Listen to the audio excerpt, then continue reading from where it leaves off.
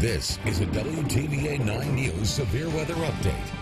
Head Chief Meteorologist Matt Laubhan alongside our meteorologist John Dolusic. I want to give you a quick update on a storm we're watching in Calhoun County. It was one of the thunderstorms prompted a severe thunderstorm warning a little bit earlier on. Latest look at storm track Doppler radar definitely shows some rotation on it. We're trying to figure out, just how strong this is. If we go back one scan, we feel more confident that we're looking at good data here.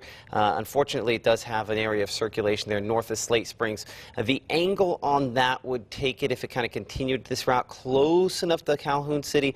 We just want to make sure that we have some times there for you just in case it takes that next step. So Calhoun City, we're looking at 12:15 for you, Durham, 12:17 Hollis at 12:21 and 12:28 in Vardaman. Looking at the latest here on storm track Doppler radar, of course, the discussion we have back and forth with the National Weather Service, they're describing this still as a strong wind potential in particular, but also the possibility that maybe this could try to take the next step and produce a tornado. I can't say it's a likelihood at this point, and I want to do a little further investigation because this is just kind of strengthened a little bit more in the last 5 minutes or so. And so as we kind of go back and forth here, if you give me a moment to look at our rainfall return and make sure, I'm going to actually pull this back where you can actually see the individual pixels, and the reason for that in this case, that way we can, it might seem silly, but I want to look at the individual pixels to make sure that the wind matches where we would see. Okay, now it has broadened a little bit on this scan here. Let's make sure that what we had the scan before is legit. And we definitely had some rotation there. It's fairly tight near County Road. I have a hard time reading that, but just southwest of the 9 and 8 split there in Calhoun County. Current scan has that up just a little north of that. I would have it, very near County Road 342. Back on the rainfall mode on storm track Doppler radar. There's enough there that I think it just bears watching fairly closely. So that's the reason why we're kind of giving you a quick update here as this works its way toward Calhoun City. So I'm going to give you another track on this. Again, 30 miles per hour, about how fast this is going as it moves toward the northeast. And we'll get it all the way to Thorn there if it continues on that route. So we're about 8 minutes outside of Calhoun City. What is this? This is some rotation. No guarantees it takes that next step and produces a tornado, but Durham at 10 minutes, Hollis 14 minutes, Vardaman 22 minutes, all the way there. Lloyd 25 minutes, Pyland 30 minutes, Reed in 32 minutes, and Thorn in 34 minutes. So while we're still watching this, and just a reminder, we'd highly recommend that you be thinking about where your tornado safe place is in case you would need to go there, the middle of a sturdy structure, a small windowless room with blankets, pillows. That is what we would be watching there. But at this instant, this warning has been issued for rotation. I don't know that I can say very soon on that, but the rotation is absolutely there, and I'm going to wait on one more scan here before we send you back to programming, because this is flirted with rotating for the last hour. Really last 2 or 3 hours it's been rotating. Been watching closely behind the scenes here. Just kind of got a little more organized right there for just a moment, southwest of the 8-9 split in Calhoun County. And then that has weakened just a little bit more. So still an area of rotation, still at this moment more broad than it was a minute ago, but I figured we wanted to get in before as opposed to after, just in case.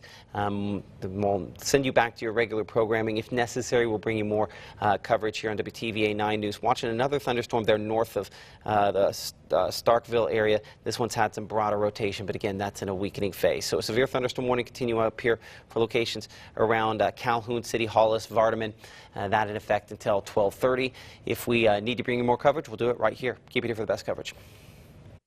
This has been a severe weather update from the WTVA Severe Weather Authority.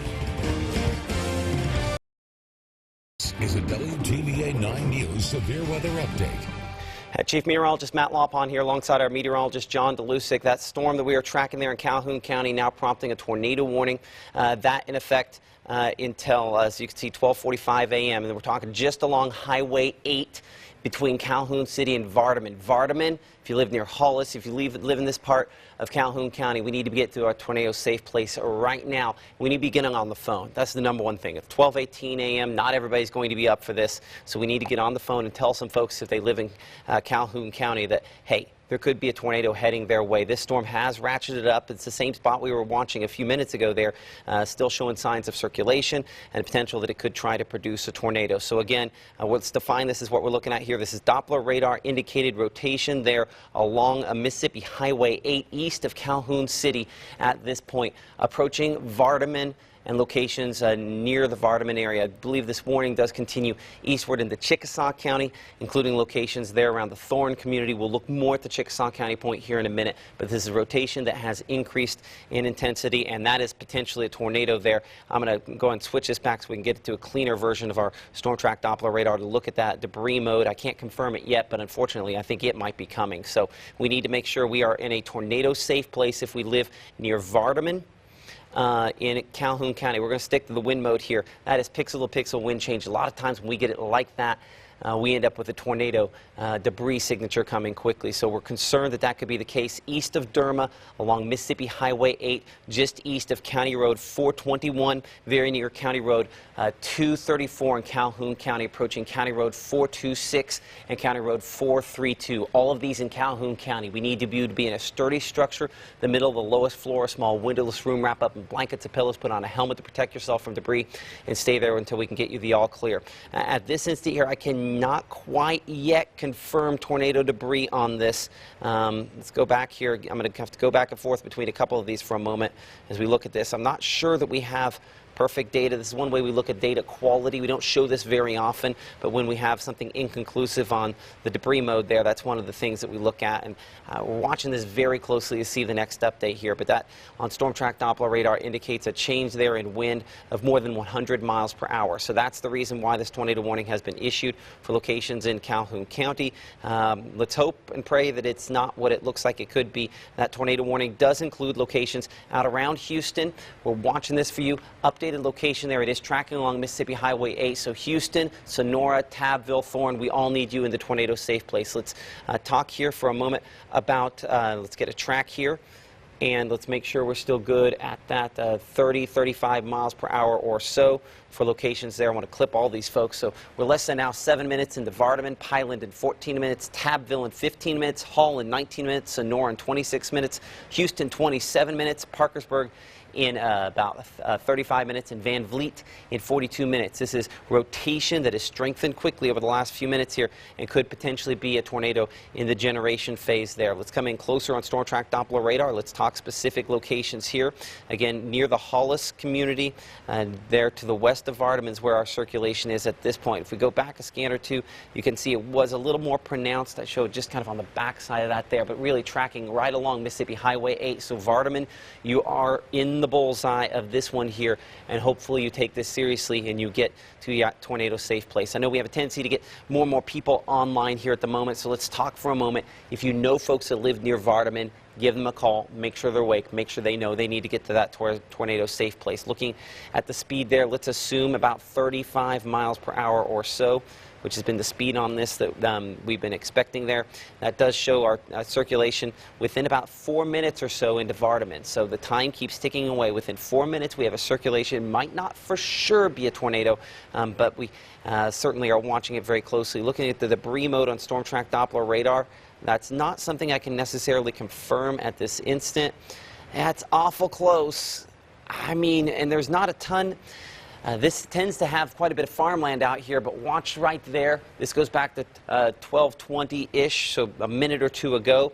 As we look at the debris mode on Storm Track Doppler radar, that almost lines up. I can't say for sure, but that's enough breadcrumbs there that I think we need to assume this could potentially be a tornado at this moment here. So as we kind of flip between a bunch of different things, we're looking very near Mississippi Highway 8 in Calhoun County, an area there where we're watching circulation that could potentially be a tornado in the generation phase. So you can be a hero in this situation if you call folks and you make sure that they are awake and they are aware that this is heading toward Vardaman proper, and could be. We've been watching this rotation for well over an hour, and it's been spinning for quite a while, but really just near the Calhoun City area, it tightened up substantially.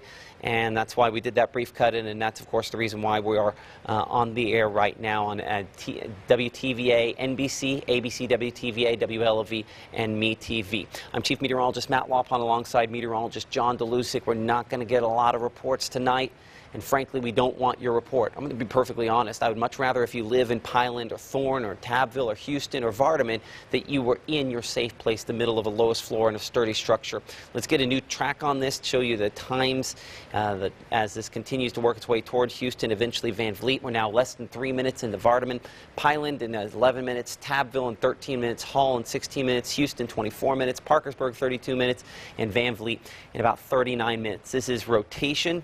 Was pretty strong when we came on the air here a couple of minutes ago. We've had some indications that maybe we saw tornado debris. It's not a situation where I feel 100% confident. I don't know that that really changes our preparation in this situation here. I think we need to be in the middle of that lowest floor. As we often talk about that tornado safe place, put up those tornado rules again for you here in the middle of the lowest floor, a sturdy structure, a place where we can wrap up in blankets and pillows and put on a helmet to protect ourselves from debris and stay there until we can give you the all clear. As we notice that, I want to adjust our position here. We can put those tornado safety rules back up here in a second. But I show it very near the city of Vardaman. Based on its current location there along County Road 202 in Calhoun County, we're less than 2 minutes now. Less than 2 minutes away from the middle part of Vardaman, meaning we're less than really 1 minute there to the western part of the city grid there in Vardaman. As you check the debris mode on Storm Track Doppler radar, I can't confirm it at this moment. That's not something we can necessarily confirm a lot of times until after the fact. Let's see if we can get a three-dimensional look at this thunderstorm and the rotation associated with that. It's definitely what we call a supercell thunderstorm. You can see that rotation up within the thunderstorm itself, so it is rotating. As I try to kick this over to the winds, and I try to cut this down just a little bit to maybe see if we can pick out some of the more extreme winds in the middle of that there. Don't show quite as many, but there's definitely some aloft there that we are watching. New scan coming in. I show that circulation right on the northwest side of Vardaman at this moment here. So hopefully folks there in Vardaman proper are in that tornado safe place. Let's adjust our circle to show where that circulation is. Near Hill Avenue, Richard Street on the north side of Vardaman, we need to be in a tornado safe place. As we check out the debris mode, I do not have debris that I can confirm at this instant here. I see just a light shade difference. I'm going to change our color table, and it's going to pop something here, and it's going to make it kind of ugly for a moment, so stick with me for a second as we go ahead and check this out. I just want to check and see, so ignore kind of that big blob here in the foreground, and let's go ahead and I want to on this particular one here, see if it will kick out. Let's go to wind mode. There, 0.95. Nope. While that's slightly lower, that's not quite to the point that I think we have tornado debris on this yet. But certainly it's a fairly tight circulation on the northwest side of Vardaman. I do expect it moving through the north city grid at this point. About should be over top of Mississippi Highway 341 within about the next 30 to 45 seconds. Chief Meteorologist Matt Laubhan here alongside our meteorologist John Dolusic, tracking a tornado warning in Calhoun County moving through the north part of Vardaman. This circulation has strengthened rapidly, and we need to make sure that you are in that tornado safe place. We also need to make sure that you call somebody that you know that might live in the Vardaman area. Being that it's 12:27 at night, this could be a situation that's deadly just because people don't always take shelter or even know necessarily. And if you have folks that might have a do not disturb on their phone, you're not getting through to them. If you call multiple times, it busts through that do not disturb. So call multiple times to try to get through to some folks there in the Vardaman area. We're now on the northeast side of the city grid, north of WB Greg's Drive. Let's look at the debris mode on Storm Track Doppler radar. Continuing to watch that. Fortunately, to this point, we have not been able to confirm tornado debris. Hopefully that remains the case, but we need to, if you're able to get through to someone there, tell them that this is probably along County Road 448 on the north side of Vardaman if this is producing a tornado. And luckily, I think we're still at the if stage on this, but we got to watch this very closely. One way in which we're able to look at this is I pull down our tornado safety rules. We're able to look at something we call a spectrum width behind the scenes, and sometimes if we have questionable data, it's something that pulls up here. So that is a good sign that it's not convinced on the quality of data, and that sometimes when it's looking at multiple layers at the same time is a good sign there. So let's hope that's the case, but certainly even if it is, we need to take this seriously. This still shows a circulation of more than 80 miles per hour right here on the northeast side of Vardaman. So let's circle that. We do expect an update here in the next couple of moments. We'll put it north of County Road 445 there, near County Road 448 in Calhoun County. I do want to bring it just slightly wider for a moment. Let's track ahead here for a second for locations in Chickasaw County. This is going to be crossing into the Chickasaw County very soon at 35 miles per hour. I put it within 2 minutes crossing the Chickasaw County line just north of Mississippi Highway 8, probably no more than a mile north of Mississippi Highway 8. We have a new scan there. Let's adjust our positioning just a little bit here to put that south of County Road 441 in Calhoun County. Let's get the exact location of that. We show it right along County Road 446 in Calhoun County, approaching County Road 451. This is rotation on storm track Doppler radar that continues to be tight. It continues to be pixel to pixel right next to each other, and that's the scenario when we are always the most concerned, is when it is sandwiched right there. Now, it is broader around that, and it's not as bright as it was just a moment ago there, but we want to make sure nonetheless that we are taking this extremely seriously. A lot of mid-level rotation still showing up with this, and so this part here, Pyland, Hall, Houston, Thorne community, all in the path of this. As I give you a slightly wider track, I do want to widen this just enough that I can capture a bunch of the folks I just mentioned a moment ago there to get you a whole slew of times, just in case the track of this changes a little bit. It's heading toward the north side of Houston, maybe just a little north of Houston, but we're now less than 4 minutes into the Pyland community, Thorne community in 8 minutes, Houston within 16 minutes, Parkersburg 24 minutes, Van Vliet there in 30 minutes. If you know some folks that live in these communities and you happen to be watching us at 12:30 a.m., call them. Your phone call, especially if you hit them up a couple of times, could be what ends up saving their life if this produces a tornado. This is luckily still an if stage, but this is enough of a circulation, is strengthened enough, and considering the tornado we had down around Hattiesburg earlier today, we don't want to not take this seriously. We have to take this seriously. As we look at the way we define this at this moment here, this is Doppler radar indicated rotation. You can see multiple of those circles showing multiple different levels and tightnesses of circulation on storm track Doppler radar that it's detecting at this moment here near the Calhoun and Chickasaw County line. I show that circulation now just a little north of where we were tracking a moment ago there, right along County Road 451. I believe this is actually the Chickasaw and Calhoun County line. So for some all clears, if you live in Vardaman proper, give me 3 minutes. We could bring you out of that tornado safe place. I know we have some Vardaman addresses that are kind of out here close to the county line. Clearly for those folks, we need to stay in that tornado safe place. If you live back behind this, Calhoun City as well as Derma, we can come out of that tornado safe place. And really anybody in Calhoun County, you give me 3 minutes and we are good to go, and you can go back to sleep there, and hopefully we're not finding something to pick up tomorrow. So southwest of Thorne is where this is at the moment here, right along the Calhoun, that's Calhoun and Chickasaw County line that we're looking at there, just south of Chickasaw County Road 39, south and west of the Thorne community where this is located right now. Looking at the debris mode here, I don't have debris that I can verify. The rainfall mode here, though, does look a little more impressive right there. This is our inflow area back into this. So we do expect to see a new update on this here within the next few moments that'll adjust our position, and it does. So I show our circulation pretty much just south of County Road 39. Let's go ahead and circle it for you. And so we show that west of County Road 424, and my positioning is a little off. Let's adjust that upward a little bit. And that's where I would put our tornado right now. Let's get in really close here for just a moment, make sure we can get a couple of also county roads there. So County Road 441, this is County Road 39. Both of these are in Chickasaw County, far western Chickasaw County.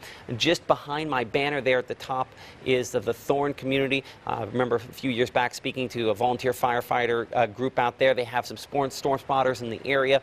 Clearly night spotting is dangerous even for those storm spotters. If you're listening, I'd prefer if we kept you in a shelter until we get this through. Let's make the assumption that this is causing damage. No guarantees that it will at this point. And then we could check after the fact. We don't want anybody out there night spotting.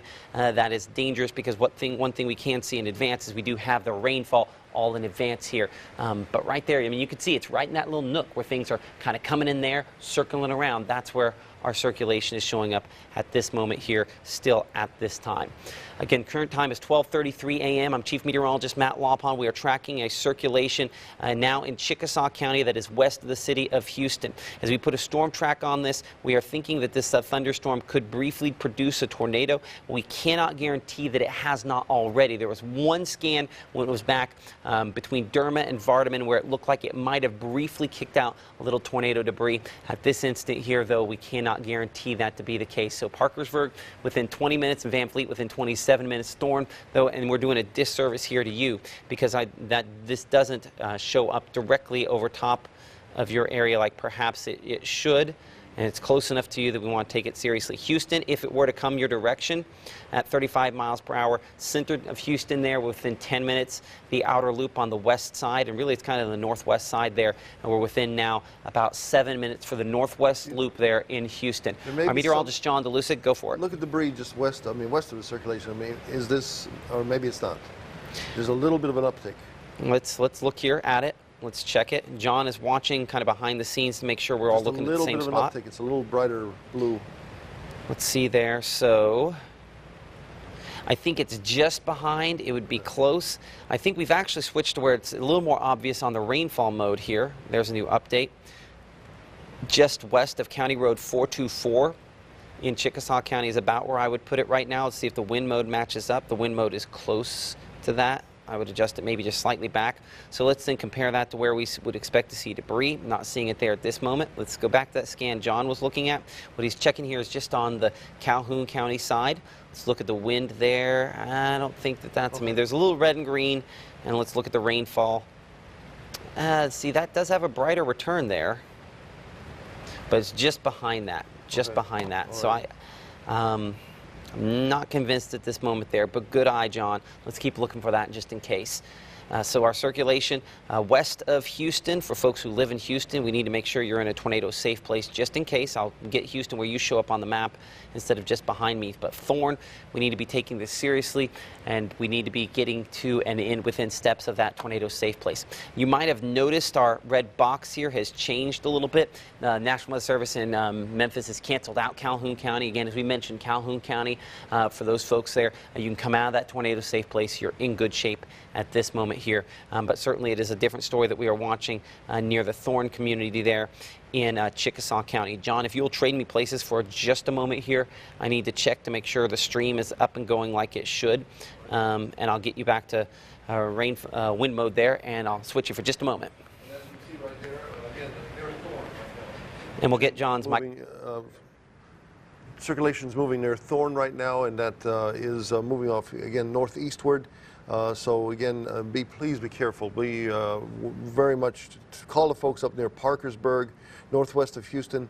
Again, you're looking at that circulation moving off northeastward. It will be most likely affecting the Parkersburg area. You're looking at again around the Houston area, and I think you're very close, Houston. I think this is going to be mostly north and west of Houston. Again, this is moving off northeastward. So County Road 31, Parkersburg, County Road. You're looking at 112 here in the next few minutes. This is moving off again northeastward. We are looking at again the potential that this is a tornado. There's been no confirmation of one on the ground. We just do have a radar indicated tornado. This again moving off northeastward. The main circulation right now is in around the Houston area. You're looking at again this moving off northeastward. Not Houston area. They're the Thorn area, moving off northeastward, and then moving toward County Road 24, Parkersburg, and eventually Van Vliet. And as we look farther down the stream, you're looking at County Road 134. You're looking at Okolona here in about 10, 15 minutes, 20 minutes, if this does stay together. So again, you're looking at this moving off northeastward at about 30, 35 miles an hour. Right. Thank you, John. I appreciate that. We're having an issue with our live stream online. We do have Facebook Live on and going down here. Let me verify, make sure we're good at that.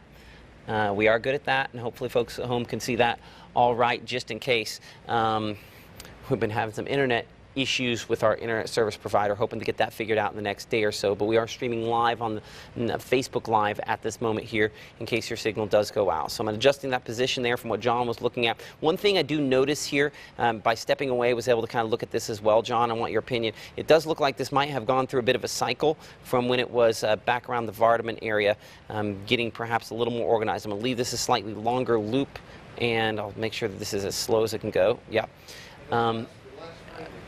Yeah, last couple.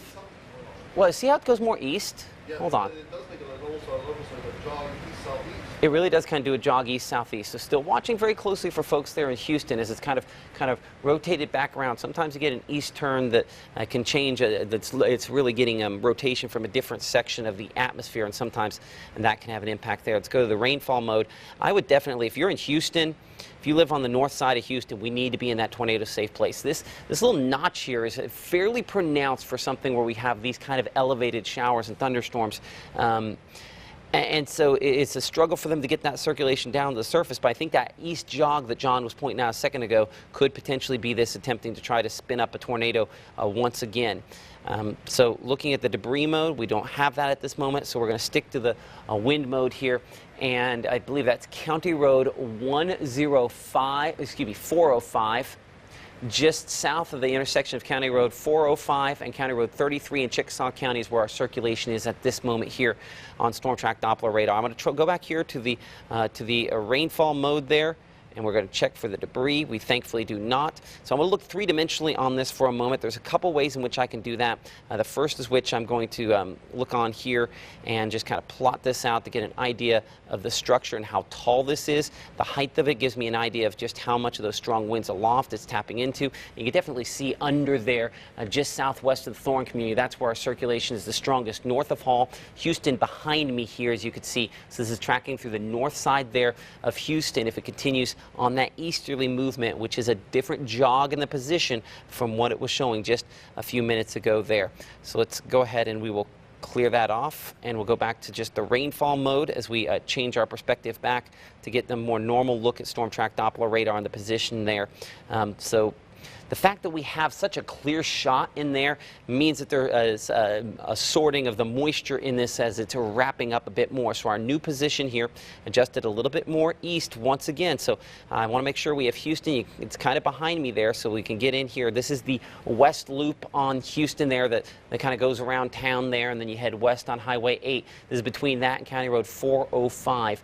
So Houston proper, please, please, please be in your tornado safe place. If you know someone who lives in Houston, give them a call. It's at 12:40 in the morning. It's a pretty good likelihood they're not paying attention. And if they don't pick up, if you call multiple times, you have a better chance of going through any do not disturb. A lot of phones nowadays have that do not disturb, cell phones. Multiple phone calls usually breaks through that, especially if they're back-to-back in rapid succession. So give them a phone call, wake them up. This is one we want to take seriously there. So it is now on the latest scan of Storm Track Doppler radar. I think our position is still fairly good on that. I want to make sure we have the angle correct. Yeah, I think we're still going through the north part here of Houston. If it continues on its current path, we're looking at County Road 43 near the intersection there of County Road 405 in Chickasaw County. That's where our circulation is right now.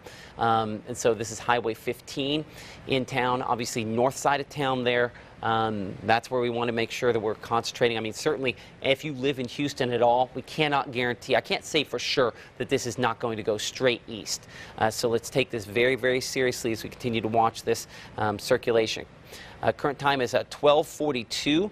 Let's look here back at the wind mode on Storm Track Doppler radar. Let's talk about where things land at this moment here. This storm for hours. Let's take it back here. I'm going to show you a 2-hour loop here for a moment.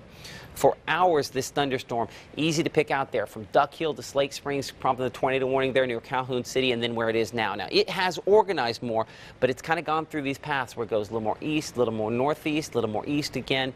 And so the National Weather Service extending this ahead and including sections of Lee County in what's called a severe thunderstorm warning. Okay, well, we talk about those all the time. The difference on this is the way they describe this warning. I want to pop that on here for a moment, and they describe this as a severe thunderstorm warning. warning with the designation of tornado possible on this. Because of the rotation we've seen and because we have not been able to confirm for sure debris on this, they want to make sure people ahead, Nettleton, Wren, Amory there, as well as Okolona, Leotis, Troy, all know that there's one coming that has that potential to try to produce a tornado, but not a tornado that at this point that we can confirm. And that's a good thing. It's an annoying thing if you have to get up early for work or school tomorrow that you have to deal with this.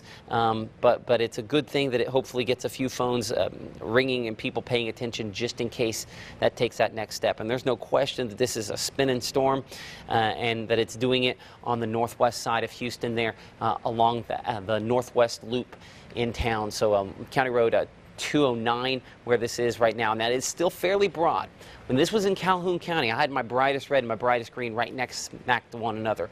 I don't have that at this moment here, and there's still some question as to exactly how that wind is generated here and if it's accurate on storm track Doppler radar. But there's no question that this is kind of that area where you have things wrapping around and there. So the circulation is there, and that's the reason we are talking about this at this moment. So current time is at 12:44. The tornado warning, as you can see, for Chickasaw County set to expire at 12:45. And they are extending this as a severe thunderstorm warning. Basically, the thinking is that until this wraps back up, and it could be in the process of attempting to do that again, they're going to go ahead and let this tornado warning expire. Here's why. These thunderstorms tonight are strongest with the rotation up there, but there's no guarantees that it gets down to the ground. Now, we'll hopefully be finding out more information from emergency managers there in Chickasaw and Calhoun County soon. But thankfully, to this point, we have not had any reports of damage on this. Now, unfortunately, thing is anytime we get reports of damage, it's typically delayed at night, and so it's one of those things that by the time you figure it out, it's a little too late. So if you do live here in eastern Chickasaw County, I would highly recommend that you get within steps of your tornado safe place. If not, spend the next little while here in there. So within 10 minutes in Parkersburg, Van Vliet 17 minutes, Okolona 33 minutes, and Leotis in 30 minutes there. 38 minutes. So as you can see, this changed to gold on the top here. The reason for that, the National Weather Service in Memphis allowing the tornado warning to expire. And I would still, if I live in Houston, I don't know that this really changes anything yet, because there was not a long-term period of time before they issued this. I want to make sure that this diminishes just a little bit more before we send you to that tornado safe place if you live in Houston. And certainly those spots we were looking at there before we send you out of your tornado safe place, I should say, in Houston. I'm still on the north side of town with a storm that's definitely rotating. And I would say that rotation, and I want to bring John's opinion in on this in a second here. I would say that rotation is getting a little bit more organized. Would you agree, John? If you go to, for example, this is just the in-house talk about, if you go tilt 2, it looks even more impressive. So as you go up, I would say you may be able to show that. You can see it a little more, and at least what I've been seeing. Oh, yeah. Yes. Yep, you're absolutely right. So there is something definitely trying to get in the process of not reaching the ground, is trying to get to the ground. And that's really the question. These are rotating thunderstorms, strongly rotating. And so as it's strongly rotating, trying to get that circulation back to the ground, it's in an uptick right now. These storms have kind of a life cycle where they try to spin up a tornado, they weaken, and then they strengthen, and they do it again. So within about the next 5 minutes, it'll probably cross that threshold once again. If you're with me here, especially for folks in Houston, it's a big enough city in our area, not that any city's too small, but certainly I would still say here on the north side of Houston, near County Road 209, certainly County Road 116, north of Franklin Drive there. I think we need to be in a tornado safe place. This is really pretty much along Franklin Drive, Vickery Drive there, tornado safe place along Highway 15 in Houston. I mean, within the city limits here, that's where I still show circulation. It has weakened from when this first started in Calhoun County, but it's strengthened in the last 10 minutes or so. So it's a relative thing that, yes, it is weaker than when the first tornado warning was issued, but yes, it is also stronger than when it was back on County Road 405 there. Yes, John? To point out, if you look at the uptick in lightning in the last 5-10 minutes, too. You're absolutely right. We often look at what's called a lightning jump. Go ahead. Yeah, definitely. Most of the track in the last couple hours we've been watching it, barely any lightning with it. All of a sudden, in the last 5-10 minutes, a great uptick, about almost like a dozen strikes. Looks like it's just with. And we don't expect these kind of storms to be particularly electric, but you're absolutely right that there has been an uptick in the last little bit here. I'm going to wait for this to kind of come in. And you can see how just for a moment there on the north side is just boom, boom, boom, boom, boom on the north side there. That's definitely a situation we want to be very careful of. Ben, I hear you coming into my ear. What's up?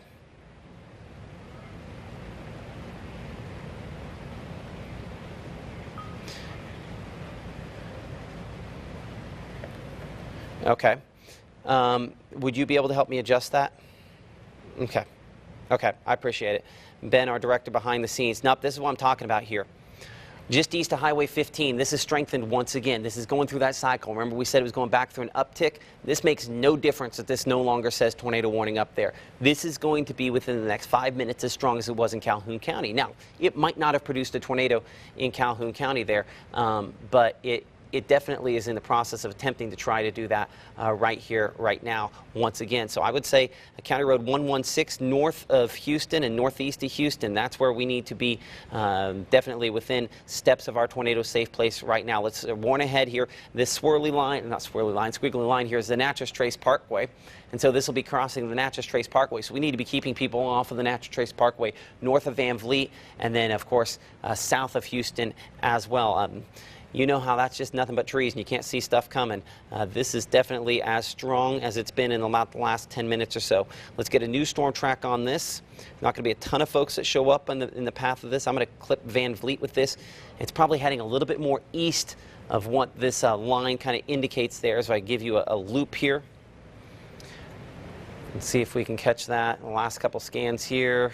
Yeah, I mean, I would say it's kind of going more in this zone, but you can see County Road 164 in Chickasaw County, County Road 412, and County Road 402 in the path of this. Certainly want to still probably keep you in that tornado safe place if you live there in Houston proper. Based on what we're looking at here, it is more strong than it was even 5 minutes ago. So let's give it a few more minutes here. Let's see if we can weaken it, and if we can, then maybe we can go ahead and send you back to some regular programming and give some folks all clear. Certainly, if you live in Thorne Community Hall, Pineland, you can come out of that tornado safe place. You can go on with your night, go back to sleep. There's not anything behind this, at least at this point here, that we're as concerned with. But as you note there, rotation that it could potentially develop into a tornado soon is the reason why this severe thunderstorm warning has been issued. Previously, a tornado warning. As we look at debris here, it's something I can't confirm at this moment, thankfully, but all of our other forms of radar data show that this is certainly a strongly circulating thunderstorm there, with our circulation now updating there just northeast of Houston. So Houston kind of on the bottom of the screen there, the circulation on the northeast side of town near County Road 110, I believe, 110, excuse me, 116. That'd be County Road 116, and that is County Road, I have to pull off my circle there to be able to see it, County Road 110. Okay, so near the intersection of County Road 110 and 116 is where our circulation would be at this moment here. Looking at the wind mode on Storm Track Doppler radar, there's a fairly tight, I mean, you can see the green versus the red. Pretty easy to kind of pick that out with the new update there. The pixel-to-pixel wind change only 53 miles per hour, so it is down just a little bit from at its strongest point, and it is still somewhat broad, so this is not a scenario where I can say for sure we have a tornado, but it is as strong as it's been in probably the last 20 minutes. So that's why we're going to keep this going, even though this says severe thunderstorm warning on there, is because severe thunderstorm warnings, and this one could be one of those when they are issued, like this one until 1:30. Tornado possible is the way the National Weather Service describes it. They kind of treat this situation as a pre-tornado warning, or a possible this might take that next step and prompt a tornado warning. And so that's the reason why we are treating it as such in this case, because it is night. I mean, it's 12:50, almost 12:51 in the morning, and we'd rather be on TV showing you this, and if at an instant it tries to take that next step, so we're already here, as opposed to the opposite end of the spectrum there. Checking again debris, and we just kind of have to go back and forth on some of these to check and see if it is what it could be. And I'm looking for a specific number here on this point. I'm looking for something in the 0.8 something range, and luckily at this point we don't have that on any of those. So no tornado debris to be confirmed here on Storm Track Doppler radar. Still circulation. I want you still in Houston to stay in that tornado safe place. This is only a couple miles away from the Natchez Trace Parkway. We expect our new update right there. As you can see, we're 3 miles from the Natchez Trace Parkway along County Road 116. That'd be 116 in Chickasaw County is where we show our circulation there. So a new tornado warning now reissued by the National Weather Service in Memphis as we continued our coverage here. This is going to include Lee County, and that does mean tornado sirens are going to go off in Lee County within the next couple of minutes here. So as we get those tornado sirens to go off, we'll wait for some folks to come online with us here so we can talk more about this. But a tornado warning has now been issued for Lee, Chickasaw, and Monroe counties in effect until 1:15 a.m. Let's look at the wind mode on Storm Track Doppler radar. Our circulation still showing up there just northeast of Houston. It's the same one that we've been watching with this before. And certainly north of County Road 52 is where we show it. This is the Natchez Trace Parkway right there. The circulation continuing to strengthen. I want to see it be a long distance. You know what? But it might be worth us trying to get a shot there. So if you'll stick with me for just a moment, I'm going to put a storm track on this, a longer one, so that we can get a few more folks onto this. And I'm going to have it on the version of our storm track where it puts on pretty much everything that it can find at about 35 miles per hour. We'll get that on, and then I'm going to try to look at this from a couple of different cameras to get an idea. So there's some of the spots. I'm going to start down here with the camera that we have in Mabin. I'm going to swing this around toward Houston. Give me a moment here. Houston there. It's going to move quickly to get a viewpoint that direction. And it's going to be probably fairly difficult, but I think it's worth a moment here to check and see if we're able to kind of catch something out of this there. I don't see a whole lot from this perspective, and again, we're looking a fairly decent distance away, so I can't say I'm shocked at that, but at least we're pointed that direction. We'll be able to see lightning and other kind of stuff if we see a visual uptick in that. So let's clear this off.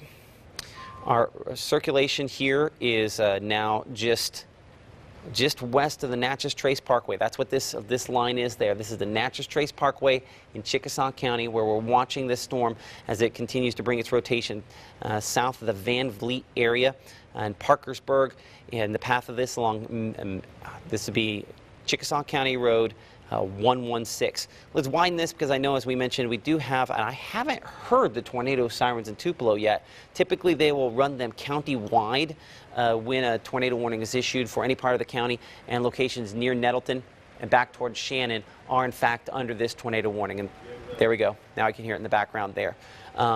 So we'll have some folks waking up with us here in a moment, and we're going to get a longer track here so we can include who's in the path of this and who's not in the path of this, and then address kind of some of those folks there. So within 2 minutes, we're tracking this tornado warning for folks there in Parkersburg, in Van Vliet in 8 minutes, Okolona 23 minutes, Leotis in 28 minutes, Pine Grove in 33 minutes, Wren in 38 to 40 minutes or so, Nettleton in 42 minutes, Bigby in 50 minutes, and Amory in 53 minutes. So for those of you hearing the tornado sirens in some locations, Monroe County, in Lee County, let's define who is and who is not involved in this tornado warning for a moment. It's northeast of Houston in Chickasaw County. It's a storm moving east at about 35 miles per hour or so. It has shown signs of rotation for hours. We have not been able to confirm tornado touchdowns on this yet. A lot of times that happens after the fact, obviously. Luckily, we have not been able to detect debris. But for folks in the path of this, if you are in this list here that we mentioned a moment ago, we want to be getting within at least steps of our tornado safe place. If we're out here in Amory, you're not officially in this tornado warning yet. Nettleton, you're kind of on the far eastern edge from about 41 minutes now for you. But we need to be getting there with the assumption this could potentially be a tornado out of this. Now, Tupelo, Saltillo, all locations in Lee County outside of really Nettleton and Shannon. You can go back to sleep at this point here. I know that siren's going off. It's going to be hard to do that, but you are not in the danger zone of this. I want to bring in our meteorologist, John Dolusic, who continues to watch this thunderstorm and have a good idea on it. And John, what are you looking at this moment here? And we'll give a second. I think they're still trying to get your audio back up. And when it's up, the debris mode, look at the debris mode. There's a little bit of an uptick south of Van Vliet. That'll make it southeast of Parkersburg. It's a few pixels, but still it's more than we've seen again. Okay. I'm looking at the location there. Maybe yours is just a little ahead of mine. I'm not quite seeing it yet. Okay, it's gone again, but it was there for a second. Okay. It's really difficult to figure out this time of night if you're dealing with tornado debris on these. That's the challenge when you have these rainy ones there. So we're trying to catch it because we don't expect to really get very many very many storm reports out of this. It's crossing the Natchez Trace Parkway in Chickasaw County. Northeast of Houston. For folks in Houston proper, we can come out of that tornado safe place. I can't guarantee we can get all the Houston addresses because you get out here toward the Natchez Trace Parkway. Obviously, that's not the case. But if you live west of the Natchez Trace Parkway and you happen to have a Houston address, you can come out of that tornado safe place. We're good to go for you. You can go to sleep. I don't think there's anything behind this. Admittedly, we've been in pretty close for a little while. Let's make sure, let's verify, and let's double check to make sure there's nothing back behind this. So with kind of latest here, I don't know that I see really anything back there that I'm overly concerned with. And that said, I'm going to shorten my loop here down to 30 minutes. I want to double check what's going on in Monroe County there for just a moment. This thunderstorm had some rotation on it earlier. Still showing a little bit, not quite at the level that what we're dealing with there in Chickasaw County. Let's get a storm track on it just in case something happens, so we at least have some times there for you. Caledonia 9 minutes, Malloy 24 minutes, Vernon in 36 minutes, Soligen in 43 minutes, and Cruz in 49 minutes. That is a rotation, but not as strong as what we're looking at out here toward Houston. What we have in Houston has prompted a tornado warning. It was a little stronger when it was back in Calhoun County. It's strong enough that we need to take this seriously. We're looking at all our different tools here to track this, but they all continue to show back here just to the east of the Natchez Trace Parkway, south of Van Fleet, near County Road 164 in Chickasaw County is where we have circulation showing up on storm track Doppler radar that from time to time has been strong enough it could potentially be a tornado. Now, it has weakened just a little bit over the last few scans, but as we talked about when this is back around Houston, this goes through the cycles. It tightens up pretty tight, and then it weakens a little bit, and it goes through that process. We cannot tell for sure if it has produced a tornado until after the fact, which is why we ask you to take a few minutes here and go to that tornado safe place if you're here in Chickasaw County. This is the reason, by the way, why we talked about earlier during WTVA 9 News at 10 o'clock, making sure to have ways to find out if you're in the danger zone. And so with that in mind, Okolona, one of those spots in advance of this that we are watching, we show now less than 18 minutes. If you know some folks out here that live near Van Vliet, maybe live near Mississippi Highway 32, west of 245, west of 45 alternate in the Okolona area, or in Chickasaw County there near County Road 410. If you know folks that maybe live in some of these spots, let's give them a call. Make sure they're aware. And if they don't answer their phone, immediately call back. That's one of the ways if someone has their do not disturb on, you need to get a hold of them. You can break through that. You call back quickly and you can get a hold of them. Because of the way that this has wrapped up a couple of times here, we believe it's possible that it could do it again within the next few minutes. Wind damage, possibility. And the thing about these kind of thunderstorms tonight, we know they're rotating vigorously aloft. But this time of night, sometimes it's difficult for them to get that rotation. Thankfully, difficult for them to get that rotation all the way down to the ground. So that is our hope at this moment. But with the kind of returns we've seen from time to time, that's not something we can necessarily bank on. So that's why we're encouraging you to give some folks a phone call. Make sure that they know that this is kind of headed in their direction there in Chickasaw County. I'm going to get some more locations on that here in just a second for you. But we're looking there at Doppler radar indicated rotation that could potentially develop into a tornado very soon. We have not had one spotted. We're not going to have one spotted. It's going to be debris confirmation. That's about the only way we're going to know it's happened other than a damage report after the fact tonight, just because of the way the atmosphere is structured and the fact that we should have folks staying inside. Now, I do have some encouraging news here. It does look as though our circulation on the rainfall mode here has weakened somewhat. So I'm going to leave this as a 30-minute loop there. You can see I have this little appendage that sticks out here. The first couple scans, so it's kind of like this little fist. Right, I'm going to see if I can time it there. And it's kind of wrapped in there east of the Natchez Trace Parkway, so it has weakened just a little bit. That is a positive sign on this. Nonetheless, we continue to have a tornado warning that remains in effect for now eastern Chickasaw County until 1:15 a.m. And it does look like the National Weather Service has extended the severe thunderstorm warning also for the fact that on the south side of this, and I'm kind of neglecting this, and we're going to check this in more detail here in a minute, on the south side of that, there is a damaging wind threat as well. We're still moving this whole thing east at about 35 miles per hour, so I'm going to get that. This is not the tornado threat that I'm tracking now here at the moment. This is going to be the damaging wind threat, and we're going to come in closer on the tornado threat here in just a moment. And now I notice that what I was looking at. It's the other severe thunderstorm warning that they're tracking there. But let's catch this nonetheless. Van Vliet 102, Treblock 112, Leotis 115, Okolona 116, Nettleton 128, Wren 130, Bigby 138, and Amory 143, assuming it's still going that 43 miles per hour. This is the other storm that we were tracking a minute ago there. Now southern, southeastern Monroe County. Looking at the wind, there is still some rotation on this. It's not as well organized as what we have north, but as you can see there for Bartahatchee Road, for Caledonia Road, these all within Monroe County.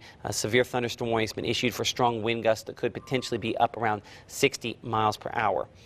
Coming back up here to Chickasaw County, it does look as though the National Weather Service has gone ahead and canceled the tornado warning. And the reason they would have done that is because our circulation has continued to decrease. In saying that, though, I want to look here at how long I have my lightning set up to go. This is 5-minute lightning. Okay, so you see all these lightning strikes that have just kind of popped up sort of in just the last couple of minutes here, how you have this clustering of lightning strikes. A lot of times when you get that clustering of lightning strikes, it could again be strengthening. Now, I'm not convinced the last 2 times it's strengthened, we've got all the way to the point where it's produced a tornado. But I do think we're going to go through again a retightening phase as this re-strengthens in about the next 5 to 10 minutes because of the lightning. Lightning's a good indicator that we're going through that cycle there. So again, west of the Natchez Trace Parkway in Chickasaw County, we can bring you out of that tornado safe place. If you're out here east, I don't want to change our perspective on where we're at. I think if you live here in Okolona, I think if you live south of Okolona in Chickasaw County along Mississippi Highway 45, I would still want to probably keep you within steps, if not in that tornado safe place there, because this has had multiple times where it has kind of strengthened back again, and it could potentially be in that situation. So while technically at the top here, we're now gold, we're in a severe thunderstorm warning, the description from the National Weather Service in Memphis is tornado possible. And the way they're treating this evening, I guess technically this morning now, being that it's 1:04 a.m., they're treating this kind of like a pre-tornado warning. It's a confidence factor.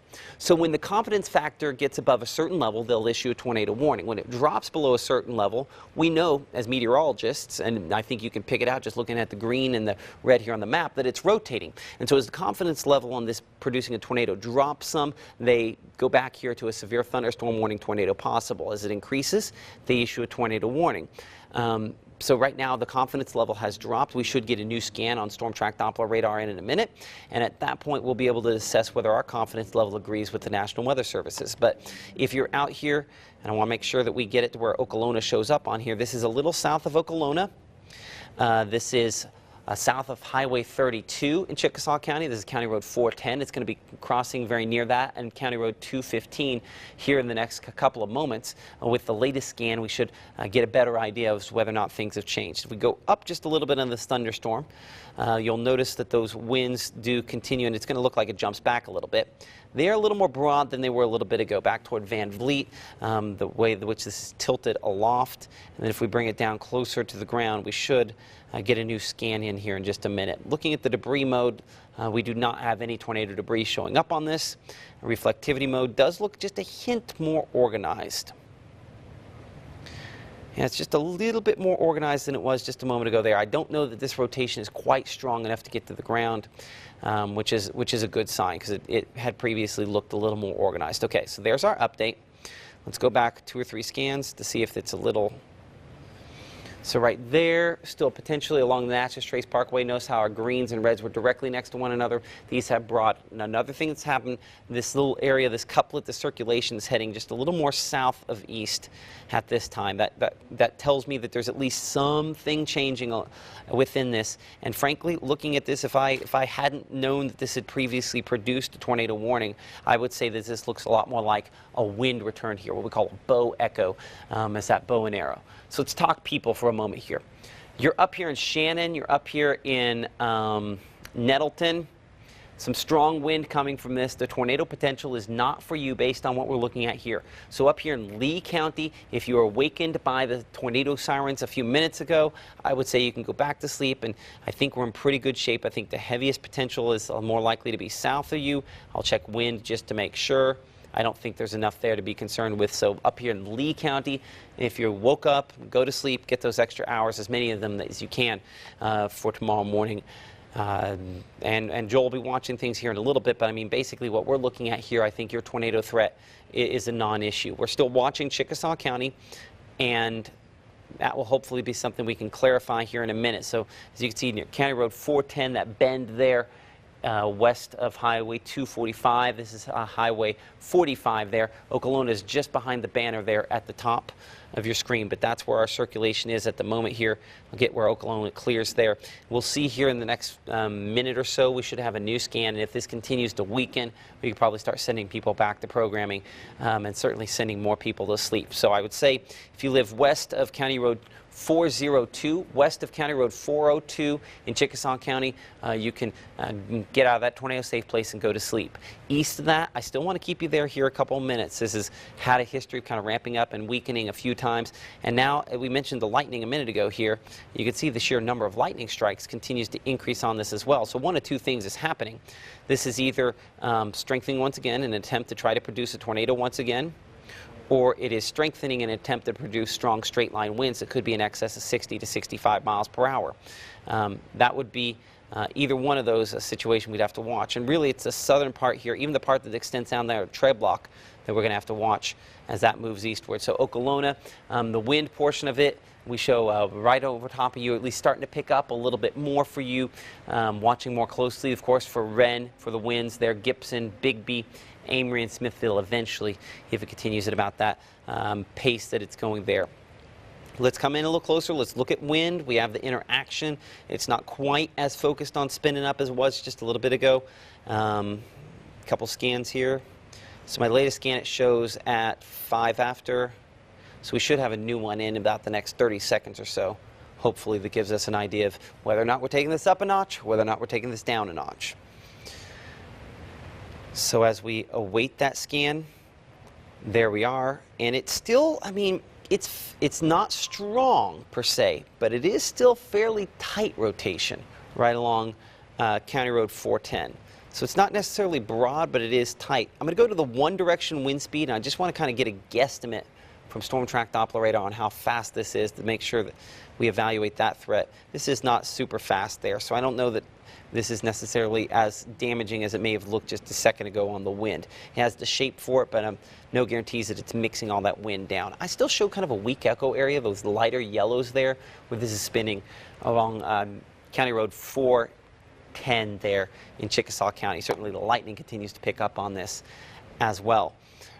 So that's kind of the spot there that we're looking. Heavy rainfall certainly possible out of this, and we do have some flash flood watches and such out around. New scan on the wind mode there, and the rainfall there. We should get a new scan on the wind here in a second.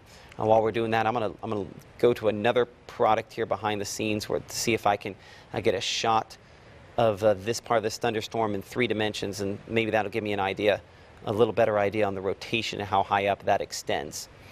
So give me a moment for that. Okay, and let's look at the less pretty version of Storm Track Doppler radar here for a moment. And so what we're looking at on this is we're looking at the rotation extending up. And so that's what this kind of blue column is that you see there, is the rotation up within this thunderstorm. So we go back a couple of scans, we should get kind of a better idea of how that rotation compares. So you can see when it's back closer to Houston, that was a little brighter. In fact, quite a bit brighter. I'm going to pull this down for a moment, and we're going to get a better idea of that so I can catch this for Houston, because I want to see the evolution. It'll give me an idea of how the threat has evolved. And so if we can prove that it has weakened enough, then I think that gives us an opportunity to suspend this. So we're watching this little blue area you see there. That is our rotation on this thunderstorm. And going back, you can see how it was substantially stronger when it was just north of the Houston area there, much more pronounced at that point. So that's when they reissued that tornado warning just a little bit ago for that there. So comparatively speaking, now if we advance this to where we're at, a little bit weaker, still has that tilt to it, but still a little bit weaker. So a sign that our thunderstorm here hopefully is going through a bit of a weakening phase. You can see just kind of this big blob of red as we watch this rotating part of the thunderstorm extending back there. And there's our hook echo that we tend to track, and then that is where as it kind of works its way eastward. Still showing up, but not quite as pronounced as it was. So we will revisit this rotation here in a minute as necessary, but that's at least a positive sign, a step in the right direction there on Storm Track Doppler radar. Still The rotation is there, but it's not pixel next to pixel. Now, we are getting closer to radar site in Monroe County, so that'll give us a better idea of what this has been and what this is capable of. But again, west of, oh, there we are again. And now this does look like, and I want to bring John's opinion on this, it does look like south of Okolona, this might be tightening back up once again. John, our meteorologist John Dolusic, a lot of experience around here, seen this happen a bunch of times. What's your thoughts on this at this point? I do agree. There is, looking at just the other radar products in-house and everything, and yeah, there is definitely a little bit of an uptick in that last frame or two. Okay. So that is, and that's again, yeah, it's southeast of Okolona. Okay, so that's where we're going to track this. South of Okolona. Yeah, south of Okolona. Well, it'll be southeast in moments. So now we're looking at Wren here in about 18 minutes. We show 19 minutes in the Wren, whether we're talking New Wren or Wren. Big B in 30 minutes, and then 32 minutes into Amory. Amory, you're the next spot here in the path that we're watching this closely as this circulation moves toward you. I cannot confirm it's a tornado. I cannot confirm we've had tornadoes. But that's something that, a lot of times we have to figure out after the fact. We've had some spots where it was very tight rotation that initially prompted the tornado warning back in Calhoun County, something we did a cut in for before that time, and certainly that remains the concern that it could potentially take that step here once again. Current time is 1:13 a.m. I'm Chief Meteorologist Matt Laubhan alongside our meteorologist John Dolusic, watching a thunderstorm here in Chickasaw County, about to cross County Line Road, which means it's about to cross into Monroe County. It has rotation on it that we cannot confirm is a tornado at this moment here, but certainly is an area that we're going to have to watch closely.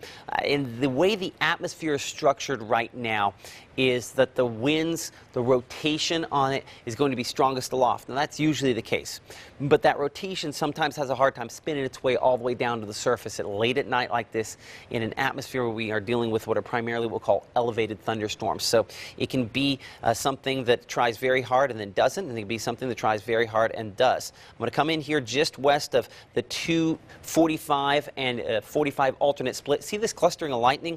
Let's go to the wind mode here on Storm Track Doppler radar. That's tight once again. So near County Road 149, this thing is tightened back up once again there. This doesn't show quite as strong at that. Let's see if we can check the different directions here. So one direction I show -32 and the other one about 15. So the colors have tightened up if it has not gotten quite as bright yet. National Weather Service also noting that the mesocyclone, which is the meteorological term for the rotation within the thunderstorm, is tightening back up again. And so that's what we're watching there closely. As we widen this a little bit, I want to check this. There's some spots, other spots up there where we show some other bits of rotation north and south. I want to make sure that we're not missing something in one of these. Nope, that's still outflow back here, so any rotation we see is not necessarily the same spot there.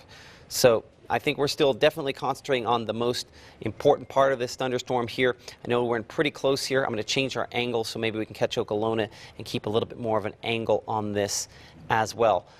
So a severe thunderstorm warning with a rotation described as tornado possible still remains in effect for Chickasaw and Monroe counties. It's about to cross the County Line Road. That's this black line you see right in the middle there. This is US 45. Obviously, we want to encourage folks.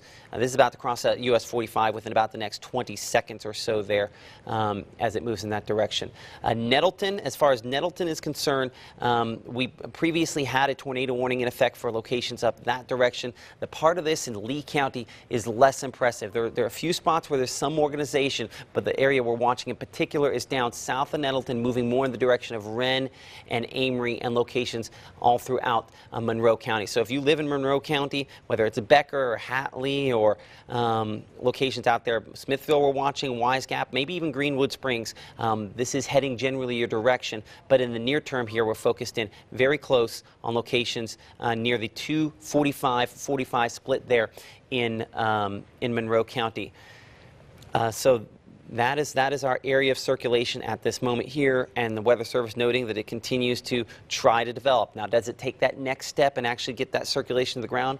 That's something we don't find out until after the fact. So definitely monitoring things extremely closely here, and that's the reason why, even though this says just severe thunderstorm warning on the top, the time frame between rotation showing up and the concern for it to produce tornado increasing. It's a very short time frame on this. So we're sticking to the wind mode here on Storm Track Doppler radar, clearly very well defined here along 45 alternate in Chickasaw County. We continue to have lightning on the uptick on this thunderstorm. And since that lightning there is showing up so pronounced, that's a lot of times a sign of organization as this crosses the Monroe and Chickasaw County line along White Rock Road is where we would show our circulation at this point here. Tupelo Tower Cam looking south into this. I'm going to try to see if we can keep our circle in the same spot there, and we kind of keep everything on here at the same time. A lot to juggle at the same time here. This is along 45 alternate south of Okolona. We're seeing that lightning uptick. I've just kind of been looking off the side of the screen as well. The lightning is definitely starting to pick up on this shot here as we look south. We're not going to unfortunately have a shot that really gives us a true look at the rotating part of this thunderstorm, but we can't get an idea on the front, what we call the forward flank, on the lightning increase. If that starts to increase, that could be a sign of what's going on in Monroe County. Could be getting a little more hairy at the same time. As we switch this over, I'm going to look at our three-dimensional look at Storm Track Doppler radar once again. We were looking at that rotation. Now that it's strengthening again, I want to get a perspective here on the east side of this to see if we can kind of get a better perspective on that rotation. It looks like it's still mainly aloft, getting closer to the ground on this latest one here, and we should get a new look at that here in about the next 2 to 3 minutes, so we'll be waiting for that. So let's reset things here for a moment. Current time is 1:18 a.m. I'm Chief Meteorologist Matt Laubhan alongside our meteorologist John Dolusic. We have not had confirmed tornado touchdowns tonight. That's something we typically don't get till after the fact, so I can't say that I'm shocked by the fact that we can't confirm anything at this point. But I'm thankful that at least as far as tornado debris is concerned, we have not been able to see that as well. But we have a rotating, what we call supercell thunderstorm here, crossing into Monroe County from Chickasaw County. I'll look at another three-dimensional look at this just to see how tall our rotating part is. Does extend up. It looks at this point here somewhere in the neighborhood of around 25,000 feet. So this is not as tall as some thunderstorms we typically see. The overall thunderstorm itself, you see the green kind of at the top there, closer to about 30,000 feet, with that top kind of shooting over there. Sometimes a sign that the air being directed up into it is moving very strongly upward when we get that. We are now getting reports, though, of some damage in, and so John will want to try to check with Kedrick about this and prepare what we need to do next. So, John, if you'll check with him.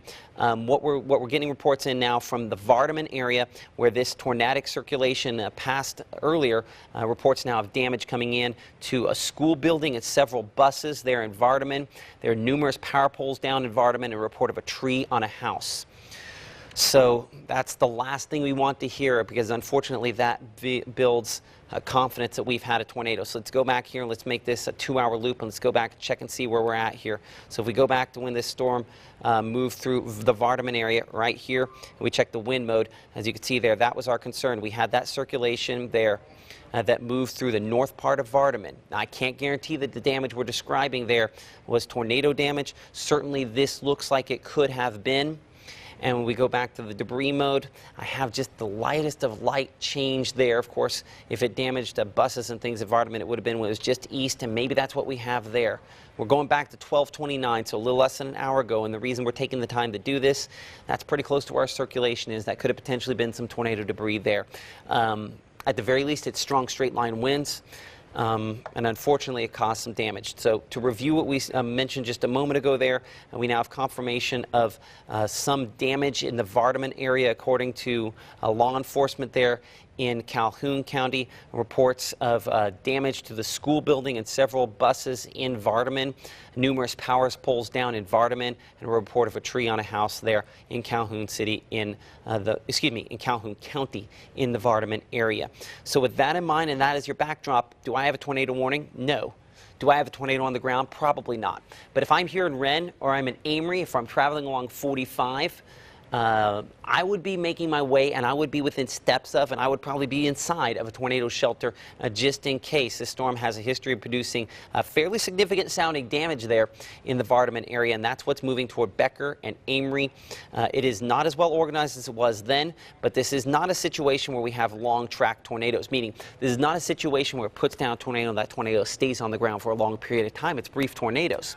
And so it looks tight, and it looks like it's producing one for a minute, 2 minutes, 5 minutes, and then it weakens. And then you get 2 scans, it looks like it's producing, and it weakens. So within 10 minutes in red, that's heading for you, as well as Big B at 22 minutes. We show Amory there, going to be close call, maybe send her to the south part of town there. We show that within about the next 24 minutes. Whatever reason, Becker is not showing up. Let's pull out our arrow here. Let's get a time there for you in Becker and a few other spots, crossing 45 in 7 minutes. It's only 5 miles away from you. If it were to make it Becker, we'd bring about 11 minutes or so. We show 11 to 10 minutes there for the Amory area. Hatley in 15 minutes. Parham, if it can hold together, in about 29 minutes for you. This remains a severe thunderstorm warning with the tag coming from the National Weather Service of tornado possible. And they treat this in this kind of situation sometimes like a pre-tornado warning. And so that's what I'm hoping you will treat it as. And then by that I mean just take this seriously and do the same thing you would do in a tornado warning, because there's no guarantees that you're going to get a whole lot of lead time on this. So near Chapel Grove Road, I'm going to go back to the wind mode here.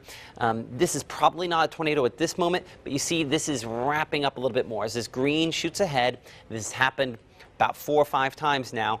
It's going to spin back up, and it's going to try to go through a phase where it attempts to produce a tornado. So I would say you need to be in a sturdy structure in the middle of the lowest floor, a small windowless room, a place where you can wrap up in blankets and pillows, put on a helmet to protect yourself from debris, hard-soled shoes as well, and stay there until we can give you the all clear. We don't want this to become a life-altering situation for you. So if you live near McAllister Road, if you live near US 45, near the Wren community, we need to be in a tornado-safe place. The way we define this at this moment is this Doppler radar indicated rotation that could potentially develop into a tornado very soon. We've had that happen multiple times where it's tightened up. We have at least one case where when it tightened up, it produced wind damage in the Vardaman area, including trees that were knocked down, power poles knocked down, and a tree on a house at least, and school buildings and buses there that have damage. So that's our concern, that maybe this is going to try to do that again. Was it spotted then? No. Could we confirm debris? No. But now after the fact, we can confirm damage. So whether it's straight line wind damage, whether it's tornado damage, we don't expect to have strong tornadoes, but clearly if we get damage and you're in the wrong spot in your home or business, that could be a significant situation. So if you live ahead of this, we still have a few moments here near Amory, Parham, Splunge, ahead of this, Becker, that you need to be trying to avoid these cars and trucks and mobile homes. Most likely locations for people to get injured or get killed in a tornado are in those locations. We want to make sure we're, again, as we show this over and over again, the middle of a sturdy structure on the lowest floor, a small windowless room, wrap up in blankets and pillows, put on a helmet to protect yourself from debris, and stay there until we can give you the all clear. Our severe thunderstorm warning set to expire in 5 minutes, and as a result, the National Weather Service is going to issue a new severe thunderstorm warning, as you can see here, again, for locations east until 2:15 a.m. The description on this, again, like the last one, and like really pretty much all the severe thunderstorm warnings that Memphis has issued for this thunderstorm this evening, tornado possible is the threat. Is it producing one now? Might not be. Could it produce one in 5 minutes? Very real possibility. It is in that phase where it's starting to strengthen once again. In fact, I think that if it's not producing one now, its best chance to produce one will be within the next 2 minutes or so, because now I'm starting to get this brighter green return there just west of Cedar Lane. What happens, and this has happened over and over again with this storm tonight, you go back a couple of scans here, you see how you have this red, there's the green, it's not quite displaced in the right spot there, and then now you come boom, boom, boom. Next scan, this could move up a little closer. You get this to wrap in. You briefly produce a tornado. These are not going to be tornadoes that are on the ground in an hour or more like what they had in Alabama last week. This is going to be a tornado that touches down maybe for 30 seconds, maybe for a minute or 2 minutes. And that's such a narrow time frame that the radar might catch it for one scan, and that's it. And so that's why if you live near McAllister Road, Whately Road, and near US 45, south of Wren, we need to be in that tornado safe place here. This is going to pass within a mile of the Wren community as it moves toward Coontail Road and approaches the Tennessee Tom Bigby Waterway. This is on a path that will take it very near Amory. In fact, specifically for Amory, yeah, see, this is doing it again, right there. See how our green's now right next to it? If this is not producing a tornado, the next scan it will. So this is not a tornado warning, but it should be. So if you know folks We did this for Chickasaw County earlier, for Houston. If you know folks that live near Wren, in Amory, Becker, Bigby, Hatley, this is probably going to prompt a tornado warning within the next few minutes here. I don't really care if they put out one or not, because this is about to produce a damaging rotation, whether or not that's a tornado or wind damage in excess of 70 miles per hour. If you live in Wren, that's what's coming for locations just south of you, and potentially, I mean, there will be some Wren addresses there that are involved in this as this approaches 45. Let's get you a time there into 45. As it moves there. It's right along McAllister Road now, crossing 45, about a mile to 2 miles south of where we depict Wren here on the map, and clearly that's a relative location. A lot of folks live in Wren, but not right where it's listed here on the map. We're less than now 3 minutes away from crossing 45, so we need to keep folks off of 45. This is US 45, not 45 alternate, US 45, north and south of Wren. We need to keep folks from driving on that south of Adams Road. We need to keep them there. We need to keep them, I believe that's north of 41. This is moving in the direction that will take it toward Amory. Let's get you a time frame here for Amory based on what we're looking at now here. So for Amory, we're looking at no more than 12 minutes. I want to make sure that my arrow here has the right speed. I'm showing 35 miles per hour. And so I would take this seriously, please. If you live in the Amory area, this is a circulation that hopefully it weakens before it gets to you, but within the next minute or so, they're right along, I believe that is Hatley Road. This is trying to produce a tornado. You can see, again, we're pretty tight there. I think whatever happened might have happened between the last scan and this one. Hopefully we're going from now to weaken it a little bit, but I think certainly if you live near Wren, you need to be in that tornado safe place. Let's check the angle here, make sure the angle hasn't changed. It has moved slightly north of east. So this is really the path we're expecting it to take here, just north of that Hatley Road, moving toward Little Coontail Road, and a rotation that we'll have to monitor closely. Let's look at the debris mode on Storm Track Doppler radar. We cannot confirm debris on this, thankfully, at this point here. I'm going to go to the rainfall mode. You see it's wrapped up back in there. That's always what the challenge is. The storm spotters, can't get a good angle on this. They're not going to get a good eye on this until after the fact. So let's put an arrowhead on here, and we'll show it, because I mean this is the wind, kind of the interaction you're getting there. So you're getting it kind of coming around from that direction, this lighter yellow area. It's kind of wrapping in, and so clearly in the middle, that's where we have all of the above coming together, and so that's where we're starting to see this this rotation attempt to strengthen once again. So if you live near McAllister Road and Hatley Road, just near US 45. That's where we place our circulation trying to produce a tornado at this moment here. I'm hoping that the next scan weakens it a little bit. Maybe we just got right to the cusp and it did not produce, but considering the reports of damage that we have had out of this, and the fact that this is the middle of the night, we don't get very many reports of damage, that's concerning. So new scans should be coming in within about the next 20 to 30 seconds. I do want to check the lightning on this. That's one way, just looking at the number of lightning strikes. Hold on. New scan in there.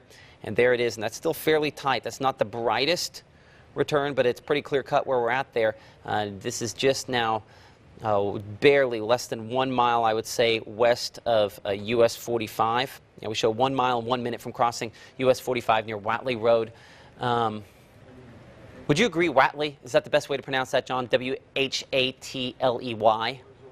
Waitley? Hatley. Let's do that. I don't want to mess up the pronunciation on something here and get someone killed just because I mess up the pronunciation. Hatley Road, west of US 45, now maybe 30 seconds west of US 45 is where our circulation is. Checking for debris once again. I don't have it. I do have a little lowering there. That's 0.94. Typically, if I were looking for debris, I would get 0.8 something, or maybe 0.89, 0.91. We're splitting hairs here. It's not impossible that what we're looking at is tornado debris with that little splotch there, but it's not a strong tornado debris return.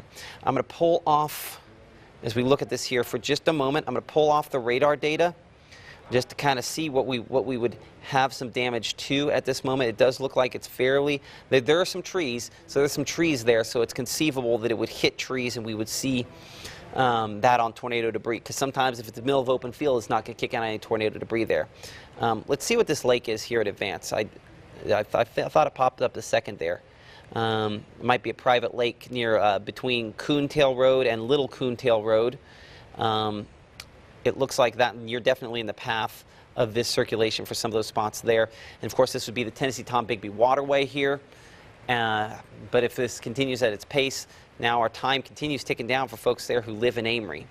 There's our update right along US 45. Still a fairly tight circulation. And while this is just a severe thunderstorm warning, this part of this thunderstorm here has rotated this tightly and produced tornadoes in the past. We have much better resolution because we're so close to the radar site. And there have been cases where we have seen circulations like this, and it hasn't been something I could feel like I could perfectly confirm. And then we get tornado reports after the fact before. That's the concern in this situation as well. So based on the last few scans, I want to get our angle here right so we make sure that we let the right people know who needs to be most concerned. This is heading almost directly east, so Becker, Hatley, and of course the south part of Amory there. We need to be in our tornado safe place. I know this is just a severe thunderstorm warning, but even the National Weather Service defining this one as a special type of severe thunderstorm warning where it's a situation where a tornado could be possible. Damaging straight line winds, a probability out of this as well. So let's take this seriously. So let's go ahead and as we look at things at 1:33 in the morning, get you a storm track here that shows you how much time we have left for some of these folks before it makes it into your area there. So Hatley, we show in 20 minutes, 13 minutes in Amory, Parham in 30 minutes. I'm going to put on our track where we put on pretty much every little place that it's possible in our system to stick on there, and you'll notice it's a larger list of times. And so as we continue to watch that work its way eastward, the thinking is that this will continue to try to produce circulations that could potentially be a tornado all the way through Amory, Hatley, and unfortunately Becker not showing up on there. New Hope Baptist Church, by the way, that would be within the Monroe County area that we're looking at that. I'm going to check this another way. One way in which I can do that is I'm going to look at the tornado rotation on this, looking three-dimensionally using Storm Track Doppler radar. We've shown this a couple times tonight. This is the kind of the look at it here on our wider perspective. Let's come in here a little closer, and we'll look at that rotation here. I'm going to see if I can kick it to what we call the ISO surface, which allows us to really focus in on kind of making a tube of rotation. I'll see if it's going to let me do that. So give me a moment here to where you can kind of see our areas of rotation. And so it's that one there, just southeast of Okolona is the one we're watching the most closely. So here's our latest scan. And so I have a lot of rotation aloft kind of ahead of it, but that's that one that we're looking at here. This is all the rotation off of the ground. That's the one that's getting closest to it there. So that's the one when it was south of Okolona. Let's compare. Yeah, extending up a little bit. It's not quite as impressive as it was when it's back toward Houston. So at least that's a positive sign. But this is clearly a rotating supercell thunderstorm there. There's also the strong straight line winds kind of kicking out here. And one of the things we're discussing with the National Weather Service is what's called a rear inflow jet that shows up on this. That's a jargon term that basically just means the strong straight line winds on this could potentially be increasing somewhat more as well. So let's pull down our track here. Let's look at where our circulation is. It has broadened just a little bit in comparison to where it was a few minutes ago there. So now I show it between, about halfway between Little Coontail Road there and Coontail Road near that lake we were tracking a moment ago is probably where I'd put our circulation if it were still in place. Less confidence than we had even 2 minutes ago that this is producing a tornado. But again, it wraps up and it weakens, and wraps up and it weakens. We are at 1:30 in the morning, so the hope is that it will weaken a bit more. This is not a high-end tornado sort of event. But again, any situation where a tornado hits you is a situation we have to take very seriously. So that's what we're watching near Coontail Road, right over top of that lake there. And John, I don't know if you can look at Lake Monroe. Lake Monroe, thank you. I believe John, our Melvin Carlock, helped me out there. Appreciate that. So Lake Monroe, right over top of Lake Monroe near Coontail Road. Appreciate that one, John. This is the Tennessee-Tom Bigby waterway outlined in there ahead of that. Let's look here at the what we call correlation coefficient, looking for debris. I don't think I have anything there that I can confirm. Clearly, there's a lot of heavy rainfall moving through the Amory area at this point here. And so this, whatever this is back behind it. So the strong straight line winds, I think, certainly also a part of this as well. And I want to make sure we're not missing anything else on these thunderstorms. We've been extremely close here for a little bit. I mean, just looking at this, your eye is clearly drawn to this location there around the Amory and Aberdeen area. John, if you'll trade me for just a moment here. I need to check something off camera for just a moment, but that's where our circulation is at this time as it continues to approach Becker. I want to get Becker in here one last time on this track because I've referenced it a couple times. We have not got it. I show less than 6 minutes into Becker. If it holds together for you, it'll probably pass just north of the Becker community in Monroe County. John? All righty. Okay, so again, as Matt is showing here, the activity, again, right there southeast of Wren, north and west of the Becker area, that is the most likely the potential right there that could be a tornado, or maybe a tornado that's reaching the ground. It's either aloft or reaching the ground. I've seen the circulation when it was going through the Vardaman area when it did the damage. It didn't look too much different than this. I mean, it was a pretty stout little circulation that was going through the Vardaman area, and it really ramped up when it was north and northwest and northeast of the Houston area. And then it lost a little bit of its punch, and now doing the same thing again, trying to get its act together again, as we can see right here. The National Weather Service just updating, saying that still tornado possible with this severe thunderstorm warning that we have. Still not, they have not upgraded it to a tornado warning, but you can see again right there the circulation moving eastward. Will be most likely into the Becker area or somewhere south of Amory toward the north side of Becker here in the next several minutes. This will be a very serious situation. Treat it like it is a tornado on the ground. Again, it's nighttime. You can't tell nighttime. It's very hard. You have to look for the lightning strikes, and there are not that many lightning strikes. It has downtoned a bit on the lightning, but still you can see that this is a circulation showing up by way of radar that's moving off eastward. And you can see in the latest frame now, lesser, but still it's a stout circulation that's moving through just southeast of Wren there, and between roughly midway point between Wren and Becker. Now just checking debris mode just to make sure there's nothing that shows up there. And that's if there was something that would be a little bit of a something showing up here, and there's nothing. There's just little pixels, but those are not showing. They're not most likely debris right there. And as we go back to the debris mode, as we go from the debris mode back to the scan mode and putting everything in motion again, you can see that this is again looking to be. If you look at the last couple of frames now. If you look for like bright red and bright green together, and then you say, okay, well, it has weakened a bit. So when you say that, Matt, it's weakened just a little bit. Yes, I'd agree. Right there. Yeah, I'd agree. It's weakened just a little bit. Moving eastward, moving down due eastward. Once upon a time, this was moving off northeastward. It took an eastward turn here, in the last hour or so, and it's basically been holding on to an eastward track now. And again, it's going to take it most likely right close to Becker, just to the south of Amory, but you should be in your basement or storm house or place of protection farthest inside your home on the lowest floor possible, Amory or Becker area, even though it looks like it's going to just slide just to the north of Becker, including the city of Becker, if it stays on this eastward track. But again, maybe just a little good news that we're not looking at as a bright green shading to the radar scan right there, as it was just a few moments prior to that, just slowing it down just a bit just to show you. Let me look, and so it's not often I look for radar tips on Twitter, but I was looking for a picture, and someone was pointing out, looking at debris mode here. I want to check out what they were mentioning a second ago there, because it looked like a lowering in the correlation coefficient. I want to see if that is just that one scan there. If we come back, I'm going to have to go to an uglier version of this, unfortunately, to check and see. Give me a moment here while that kind of pops up. And unfortunately, the scale kind of comes right in the middle there. So let's check where we would be looking at that. And I want to check the volume scan time there. I have a hard time looking at there. That says 1:34 a.m. Okay, so that was a few minutes ago. So that's part of the reason why I'm probably not picking that up. So there at 1:34. A little bit of a lowering, maybe.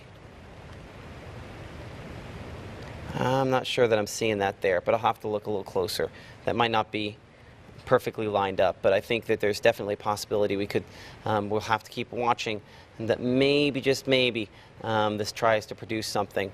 But you're right, I think it had gone through a little bit of a weakening phase there. It's close enough to a population center that that's the reason why we're kind of continuing with this. And it really, if I go to just the wind mode, just the one direction wind mode here, you can definitely see how this has become less rotating on the north side there. Still, there's that area up here closer to Amory, between Amory and Becker, that we're having to watch. But this is strong straight line winds there moving into Becker as well on the north side here. It's just where you get this, see how it makes the S? It's in the middle part of that S there. That's where we always have that potential that it could try to produce a tornado. So watching that closely. And we do have now pictures coming in from the Vardaman area. Let me make sure that this is up on here where we can see it. From the North Mississippi Storm Chasers and Spotters. John, if you will retweet that, I appreciate that. So this picture coming in just in the last couple moments here, this is damage from the Vardaman area. Wow. That's not insignificant damage. Now, what we have to figure out here is it tornado or straight line wind damage? I don't know that we can determine that from one picture. And some folks might say, well, it's obvious. It's not as obvious. It depends on if this wall was punctured. When one wall is punctured, the building can fill up with air and pop out another wall or pop off the roof. Whether it's a tornado or straight line winds or what it was, I mean, clearly this is some fairly significant damage there too. I'm going to make the assumption the school there in the Vardaman area from this tornado, or excuse me, from this potential tornado. Definitely damaging, definitely strong winds causing that, and a very sad sight to see. I do believe we're getting some information. We should have some information about Calhoun schools there, Calhoun County schools there in the Vardaman area, on whether or not they're even having school tomorrow. We're hoping to get confirmation on that here in a few minutes, but a sad, sad, sad sight to see. So that is the backdrop, and that is the reason why we're doing this coverage, and that's why still as of 1:43 in the morning, we're tracking an area of rotation here south of Amory. Now, this does not look like a tornado at this instant, thankfully, but this is still that same spot where there is some rotation near Highway 45, excuse me, Old Highway 25 and Highway 25 there between Amory and Beckers, where our circulation remains the strongest at this moment here as it works its way toward Ritter Road. And Hatley, you're generally in the path of this. I would want to keep you in a tornado safe place just in case. It remains a possibility, but I can't say that I'm necessarily confident. Hatley, nonetheless, 8 minutes. Let's put you there. Let's keep you there for a few more minutes here. I would say this, as far as all clears are concerned, we can put Wren into the all clear locations. We were looking at Lake Monroe a few minutes ago. We can bring you in the all clear there. If you give me 5 minutes in Amory and you're northwest of Highway 25, you can, within 2 to 3 minutes, we could probably bring you out of that tornado safe place. East side of Amory, I still need probably 5 to 10 minutes for you, as this has potential for 60 to maybe 70 mile per hour winds on it at the very least, and perhaps that rotation that could potentially be a tornado trying to reform. We've had it happen multiple times, so that is our concern again. Current time is 1:44, almost 1:45 a.m. I'm Chief Meteorologist Matt Laubhan alongside our meteorologist John Dolusic, doing some continuous coverage for wind damage here around the area this evening. We know that overnight we so far have had at least some significant damage from Calhoun County, and we are getting some information in about from the folks there at Calhoun County Schools. This says, due to confirmed storm damage at Vardaman campuses, there will be no school at Vardaman Elementary or Vardaman High School tomorrow. That, of course, would be this morning. As of now, Bruce and Calhoun City schools will operate as normal. And the reason for that is this, and the pictures are just now starting to come in. Appreciate James with the North Mississippi Storm Chasers and Spotters, a group that works tirelessly on nights like this and all nights to help us. There are eyes and ears in the field, and they got this picture in just a little bit ago. As you can see, the school there, some significant damage. It's easy to jump to the conclusion that this is tornado damage, and it might be. There was a circulation went right overhead, so I'm not saying it's not.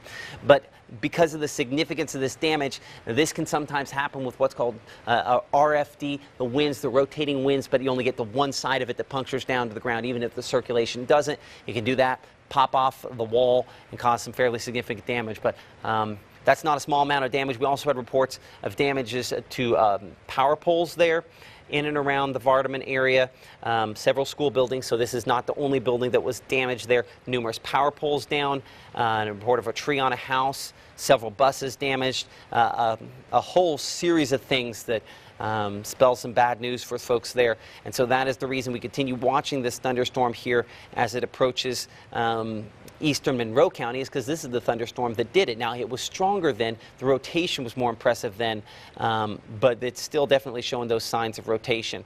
So as I look at the wind mode here, a couple different ways. I'm going to show first the straight line winds, and that's what we kind of have here. We have these straight line winds all along this that are showing up and pushing this direction here.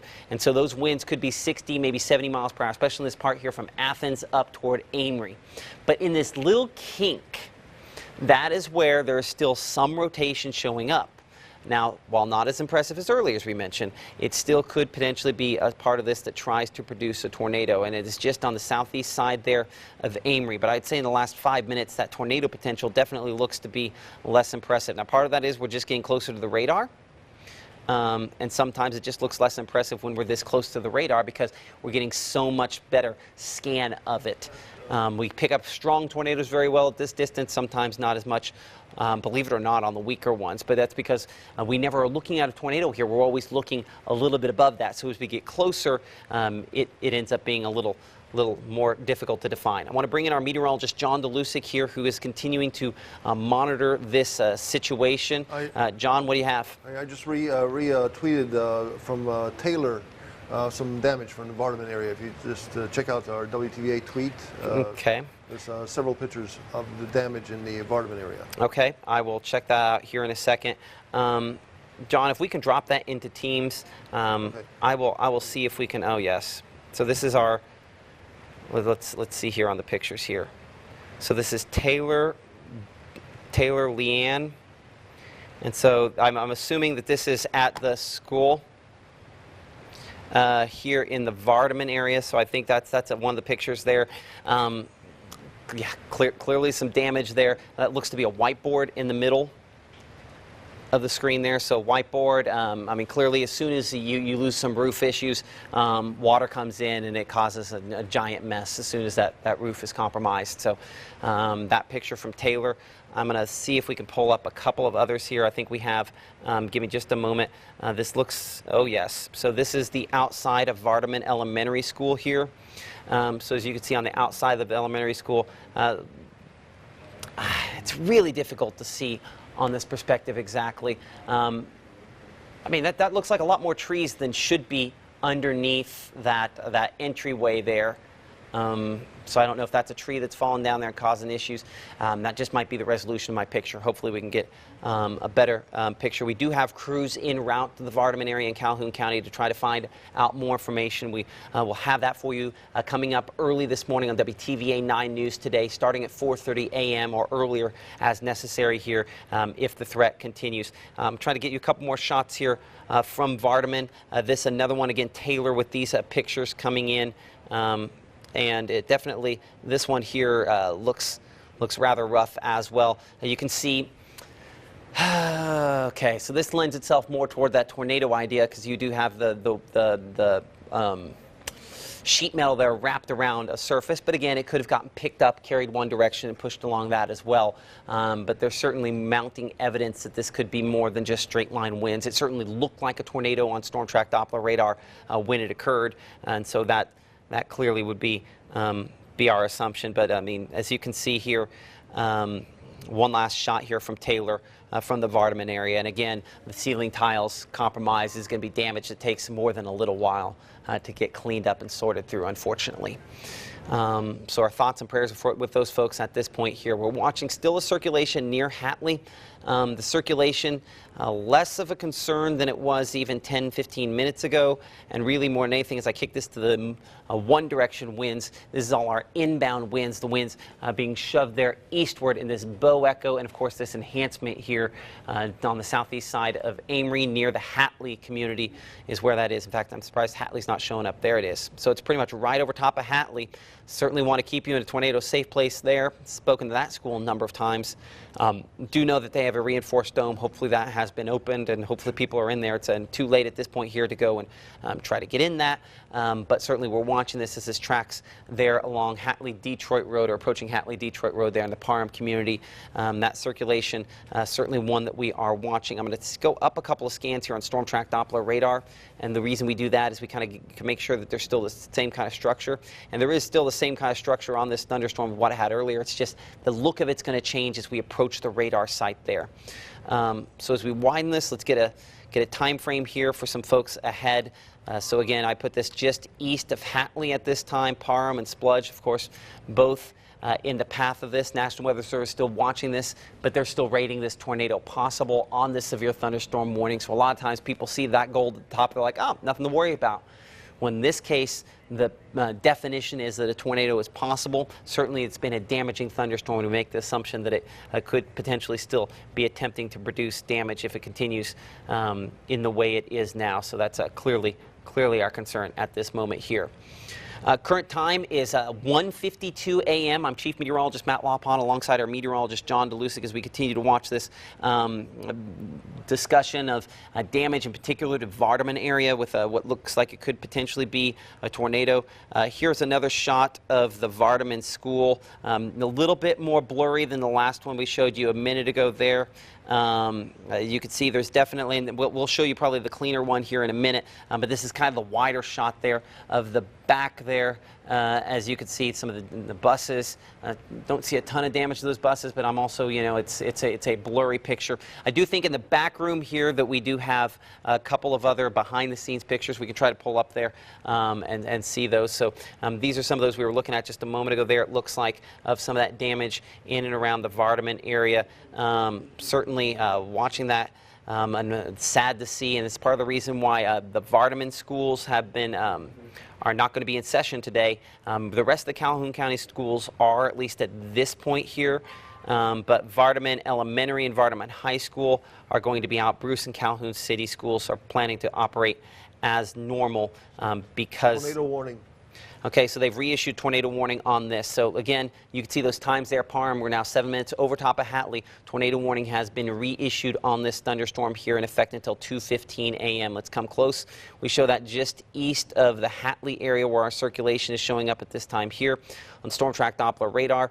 New scan strengthening significantly. Let's check for debris. We're close enough. I think we can probably confirm tornado debris. We'll make sure that's on the current scan as well. That's close enough there, just east of Hatley on Hatley Detroit Road. Hopefully this didn't touch down over Hatley. This is a rotation here that is probably a tornado, either in the generation phase or on the ground. That's a fairly strong return there as we look at a couple of different things behind the scenes here, and definitely showing some strong rotation on this, and so we need to be taking this seriously. So folks there in Monroe County, north of Nash Road, Weaver Creek Drive, south of Hatley Detroit Road, we need to be in a tornado safe place, as this is definitely strengthened once again to try to produce a tornado. This is east of Amory. Amory, you can come out of your tornado safe place. Hatley, we need to still be there, especially if you live east of Hatley Smithville Road. If you live east of Hatley Smithville Road, we need to be in that tornado safe place right now. This tornado warning involving Parham and the Splunge communities in eastern Monroe County and is strengthening rapidly. Looking at the debris mode on storm track Doppler radar, we can confirm we have tornado debris. That means we do have a tornado touchdown at this moment here.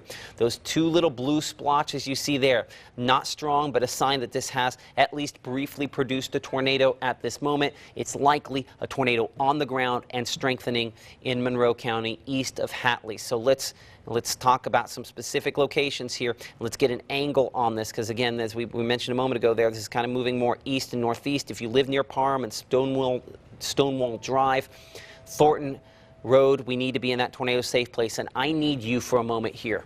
If you know some folks that live in this portion of Monroe County south of Smithville, it will not impact Smithville. But Parham, Splunge, let's get on the phone. Let's make a phone call. What could be a life-saving phone call.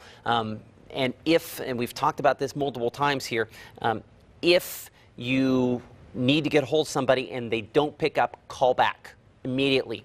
A lot of times these new cell phones have do not disturbs on them. If you call back multiple times, you can bust through that do not disturb and you can get a hold of them. Let them know that this is likely a damaging tornado on the ground south and east of the Parham community.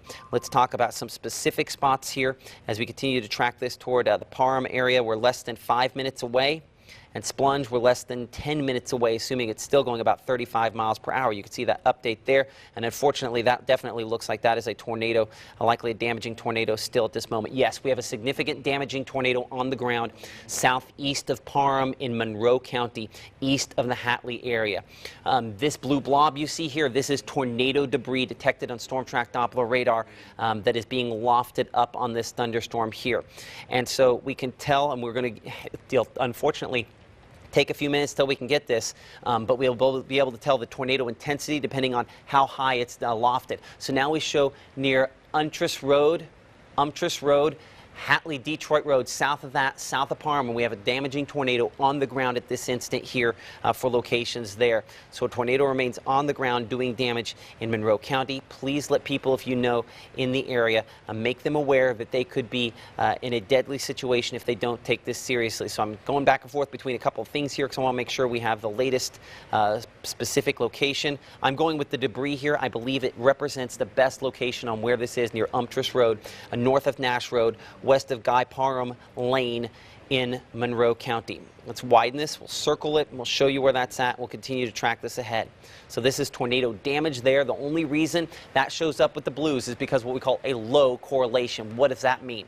Well, that means that we have in each one of those little boxes we're looking at there, raindrops and something of a different size, whether it's trees, whether it's pieces of house, whether it's something else, it's being lofted up and picked up. So the only reason that exists on Storm Track Doppler radar right now is because that exists, and that is a tornado on the ground southeast of Parham doing damage at this moment. This could be a life-altering tornado for some folks down here because of this circulation and because it has strengthened fairly quickly. Now, we don't expect this to be a long-lived tornado. It might only last 5 or 10 minutes, but in that 5 or 10 minutes, we're within the realm there of Parham, right?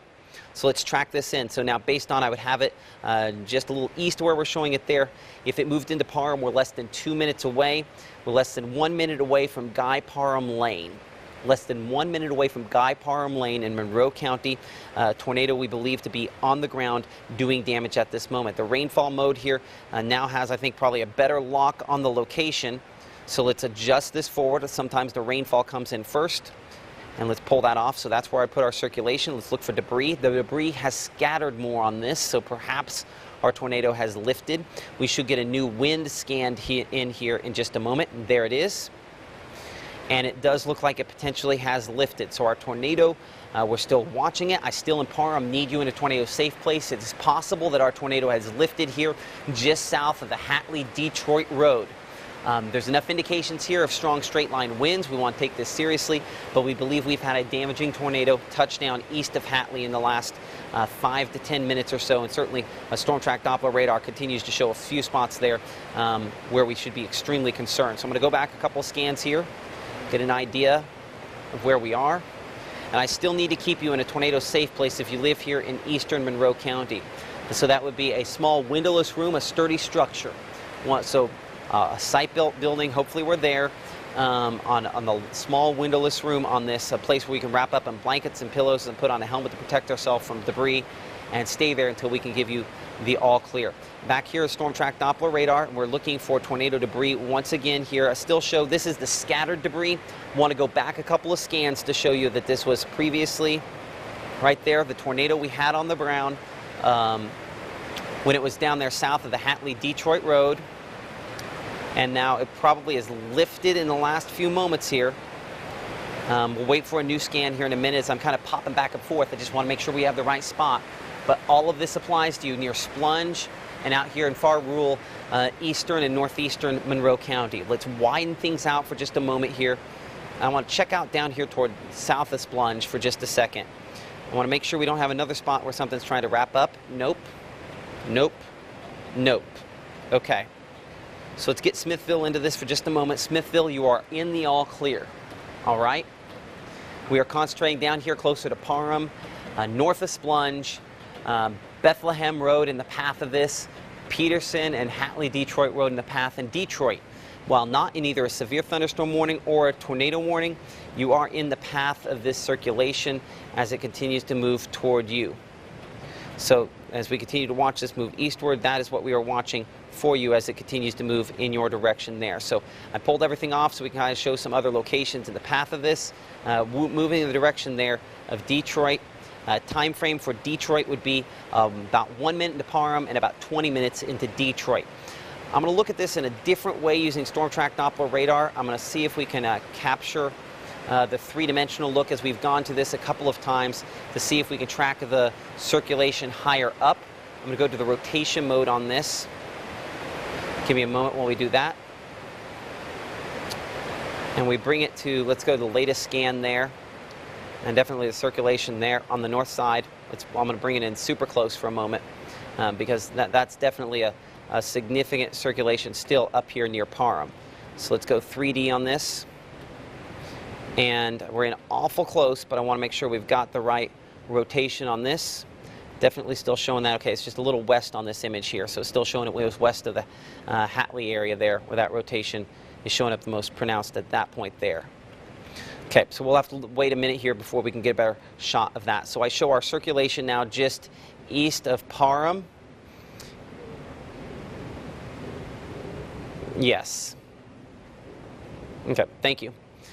So making sure we're clear behind the scenes here on our tornado warning that does continue to remain in effect for locations there in Monroe County. And the reason this box is a little different than the one we usually show you there is this is what we call a confirmed tornado because of that debris signature that we saw a few minutes ago there.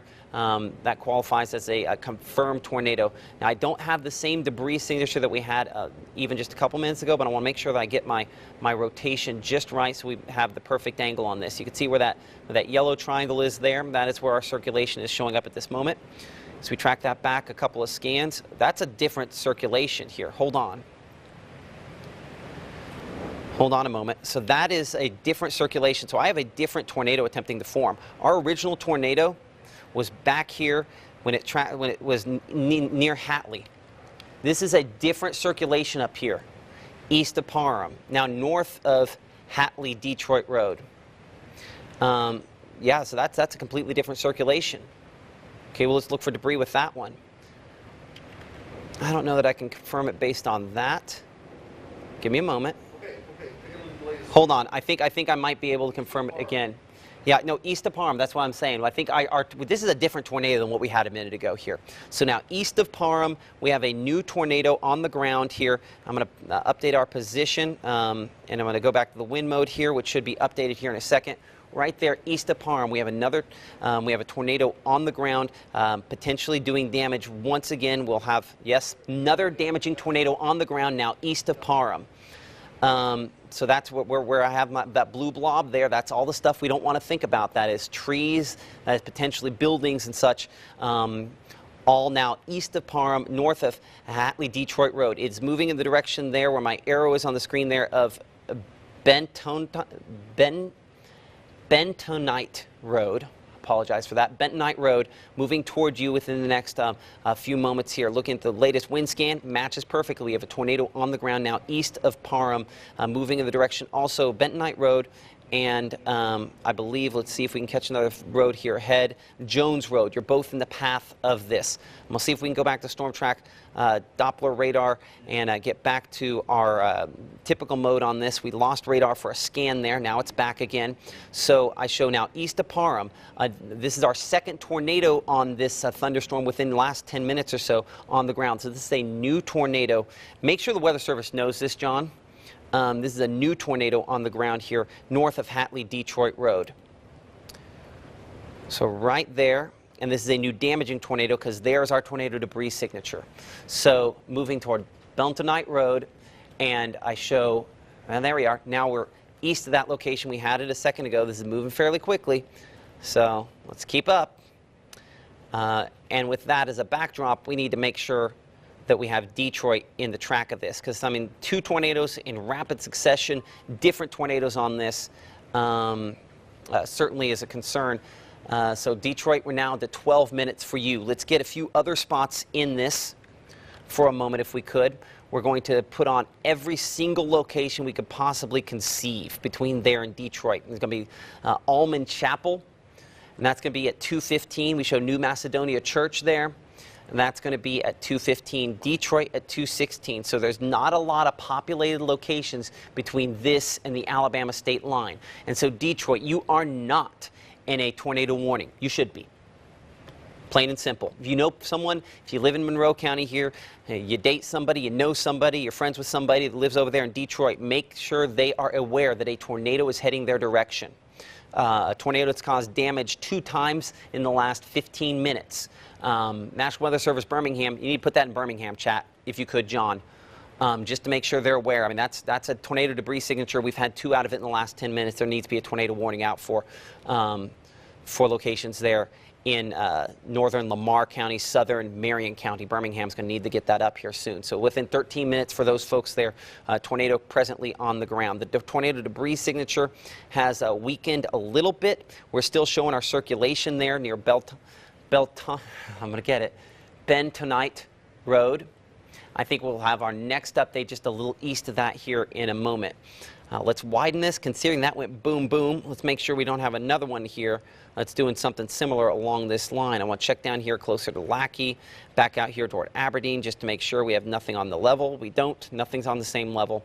It's clearly this one up here toward Parham. It's the same circulation that caused the damage up around the locations up in Vardaman a little bit earlier. So we've had 2 damaging tornadoes now east of Hatley now. Let's reset here for a moment. I'm Chief Meteorologist Matt Laubhan. Our meteorologist John Dolusic here is definitely watching things closely as we continue to evaluate a series of circulations that have popped up and produced damage signatures within the last few minutes here on Storm Track Doppler radar. Since this was in Hatley, I can show you 2 times. I'm going to change this to a 30-minute loop here. 2 times in the last 30 minutes that this thunderstorm has produced damage. It does look like this starts off in the first couple frames there where it looks like our data has dropped out on us. So I can't take you back far enough on that, but I definitely can show you the most recent one there near Hatley, Detroit Road. It's thinned out a little bit the last scan, and I think it has lifted. I don't show tornado debris on this one on the latest scan. I'm going to see if we can go up a couple scans and see if it's still floating around up there, because the concern is if it's floating around up there, it can still fall out of this. And there's where it was, back there north of the Hatley, Detroit Road. Let's go up a couple more. We're just so close to the radar site. That's kind of different. I mean, the radar is just right there, so this is right next door to that.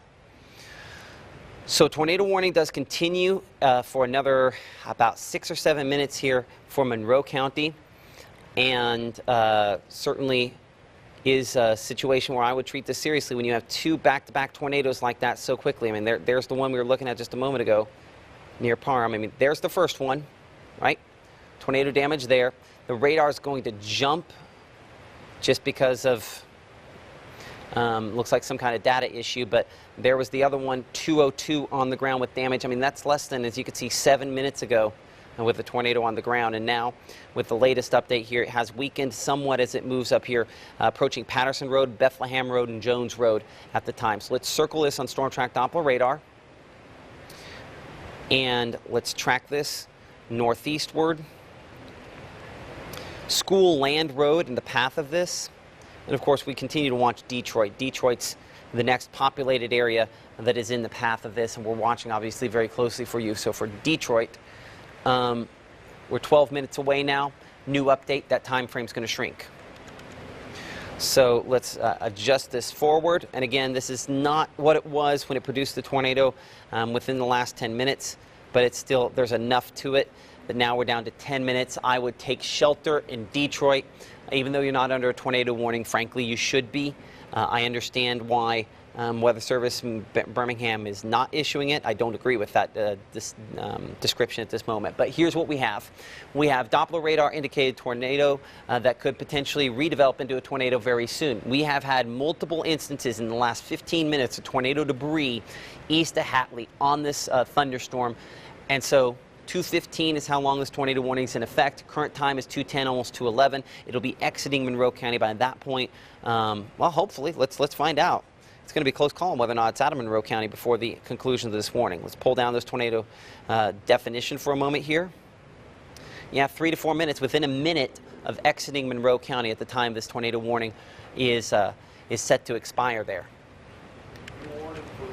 So new warning for Lamar and Marion County. A tornado warning has been issued. Same part here that we're talking about now. Thankfully, National Weather Service in Birmingham extending this tornado warning and capturing Hamilton ahead of this. Hamilton on the Alabama side, not Hamilton on the Mississippi side there.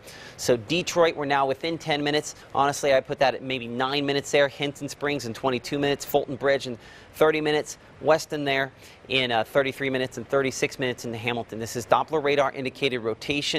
That could potentially be a tornado.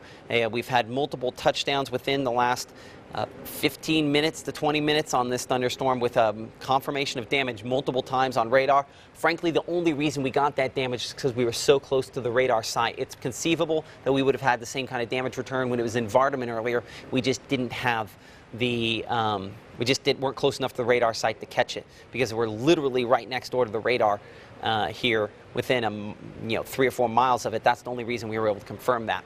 So we're now less than 9 minutes into Detroit. Hinton Springs there in 21 minutes. Fulton Bridge there in 28 minutes. Weston in 31 minutes. Hamilton, Alabama in 34 minutes. If you know some folks that live in these locations, give them a phone call.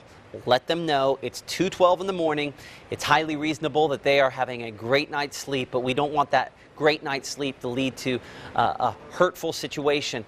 We can catch up on sleep. We can't replace lives. And so if you know folks that are in advance of this, we have had multiple damaging tornadoes produced out of this exact thunderstorm over the last couple of hours. We believe we have yet another one occurring within the last 10 minutes. And so it's possible this could produce another one very, very soon. So Detroit, Fulton Bridge, Hamilton, you're all in the path of this tornado-producing thunderstorm within the next 30 minutes, and certainly Detroit within the next 7 to 8 minutes for you. Our circulation does not look quite as impressive on the latest scan here on Storm Track Doppler radar. I'm going to look at it a couple of different ways.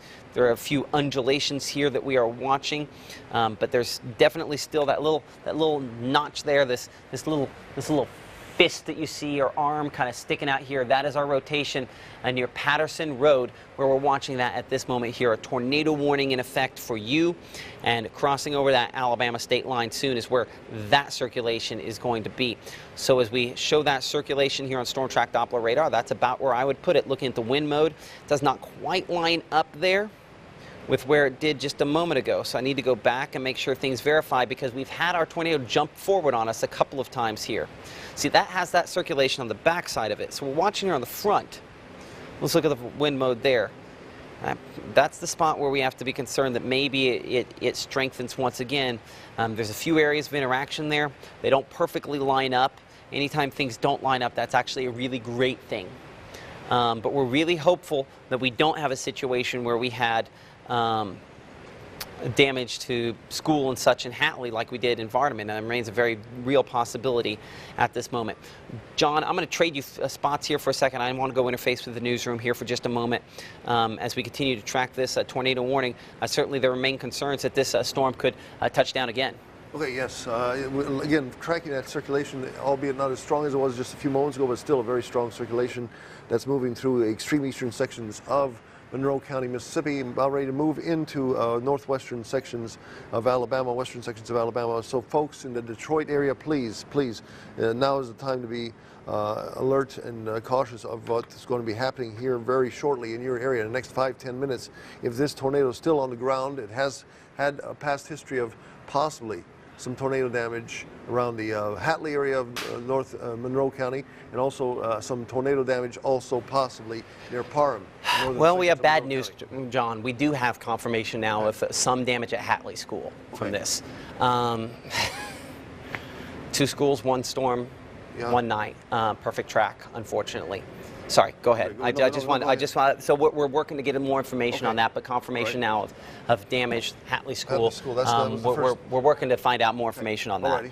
So, okay, you've heard now from Matt that there has been damage, confirmed damage at Hatley School. Again, earlier this evening in Vardaman, some major damage at the school there in the region of Vardaman, Mississippi, over around the Calhoun County area. So again, now that debris signature we had about 15-20 minutes ago around the Hatley area, and then the one near Parham, definitely showing the confirmed report of that Hatley school being damaged.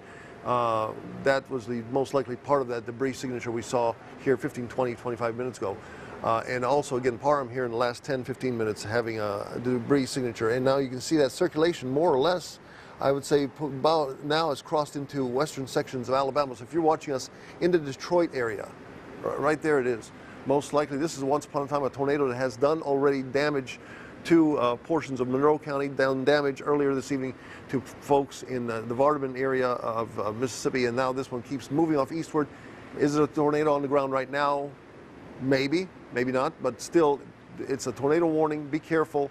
It's not as a stout circulation as it was a few moments ago, but still, you can see how it's moving off toward the Detroit area. That is a populated area right there in the Detroit area, and you're looking at, again, folks adjacent, if you're around Sipsey Fork Road, if you are near Hatley Detroit Road, if you are anywhere in that vicinity on 17, folks, this is time to be in your storm house. This is a time to be in your basement. This is a time to be in the most central room of your house, the deepest room of your house, away from windows. Please, please get helmets and make sure you have your shoes on, and make sure that you call your neighbors and tell them, wake them up. This is a situation, this is a serious situation. This is a situation that has already produced some damage across northern sections of Monroe County, all the way back into Calhoun County, Mississippi, here in the last couple hours. Calhoun County, again, Monroe County here in the last half hour, 30, 35 minutes or so. And now this possibly a tornado on the ground moving through northern sections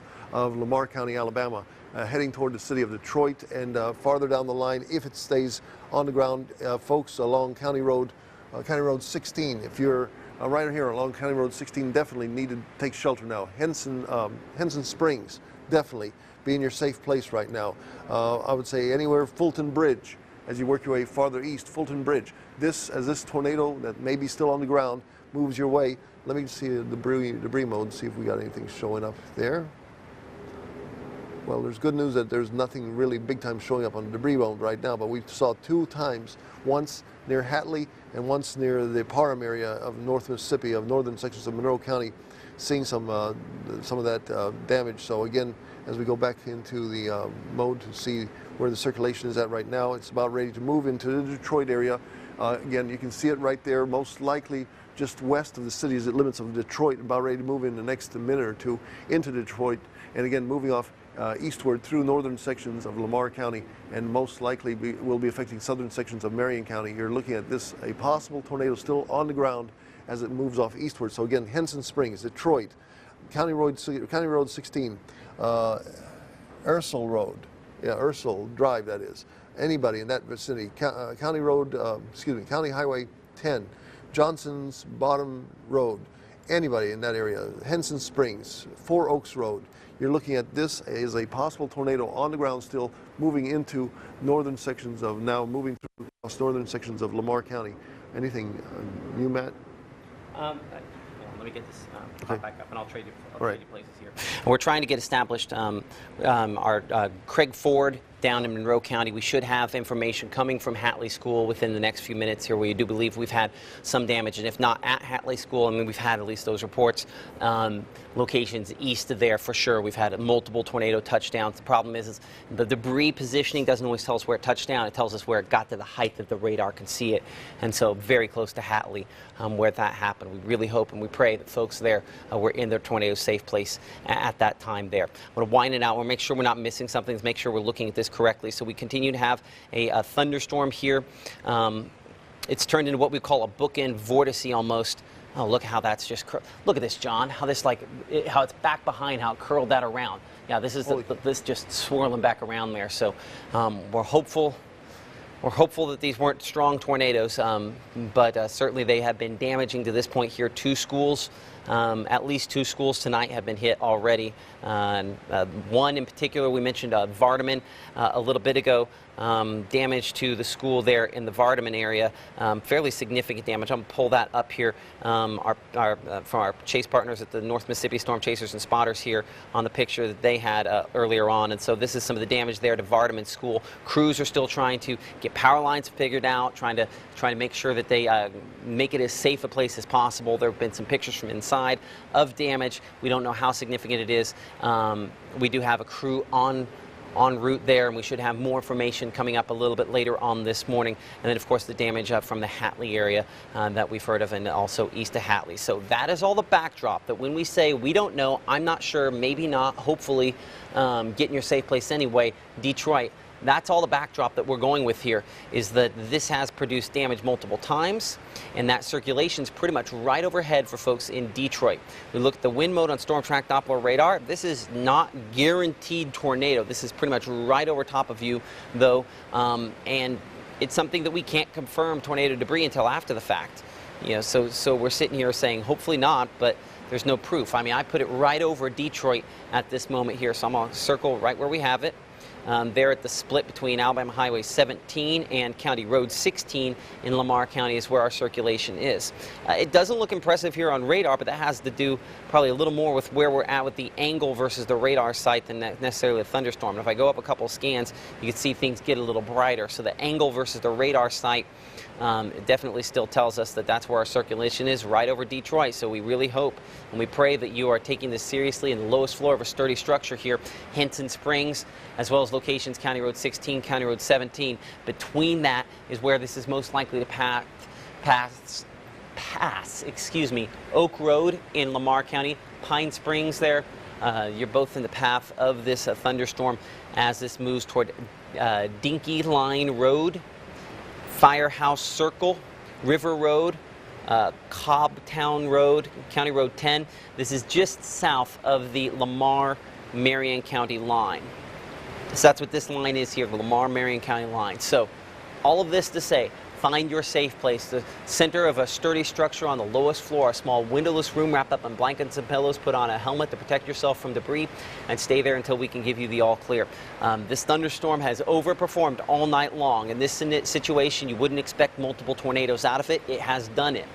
So while it looks weaker, and it looked weaker when it moved through Chickasaw and western Monroe County earlier, definitely eastern Monroe County, different story. That's why we stayed on it, and that's why we encourage you, if you're just now joining us, for folks here in Lamar and Marion counties, to take this seriously. Now notice they have, in the last look at this, they have clipped, I think, Hamilton out of it because it is moving a little more east.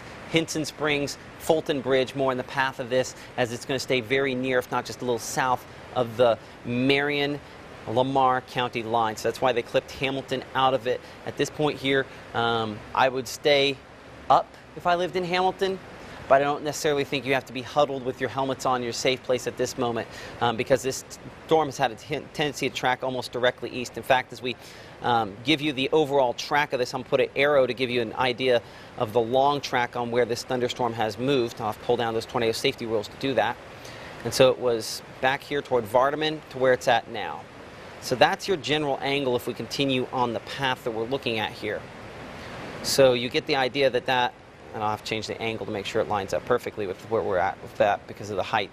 But as you can see, that keeps it south of Hamilton. So I think you're okay in Hamilton. It's the reason the Weather Service eliminated you from the tornado warning. I think that's a good move, still looking at this. I would now have it Ursell Drive,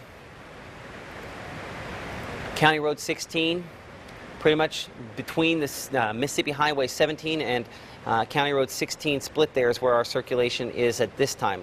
Wind mode on Storm Track Doppler radar looks like it's a few moments behind here, because our latest one as of 20 after, or 24 after, we should have a new one coming in. There it is. Okay, so our circulation, yeah, basically where we said it was a moment ago there. This is probably not a tornado at this moment. But this storm has had a tendency to ratchet up and weaken.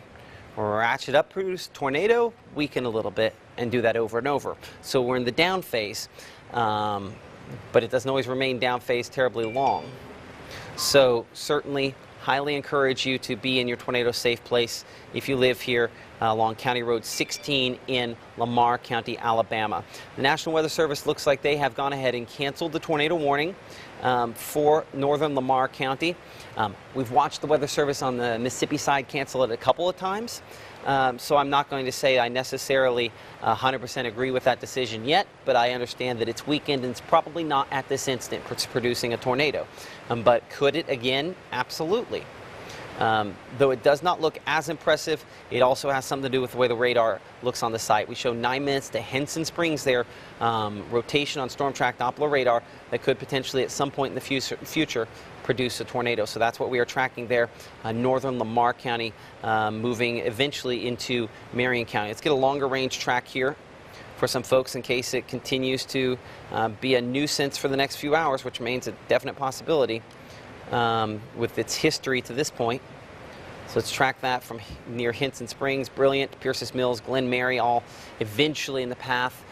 We show Henson Springs 5 minutes, Fulton Bridge 13 minutes, Stinson 22 minutes, Twin in 28 minutes, Pierce's Mills 33 minutes, Brilliant in 39 minutes, White House in 44 minutes, Sunny Home 47 minutes, Glen Mary 56 minutes, and Natural Bridge in 58 minutes. This is Doppler radar indicated rotation that at this moment here is probably not at this instant strong enough to produce a tornado, but we have had a number of cycles where this storm has strengthened to where it could, weakened, and done it again. And so that is where we're at with our concern with this. I can look at a couple different angles here, and it's not as well organized as it was 20 minutes ago when it was on the Mississippi side. I can't guarantee that it'll kind of hold on that. I do want to bring in our meteorologist, John Dolusic, and I don't know if we can bring up that 2 box there so we can see John and we can hear from John. What I've got right now, I'm looking at the storm spotters, North Mississippi storm spotters and chasers, reporting that there are posts online of people that are across the street from Hatley School, also as well as Hatley School, have damage now. Okay, so both across the street from yes. and at Hatley School with damage. Yeah. That's unfortunate to hear. Probably on the north side of the road there because of the way Hatley School is stretched out. Hate to hear that. Those folks who need your prayers, obviously. We'll see if we can get some of those pictures in. Unfortunately, we should hear back from our Craig Ford, who's within a few miles of that here in the next. Say again. Okay. Okay. So we'll get Craig up here in a minute, here in a moment. And we'll pop that up for you there. John, if you can, and make sure the storm chasers retweet what they have there. Confirmation, yeah. Let's see here. Yeah, okay, damage across the street from Hatley School reported there from some different folks. Let's go ahead and pull up Craig's video. I believe this is our Craig Ford. Okay. Okay, and this is from our Chase Ponce partners at the North Mississippi Storm Chasers and Spotters there. Of course, talking about people posting about houses across the street have damage as well. I appreciate Christy for that report. We're working to verify that, and we should have Craig on scene within the next few moments here with that. It takes some time for all this to get figured out. Waking up in the middle of the night like a lot of folks and just trying to figure out what we got hit with. What we do know is that this thunderstorm was definitely stronger when it was very near that. Here's the shots of it when it was back toward Hatley. We're going back in time now. This is not current data. We're back now to about 1:50. That's when this would have touched down near Hatley. And this is the reason when we always talk about that tornado damage, we always say it's not something we can necessarily predict with. It does confirm. And you can see here by 1:52 we showed near Newton Road damage. And that's pretty close to Hatley School, but that would have been the damage from pretty much at the school there being lofted up. So one scan before that, when it looks like it could potentially be a tornado. Let's go here on the wind mode, and then you go to the next scan where it's absolutely those pixel to pixel next to one another. That's a tornado and causing damage. And so that's the reason we always say it's not a predictive tool. Damage tracking on this is not a predictive tool. That's the reason we give you these alerts. We ask you to take them seriously. And now we know that we also had a damaged tornado, not just there, but near Nash Road. And then once again here, just east of Parham. It jumps on me because of the time here, but there was also a second tornado. That initial one would have been down there by 2 o'clock in the morning versus this other one here that was east of Parham and caused damage there as well. So that's why we have crews working to figure this out. And I'm going to give Manuel, who's tweeting us, Manuel, on Twitter there, saying glad it happened during the night and not during the day. That is absolutely true. Monroe County, trees down on power lines near Weaver Creek. So we will try to nail that down here in a minute. Near Weaver Creek, trees down on power lines. We do expect we are having power disruptions. Not a lot of folks there in Monroe County are on the power cooperatives that monitor to where we can show you the number of people without power. So we can't give you a very well-defined number on that, but I'm going to imagine quite a few people in the eastern part of the county in particular are definitely dealing with this at this point here.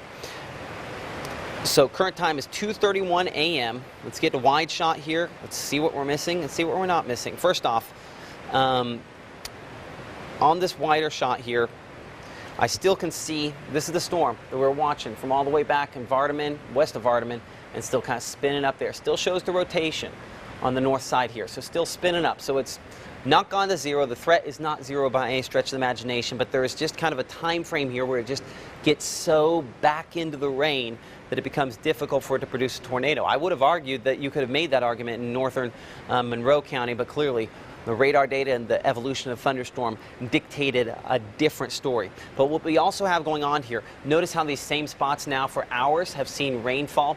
We have the potential for a flash flooding situation on top of this tornado threat that's not zero at this point, but thankfully is dropping off just a little bit more. In fact, as we check out some of the rainfall totals based on what we've seen and the flash flooding potential there, I'm going to see if we can pop up our, give me a moment here to find it on where it is in my system.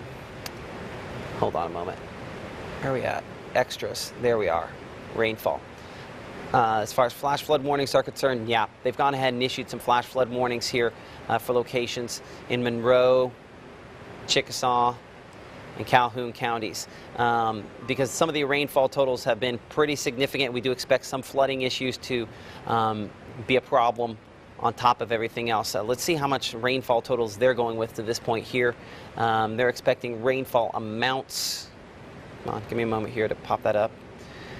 So far have exceeded a couple of inches. And additional rainfall amounts in excess of another inch are possible. And considering all of the rainfall we've had recently, the combination there, certainly low-lying areas. We don't want you driving through that.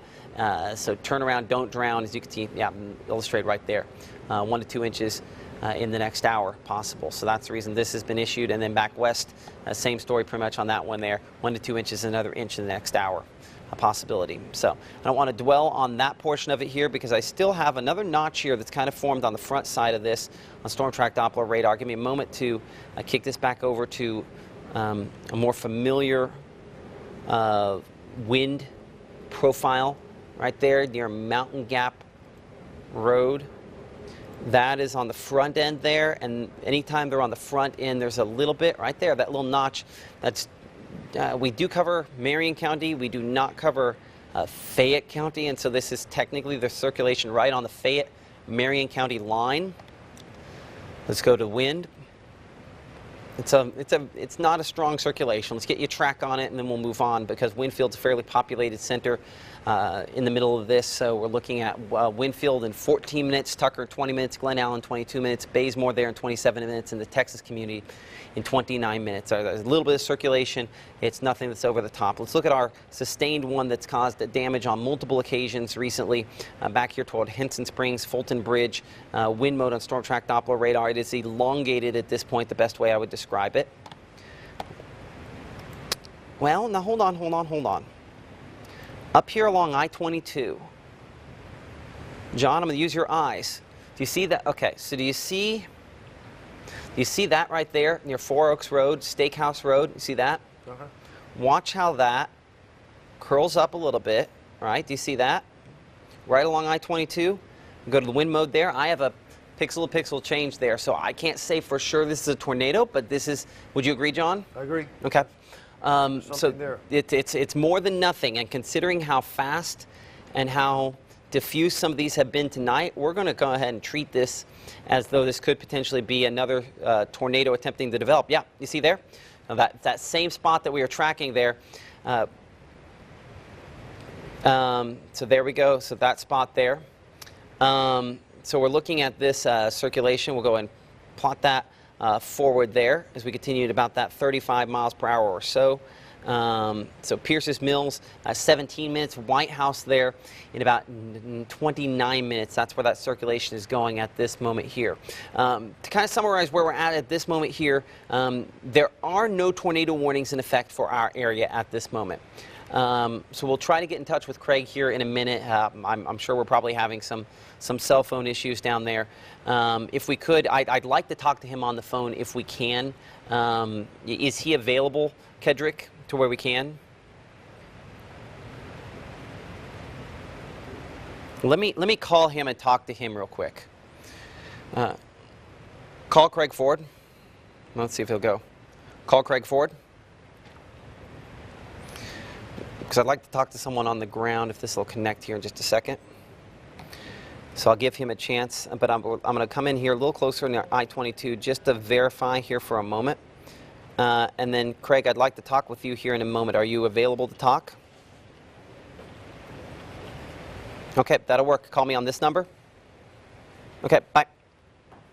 Okay, Craig's still getting in position, trying to make sure that he is as safe as possible in this scenario here.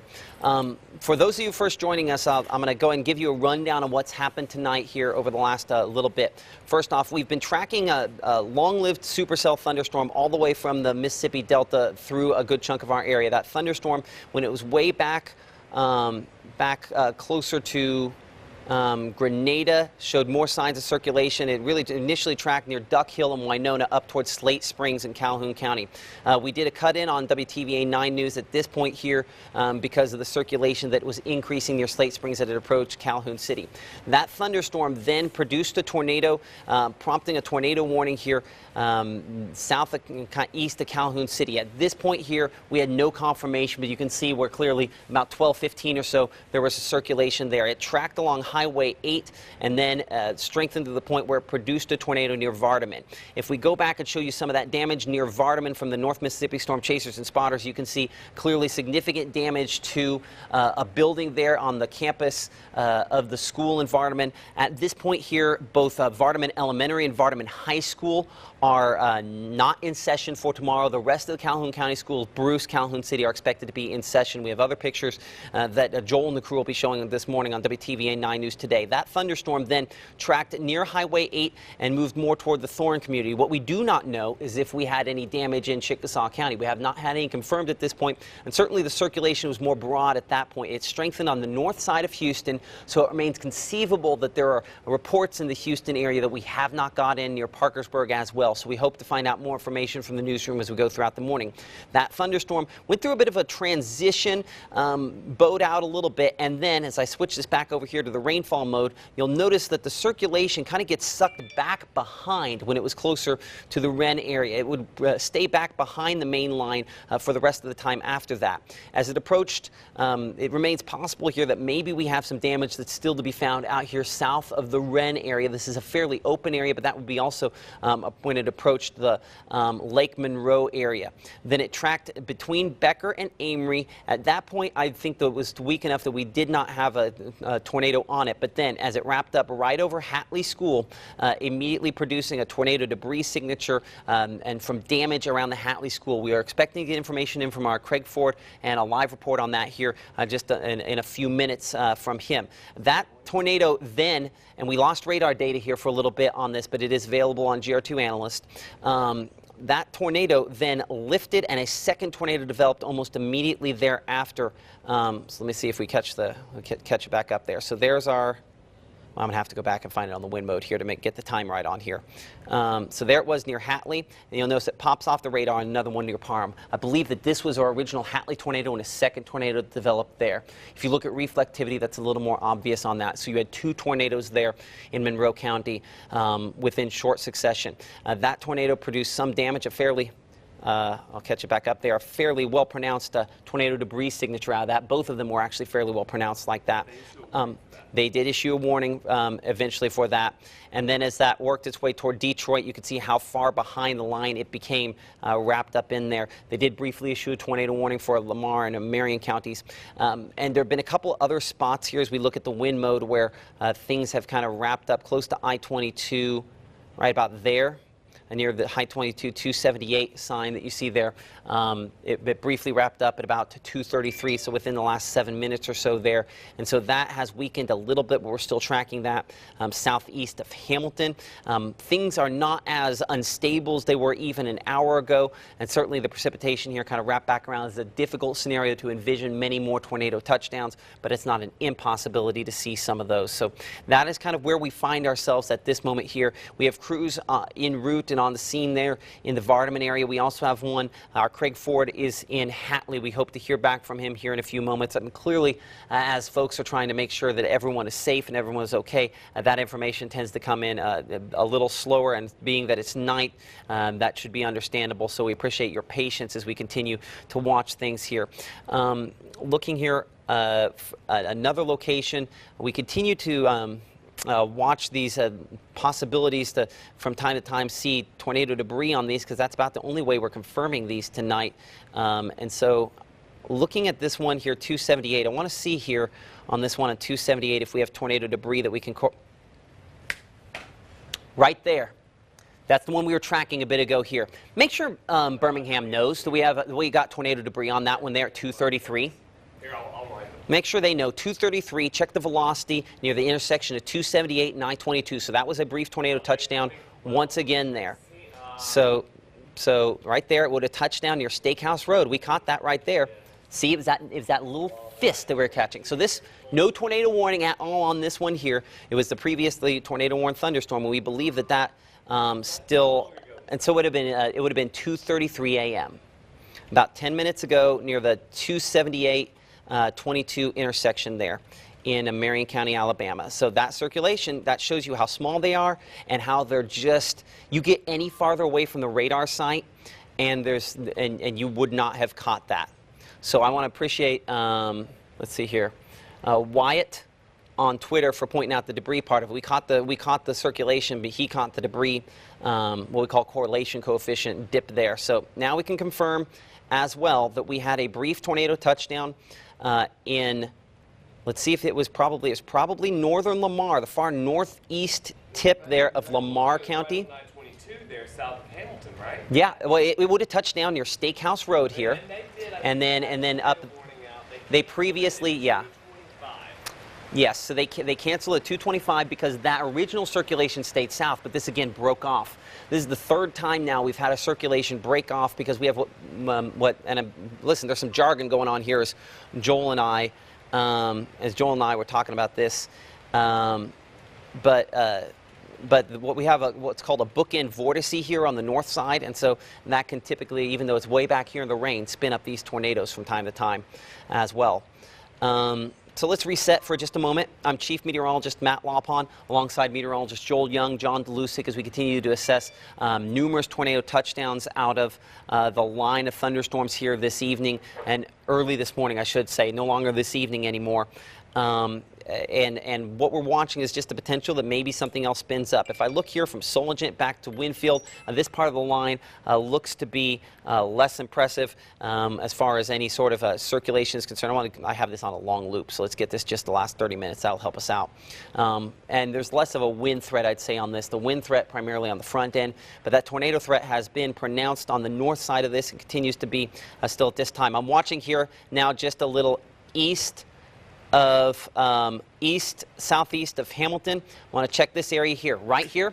The way this has gone, this is not a tornado that I can prove, but have we caught a couple of these tonight? Okay.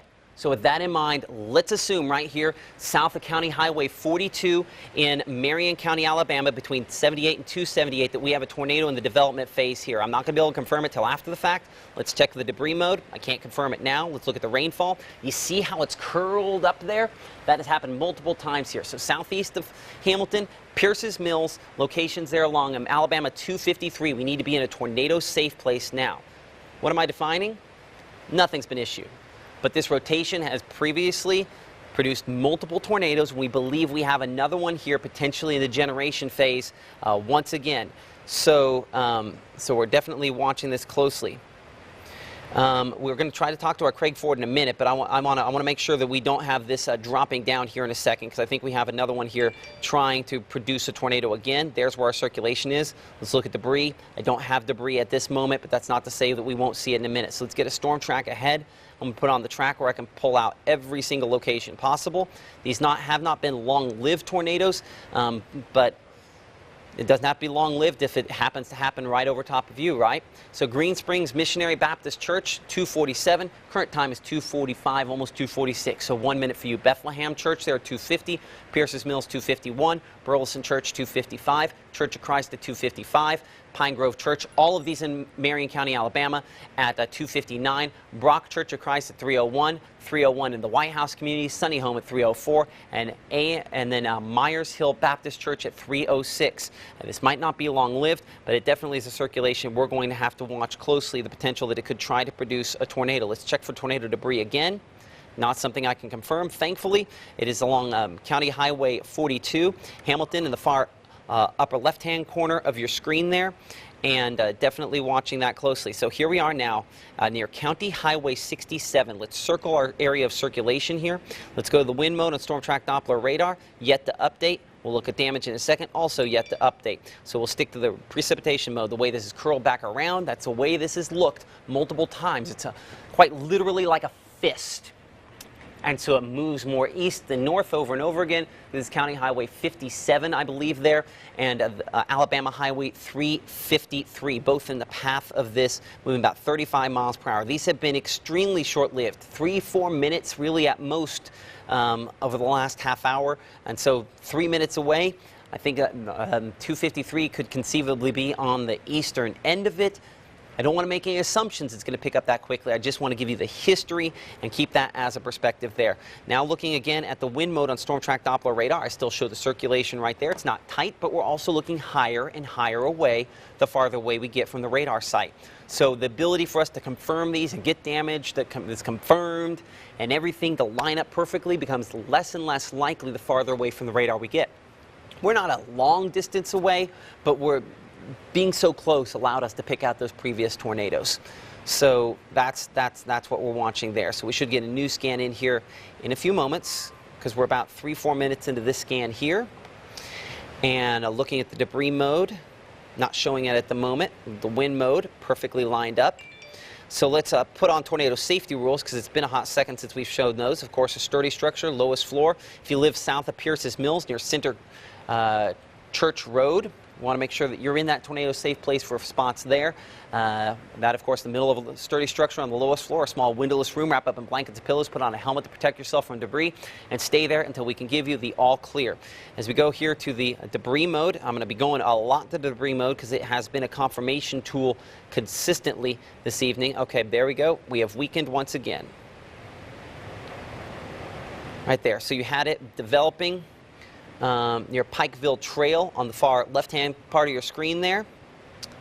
Next scan, it's near that County Highway 42. Next scan, pretty close to that, and now east and now diminished. So let's check and see if there was tornado debris. I can't confirm it on this one, so maybe we got lucky and this one did not touch down. Let's hope, right? Wind mode a little more broad, but now, of course, ahead here, it's picked up a little bit. And listen, any other time I would look at this and say we are making mountains out of molehills, but consistently this has been the kind of return that's produced damage. It's not impressive, but it is productive.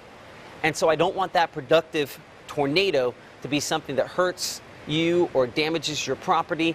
And so it might take a few minutes here if you live south of the White House community, if you live west of Alabama Highway 129 or just east, within a half-mile east of Alabama Highway 253, but please go to that tornado safe place on the lowest floor of a sturdy structure. I'm going to get a storm track on this, and then I want to try to talk to our Craig Ford to give us a perspective on what kind of damage this storm has produced, and that gives us an idea of what kind of damage it could produce going forward. So do we still have Craig back there in the back room?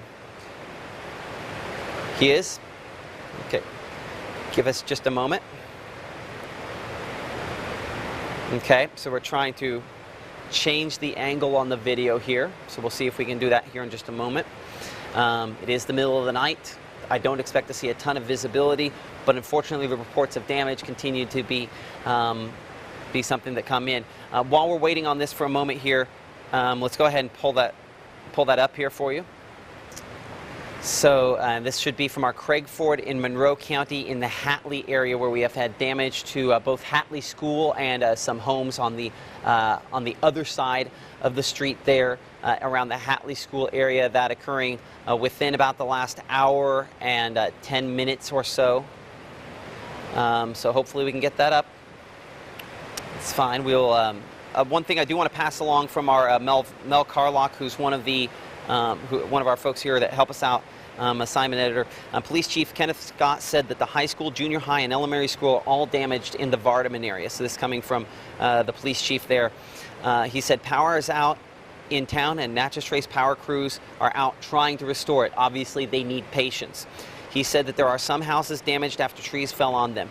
He added that there is damage in the area around town library as well. He said that he has not been notified of any injuries. And if we're able to make it out of a nighttime damaging tornadoes without injuries, especially with trees in the houses, that is an immense blessing. So let's hope that that is the case. Still not seeing any reports from Chickasaw County. We probably want to check Chickasaw County another time and check with Linda Griffin just to make sure there aren't any. Now, Kedrick, did you say we are good to go? Okay, so this is from our Craig Ford, who is live on Facebook. Okay, so we'll pull up his audio live as he is going. I believe we can pull up his audio as he's driving down the road. Craig, what are you seeing?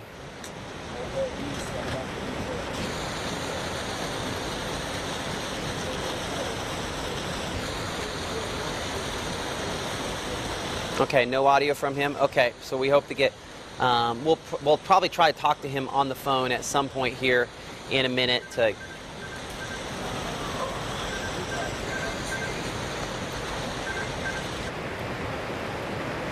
Okay, that's fine. We'll try to get more in contact with him here in a little bit. As we continue to monitor, I'm just continue to watch this thunderstorm here. I want to bring in our John Dolusic here, who's been helping us behind the scenes all evening. John, and if we pull up his box there as well, let's see what you got. Just wanted to mention that I just got off the phone with folks in Chickasaw County. As of right now, even though it's a gap between Vardaman and Monroe County damage, we have no reports of any damage in the Chickasaw County area, so there is good news, at least right there. Because we had earlier this evening, we did have a pretty good circulation. That same circulation moved through northern sections of Chickasaw County, northwest, north, and northeast of the city of Houston. And as of right now, folks at the Chickasaw County Sheriff's Department in Mississippi say no damage reports in Chickasaw County. So again, good news. Absolutely. That's not something that's necessarily common in this scenario. Again, here near Pierce's Mills, I show another area. Let's check the debris mode where it's not showing up there, but another area here where we are showing rotation that could potentially be a tornado. Joel, do you have a working microphone on at the moment? Yes, my mic is on. Trade me places. Will you track this and let's do some tornado safety rules? I'm going to see if we can get Craig How up here. How fast are we tracking 35. it out? The tracks should all be correct on the speed Okay, still. perfect. So right now, the storm here that we're talking about right now, there's no tornado warning on it, but we're treating it as if a tornado could be trying to develop at any point because of the fact of just how much these storms have ramped up over time here throughout the night. Matt and John have been here all night tracking this closely, and they've done an excellent job here. And looking at this now, the circulation we're tracking is southeast of Pierce's Mill. It's very broad right now. It's near White House. We're going to put a track on that as it goes over toward Glen Mary. Let's make sure that that's the direction it's going. That's right. Okay. So we're looking at 6 minutes for White House. 6 minutes from now. That doesn't mean you have 6 minutes before you have to be in your safe place. I'd be there now, or just be ready to be there, have 1 foot in that safe place, because these things have been rotating and developing pretty quickly. Another area here that I want to look at, and I'm not sure if Matt pointed this out because we've been kind of in a rotation here trying to get going, but there is a circulation here trying to get going here just south of that, and I'm going to look at our rain node to see if that correlates. If that, no, that wouldn't make sense there for that area, or I don't believe that would be the parent circulation, not the rotation of it. So yeah, I think that's the general probably bookend. Yeah. So we're going to switch out. Matt, I believe, has Craig Ford here live on the phone, so we're going to switch this out. Matt, what have you got here? Okay, so we're talking to Craig. Craig, can you hear me? I can, Matt. Just so you know, I literally just got into Hatley. And we'll pull up his video if we could. There we go. I'm coming in on Smithville Road, about to hit the four-way stop in the middle of town. And what I'll do is I'll head east on Hatley Detroit Road, since I know that's where you had tracked the tornado, or likely tornadoes, I should say. Yeah. So anyway, there was, and I'm not suggesting necessarily in this much rain you do it. One of the tornadoes, I think, Hatley Detroit Road, and then it went down like Weaver Creek Drive and Nash Road off that direction. I don't know that I'd do that in the middle of the night, but if you get east of Parham there at the intersection of Hatley Detroit Road and Parham Store Road, we'll eventually there we can have more, but I guess that's technically. Well, Matt, I don't know if you can see in this live stream, I'm already seeing, it looks like a firefighter that's out here. I'm coming upon on the right, I'm coming upon, I'm going to have to turn my defroster on. This is in the area of Hatley School, and I'll be honest with you, it's kind of tough to see. I'm trying to get my windshield a little clearer so I can get an idea. I'm not seeing any damage at the moment, but I'm driving rather slowly. To be honest with you, we may have, to be honest with you, some of this traffic may be folks getting out trying to see what, if any, damage there is. I'm sure there were a lot of people, even though it's the middle of the night. Let's see. Well, I'm here. Let's see. All right, looks like we've got some damage here. I may have to try to position a little bit here. Hang on. And Matt, if I lose you, I'll try to get you back on. This is across the street. I'm going to move this camera. We've got a house that's damaged right across the street from Hatley School. Hang on. I'm going to try to work my way around here. Take your time. Bear with me for a little bit. Yeah, looks like we've got some storm damage. I'm going to try to turn around. I got a feeling we'll probably see more the further we get out of town, but let me see if I can at least position myself to where, because we've got I got some traffic out here, and I'm just trying to get around here. I'm going to go in the school lot here and see. I think I should be able to. We're going to go back down. This is the school parking lot I'm in, and I'll try to position myself at least to where you can see. There's one home literally right across from Hatley School that it looked like it had some damage. And as you can see there on the right of your screen, there's a lot of traffic that is out. Obviously, there would not be this much. Here we go. This might work. Let's see if we can position this to where. And this windshield. All right, so coming right up there, you could see straight ahead. Looks like we've got some damage to that home that is straight ahead of you. I don't know how good a look you can get at that. We are just we are about 20, 30 seconds behind on the video, but that's okay. Gotcha. Like, because you're just now turning around in the parking lot. Yeah, so, there you go. And it's there in the distance. Unfortunately, I can't get you terribly close, but at least it looks like it appears there's some roof damage to that home. There's, there may be some a little further down. What I'm going to do, and again, I appreciate you letting me know about the delay on the signal. And one thing I don't want to do is run over debris in the road. Absolutely. And, well, I mean, but you're. So it looks like there's a couple of white splotches on the roof there on that building. Is that? And I will tell you, like the in what you can't see, and I'm afraid with that camera, it's just we're using an iPhone streaming here.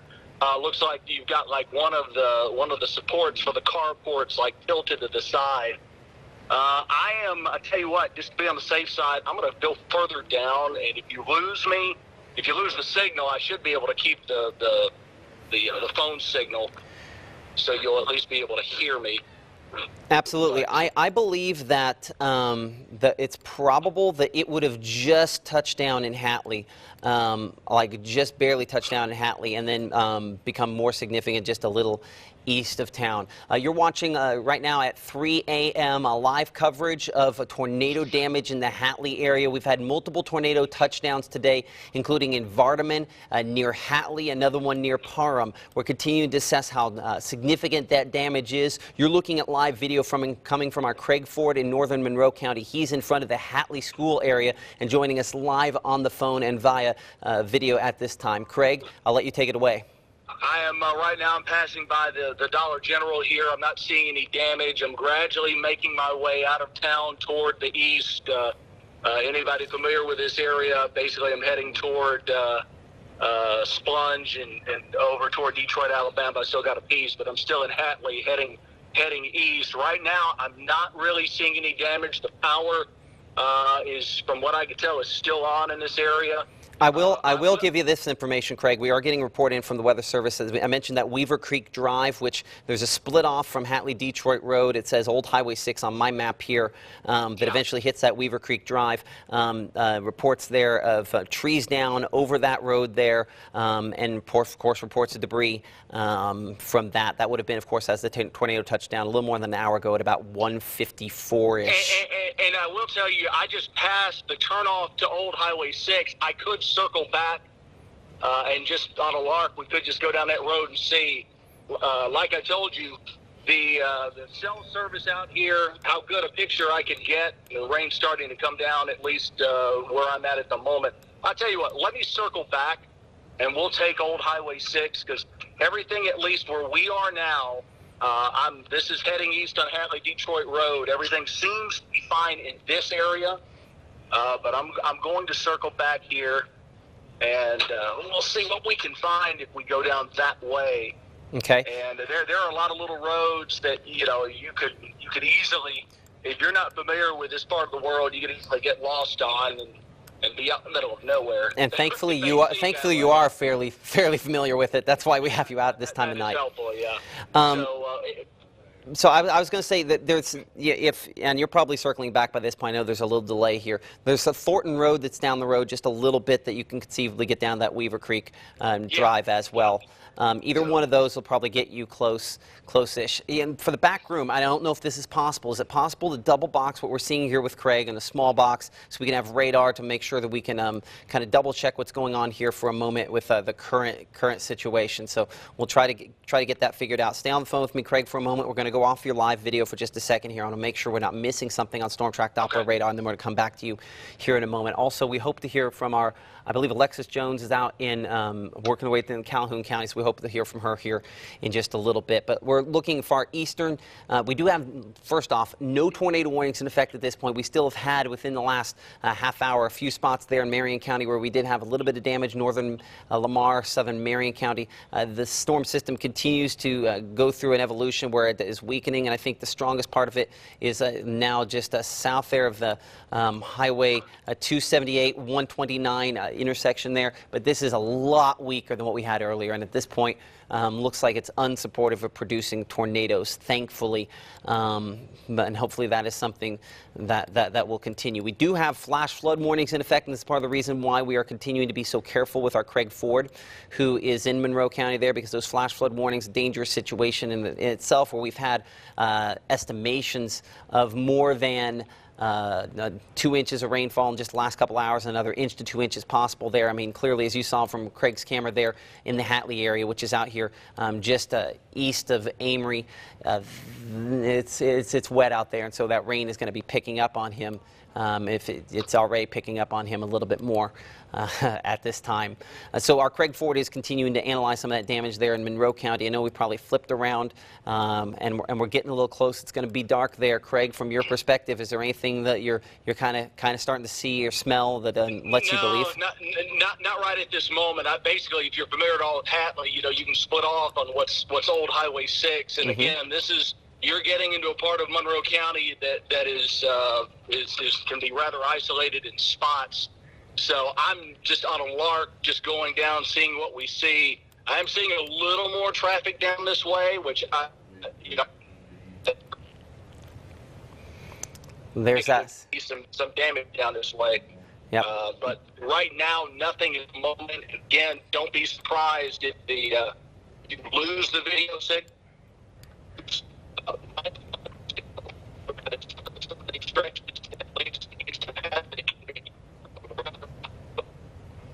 Not shocking there, as he said, don't be surprised, and just at that moment we lose his audio signal. That's what kind of happens in this sort of situation here. So we continue to assess the damage, and I'm sure Craig will realize that call is probably dropped here in just a moment and turn back around. But I prefer, frankly, at this point, for him to pick up a little bit of video here for a moment. We've been on continuous here for a number of hours. Let's take, if we can, in the next couple of minutes, let me know behind the scenes, let's take a brief break, and then we'll come back here in a moment. Flash flooding is at this point probably our biggest concern, with numerous flash flood warnings in effect for the next few hours here from all the heavy rainfall that we have had. But we'll take a brief break here if we could here, and let me know behind the scenes if that's okay, if we could do that, and then we'll come back for a little bit more coverage here in a moment. Hey, Chief Meteorologist Matt Laubhan here alongside our meteorologist Joel Young and crews in the field, including our Alexis Jones, who we'll talk to here in a few minutes and get some video likely coming out of the Vardaman area, location where hard hit from a tornado today. Another location still where we're assessing how hard was hit is Monroe County, and that's where we find our Craig Ford, who is alive on the scene early this morning. Craig, likely woke up by a tornado warning yourself. Where are you at this point?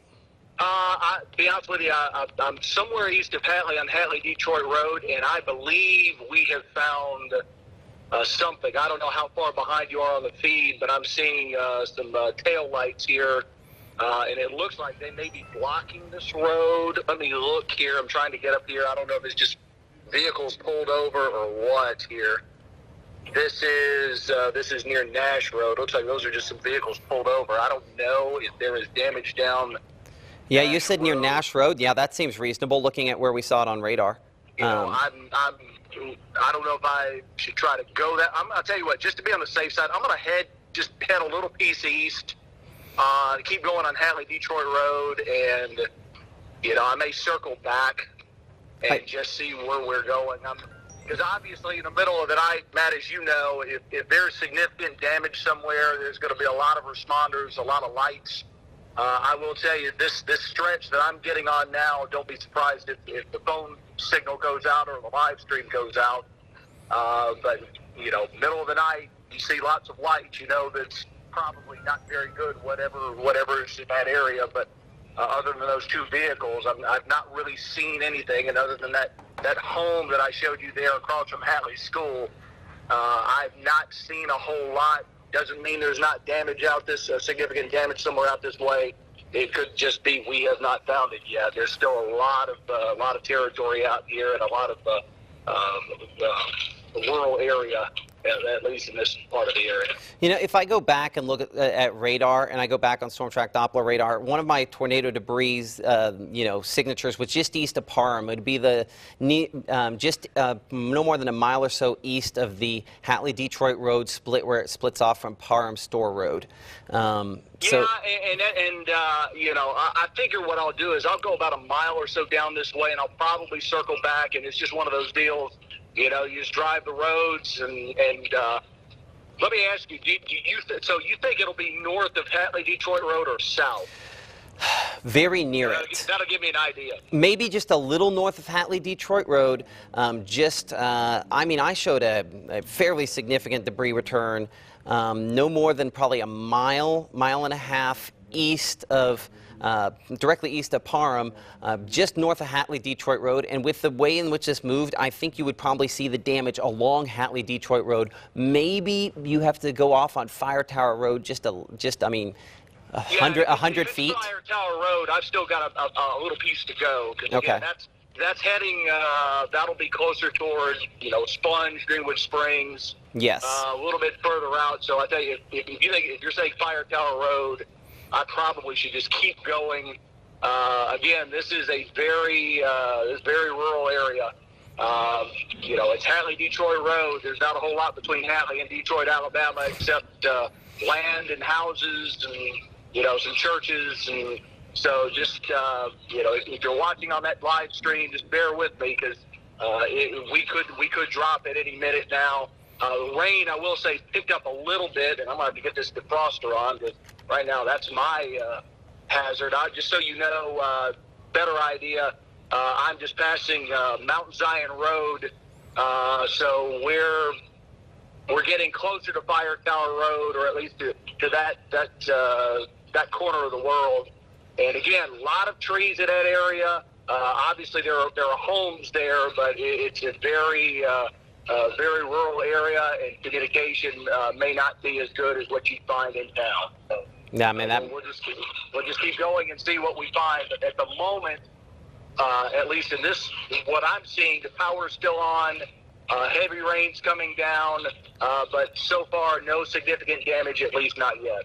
Okay, that's good to hear. Yeah, I think we had, and I don't know if I conveyed this to you accurately earlier, I think we had 2 tornadoes out of this, the one that hit Hatley and then went around along really Nash Road there, and then the second one that we're now looking at more information on Parham. We know that we've had damage with the first one, and clearly radar shows damage with the second one. I think because of how rural it is, you're doing everybody, hopefully, a pretty significant favor just to see how bad things are back that direction, so we appreciate it. Mount Zion Road is about there, and so he's got to come up here. He's probably about another 2 or 3 minutes away, I would say at least maybe 4 minutes away from where he is going there as he continues to track toward the east. That's our Craig Ford right now live on the phone with us. As you can see, Video interruptions are probable as he goes through this area, and we're hoping we can keep him on the audio portion of this as well.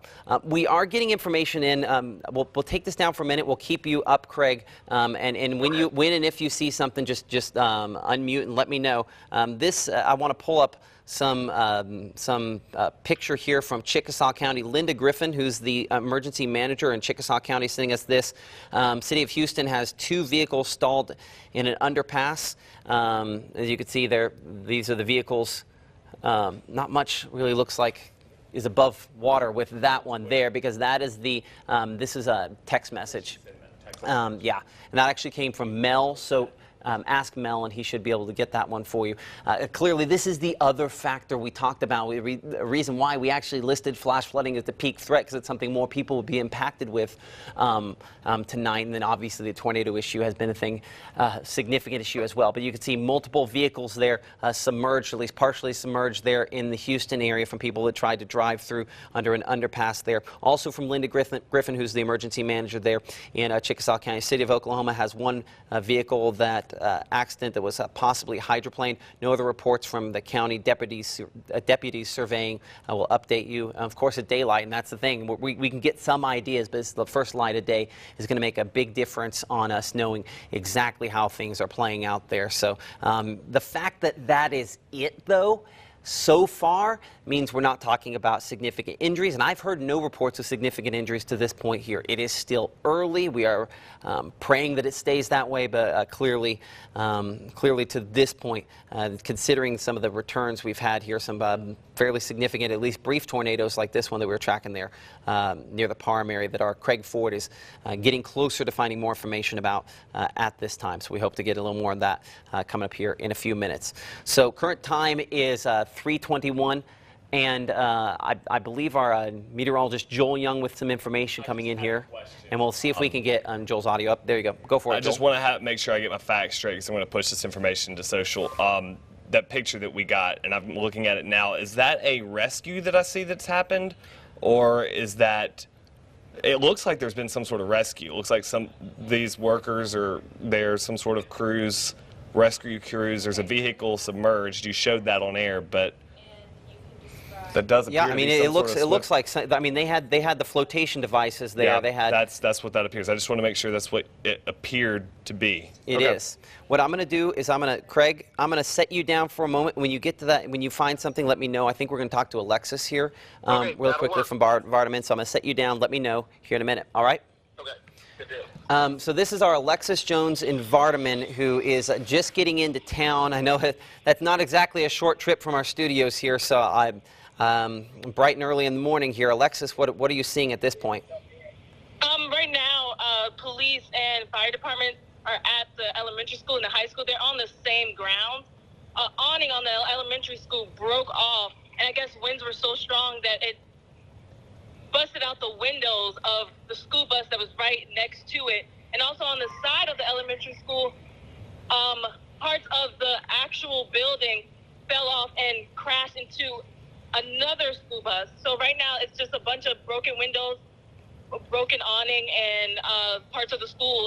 off on the side. Okay, so now are we talking about, now we've had some pictures have come in, and so I want to make sure that we're showing the right ones, like a red big brick building where there's like a huge chunk of it missing. Is that what you're looking at this point? Yes, right now. And Okay. then right next to that, that picture that you're looking at, there's a school bus. And so Yes. the pieces of the building flew into the school bus and busted out the windows. So right now there's broken windows right near the picture that you are showing everybody. Does it look like it's some kind of gymnasium? It looks like a fairly large span roof there. Would it be like a gymnasium? I mean, you're on the outside, just guesstimating here. Or does it look like the height could be just a general part of the school? I'm going to ask the police officer, do you think that's like a gymnasium or? Junior high building. That's the junior high building he just said. Okay. Okay. From the angle we're looking at here, which direction are we looking? North, south, east, west? Can you guesstimate? Probably east, I would say. Okay. Okay. So this would probably be, we're looking at probably the northwest side of the building, if that were the guesstimate. And we'll try to pull this up, Joel, if you get a chance on 3 on Google Maps. The school actually, I can pull that up on. Yeah, you pull it up there, and I'll see if I can pull it up on here as well. We'll pull this off just to get an idea. I'm going to pull it up on maps so we can get an idea of where we're looking at here. So I think I see, okay. So, and I'm looking at this on here. They're all pretty much in one area, right? Yes. The Okay. junior high school, the elementary, and the high school. So as you were They're all next to each other. if you were coming into Vardaman, you were coming up at 341 there. You arrive at which school first? Which school did you pass I arrived first? at the elementary school first. Okay. And then right across from the elementary school is the high school, and then on the left side of the elementary school is the junior high school, and that's the part where all the bricks came off of the building. Okay, so I and think hit the window. actually that's probably not it. I think it's right up there. Should be on just a map. Okay. I've got it on the screen. On map. Okay. I'll wait for you to. Okay. Do you have it up and ready? Go ahead. If you'll go to street, you'll put the satellite on it, and we'll go ahead and look at there, and we're going to try to pull up the. I'm trying to do the screen picker mode on that AKA, and I'm having trouble getting back to it. Okay. Let me see if I can pull it up here. I'm going to hit F11, and we'll. Oh, I see what you're doing. Your screen picker. Okay, there we go. That should work. Okay, and we'll pull this up. We're going to try to apologize that sometimes this takes us a little bit here to. I was looking at the wrong spot. I was looking downtown. And if you can get that onto satellite. Let me try something. Okay. So this is on Highway 8. It's been a hot second since I've been to Vardaman, COVID and everything. So I'm trying to remember. Okay, so let's get this aligned right. Here we are. Now I'm the school. Okay, so on Highway 8, when you pull in, okay, so you said the junior high is on the left hand, the south side. Would that be right as you were pulling into Yes. town? Of Okay. the elementary school, yes. Okay. So So, I pulled into the elementary school. I turned right into the driveway, okay. came in, and then the junior high school is on the left of the elementary school, and right across from the elementary school is the high school. Okay. Okay, I think I'm sort of getting this. See on Pine Street, Pine Avenue? Here, I'm gonna. Okay, are you on Pine Avenue? Is that our building there, right there? So this here would be, it appears I'm looking right now at Vardaman High School. Let's pull up Joel's audio if we could, please. I believe I'm looking at Vardaman High School. It's hard to say because I don't think the element. Excuse me, my mic was muted. I believe I'm looking at the high school right now, if I'm not mistaken. Kind of going down a little bit so I can find a sign to confirm. But according to Google Maps, this would be the high school. So But the main drive you went into the school there. I'll let you get a little more oriented. So that way we can figure this all out. But number one, there's been damage to the buses. Number two, there's been significant damage to at least that one building. Have there been any injuries reported from folks there yet? Say it one more time. Sorry, you're breaking up. I'm sorry. Have there been any injuries reported from folks there? Let me ask the police officer. Do you know of any injuries that has happened? No, none that we know of. He said none of that he knows of. Okay. Okay, that's a great sign. Does he have But any? He said there are a few houses with trees on top of them. Okay, but those folks are in good shape, I guess, or at least Yes. no significant injuries. Yes. That's very fortunate. I'm not going to hold you up at the moment. I'm going to let you kind of go around and get. We caught you right coming into town. I'm going to let you get get your bearings about you, and then we'll talk to you here in a little bit. That sound good, Alexis? Yes, I'll call you guys back. Okay, I appreciate that. That's our Alexis Jones in Vardaman. We expect to hear a lot more from her, of course, coming up this morning on WTVA 9 News today at 4:30 a.m. and possibly sooner if we can get that all kind of aligned and figured out. So I apologize. We're trying to find our bearings around the school. Looking at There it in now, Vardaman. right here, Matt. Okay, This let's is bring going this to up, be. and I'll let your audio dump. Here, trade me so Okay. you can. So what are we trying? Okay, so Matt, Basically, I'm trying to figure out. You see that picture there? I'm trying to figure out. where that picture where is, that so we is. can do a before and after. And I'm betting that because there are buses right there, where the buses are So in it's going to here, be gotta in be about the between same this. stuff. So it appears that, Matt, if we were to zoom in, and you can look here from what I'm about to Yeah. do. If you were to zoom into this sign, and it's hard to tell because the words are unclear. This appears to say Vardaman Elementary. Would you agree with that? Yeah. It's just a longer word there than high, obviously. So it does not. Now the Google Maps feature here actually does not highlight where the elementary school. It calls it Vardaman High School. Go back there.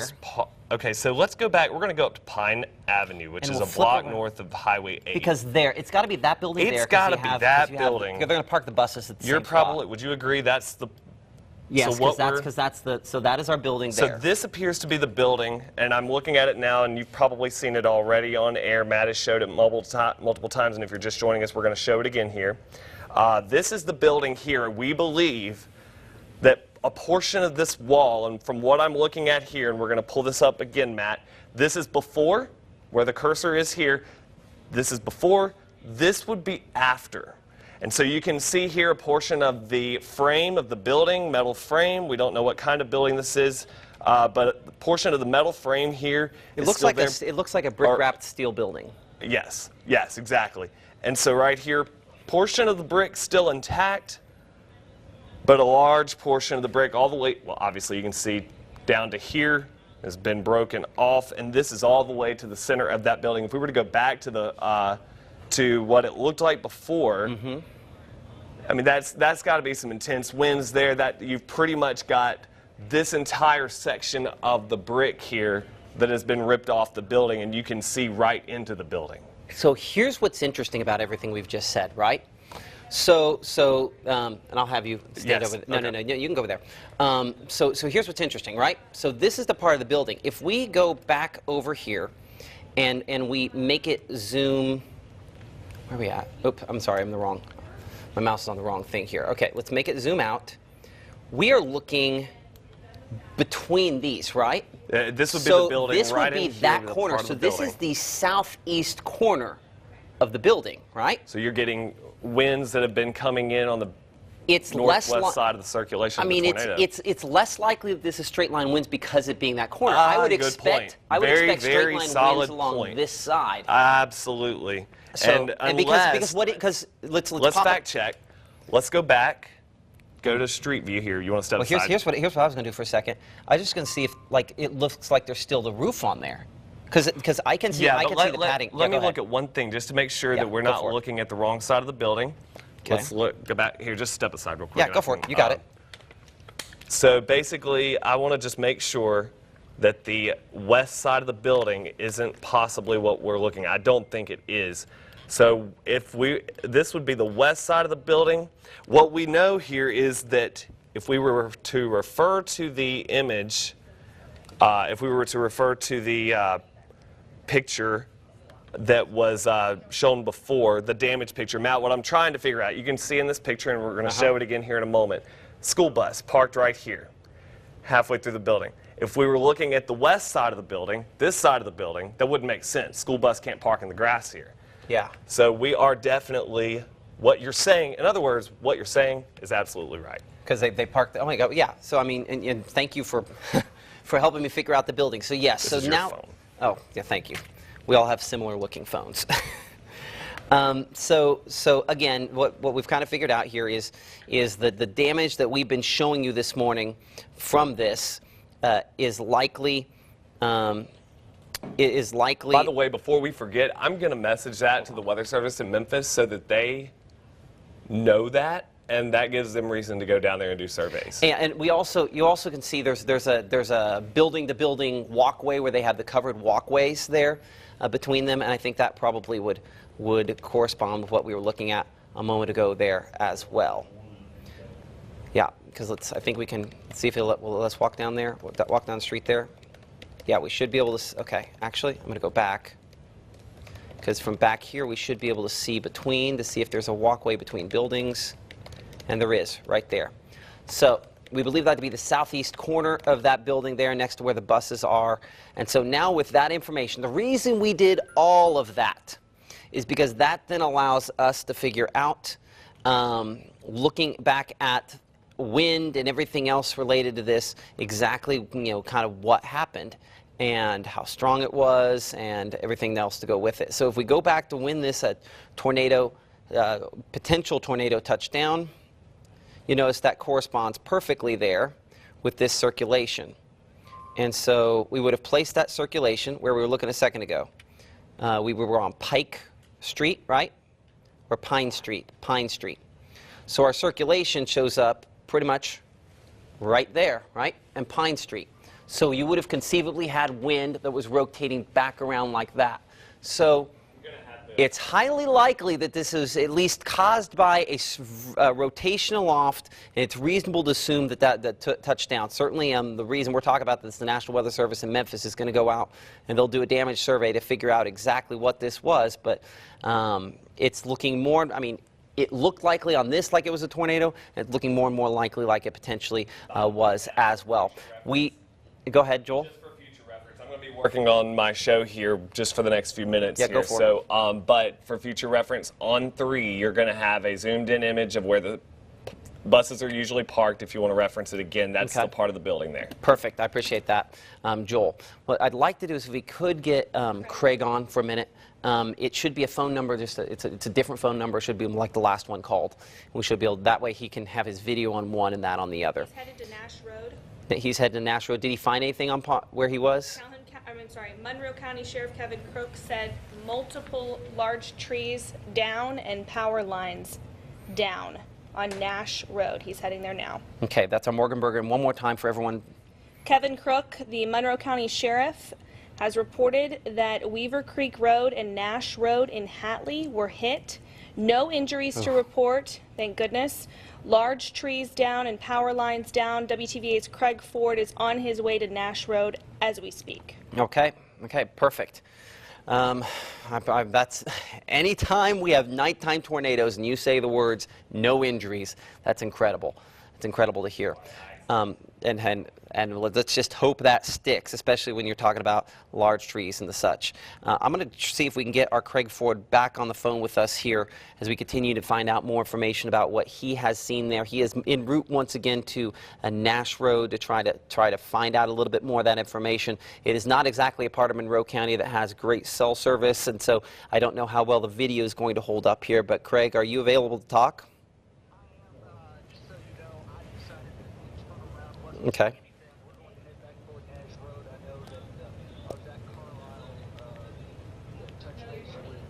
Monroe County Sheriff Kevin Crook at apparently Nash Road, and as you had mentioned, Weaver Creek Road, those are the areas. So we're heading back to Nash Road, see how far we can go off of Hatley Detroit Road, down Nash Road.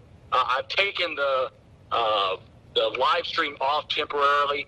Hopefully I can get it back shortly, but operationally, my that camera for the live that we were using, I'm having to use that for my map as well. What I'm talking to you on is a burner phone, so I may have to dump that video signal, but I'll try to get it back as soon as I can. But right now, it's just literally I'll be honest with you. Anybody who's out having to drive in this area, part of the problem is, you get these bouts of heavy rain, and it's made it really difficult for me. Normally I could go at a reasonably decent clip, down Hatley Detroit Road, but that rain just makes visibility really difficult in spots. So that's why it's taking me longer than normal to try to get from point A to point B. Well, I mean, technically, you're still under a flash flood warning thing until 5:30. So, I mean, it's Yeah. and let me just ask the question because it needs to be asked. I mean, have you run into any flooding issues along? I mean, that's a fairly well-traveled road, so it's probably in pretty good shape. But and have not, and that's another thing too, is that you really have to be careful because middle of the night, yeah, there's power out here, but I mean, it's not like you've got streetlights flooding the road, no pun intended.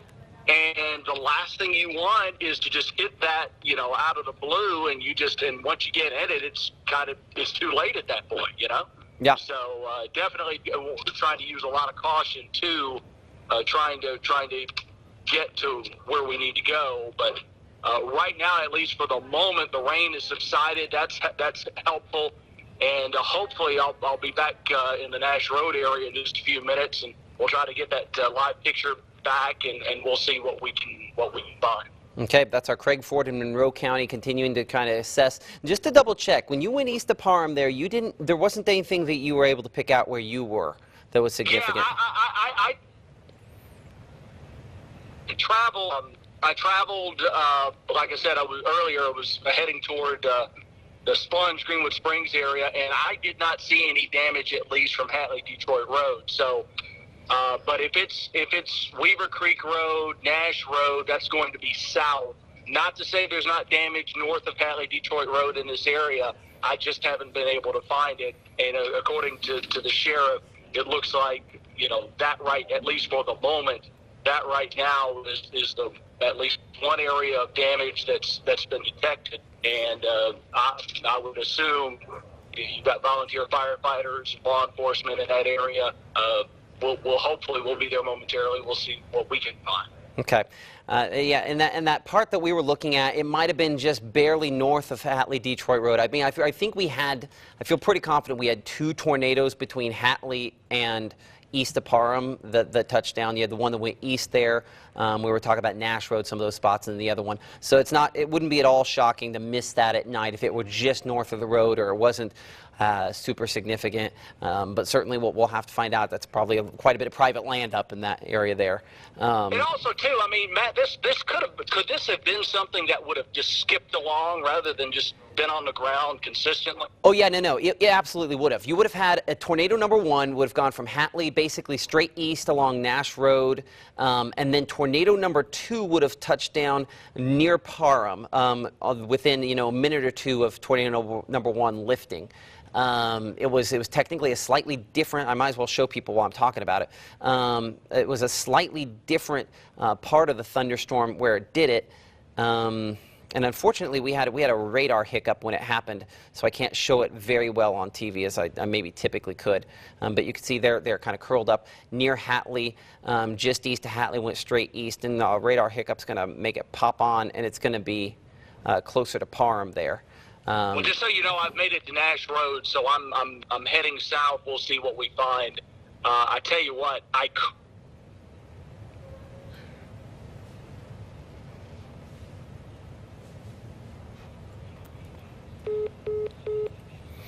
That's about what I kind of figured was going to happen with cell phone service there. So we hope to hear back from Craig Ford here in just a little bit as he continues to assess the damage situation in Monroe County there. Reports, of course, as we mentioned a few minutes ago, coming in from the sheriff there in Monroe County. No injuries at this point here, but what Craig is going to find out more information about is along Nash Road. And again, this is old data. What you're seeing here not presently occurring in Monroe County. We have no tornado warnings. We have no severe thunderstorm warnings. We have no tornado threat.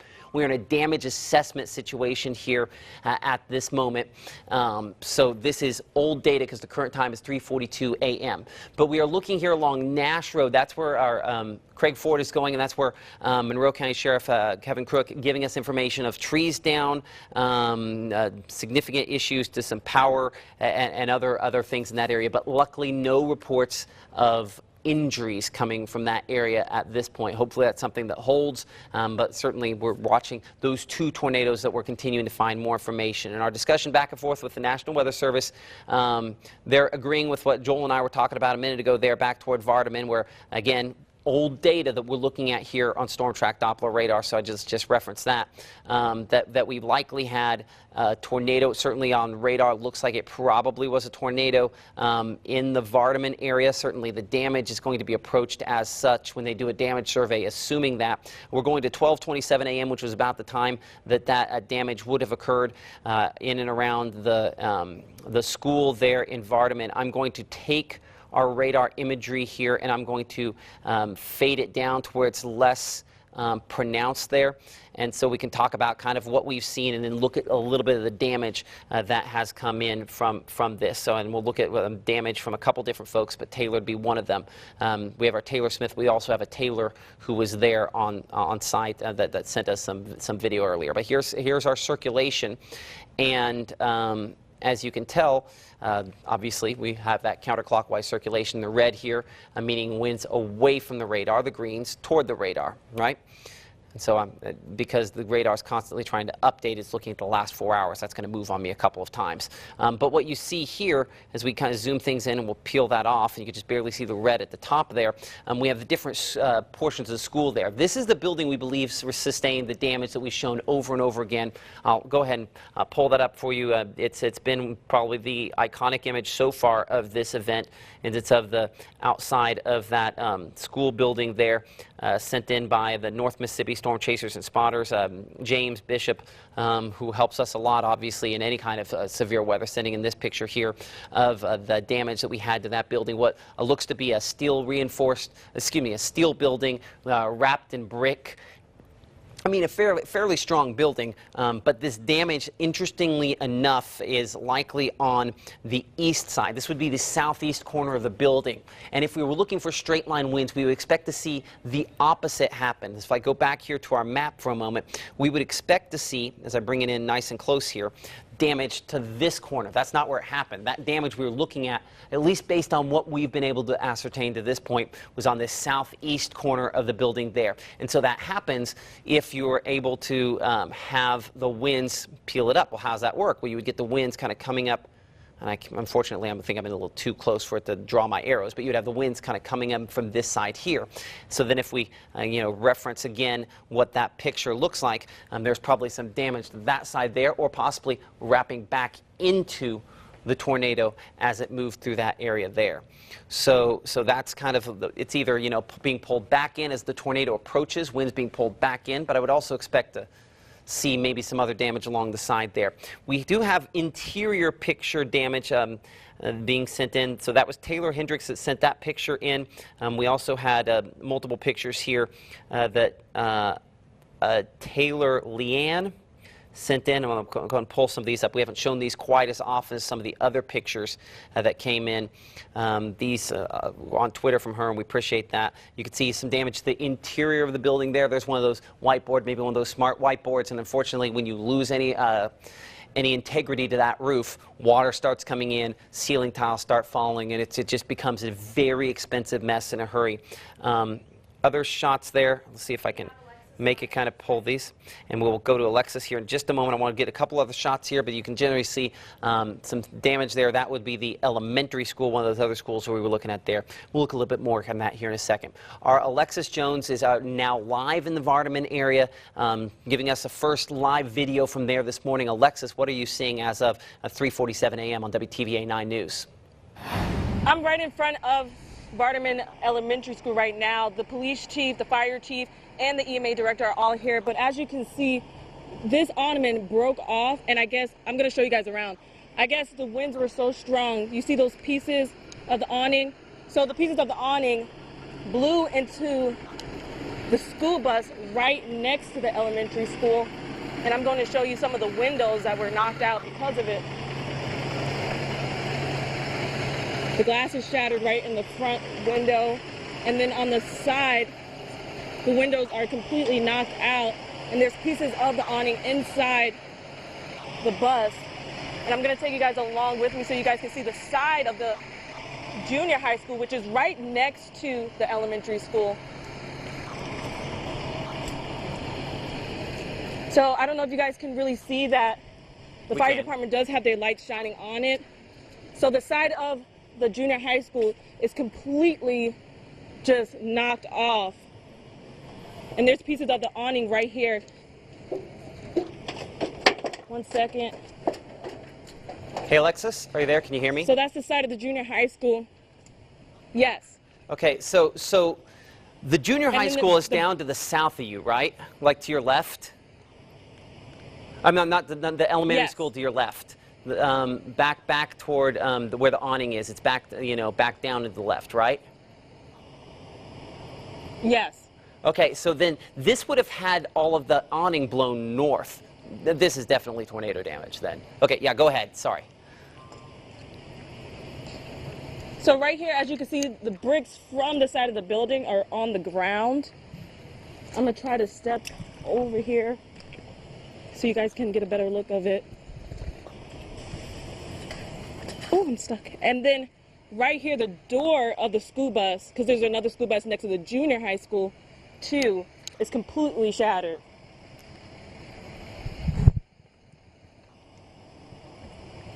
Like I said, the fire department, the EMA director, and the police chief are all here. I'm going to try to get one of them to talk about the damage and explain what they're going to do. The school district did say that all 3 schools are closed.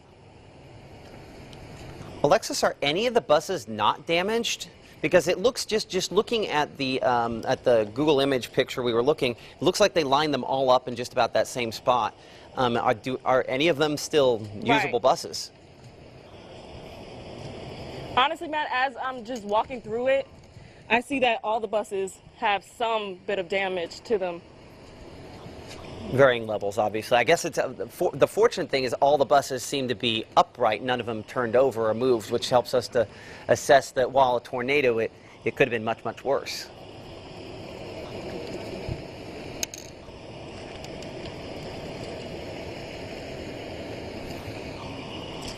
I'm sorry, Matt, say that one more time. No, I was going to say it looks like all the buses are vertical, which is a good sign. That means that at least we're not we're not in a scenario where they were rolled, which also means that that kind of indicates that the strength of the tornado, while strong, it definitely could have been much worse. Right, I agree. Well, I agree. And then go ahead.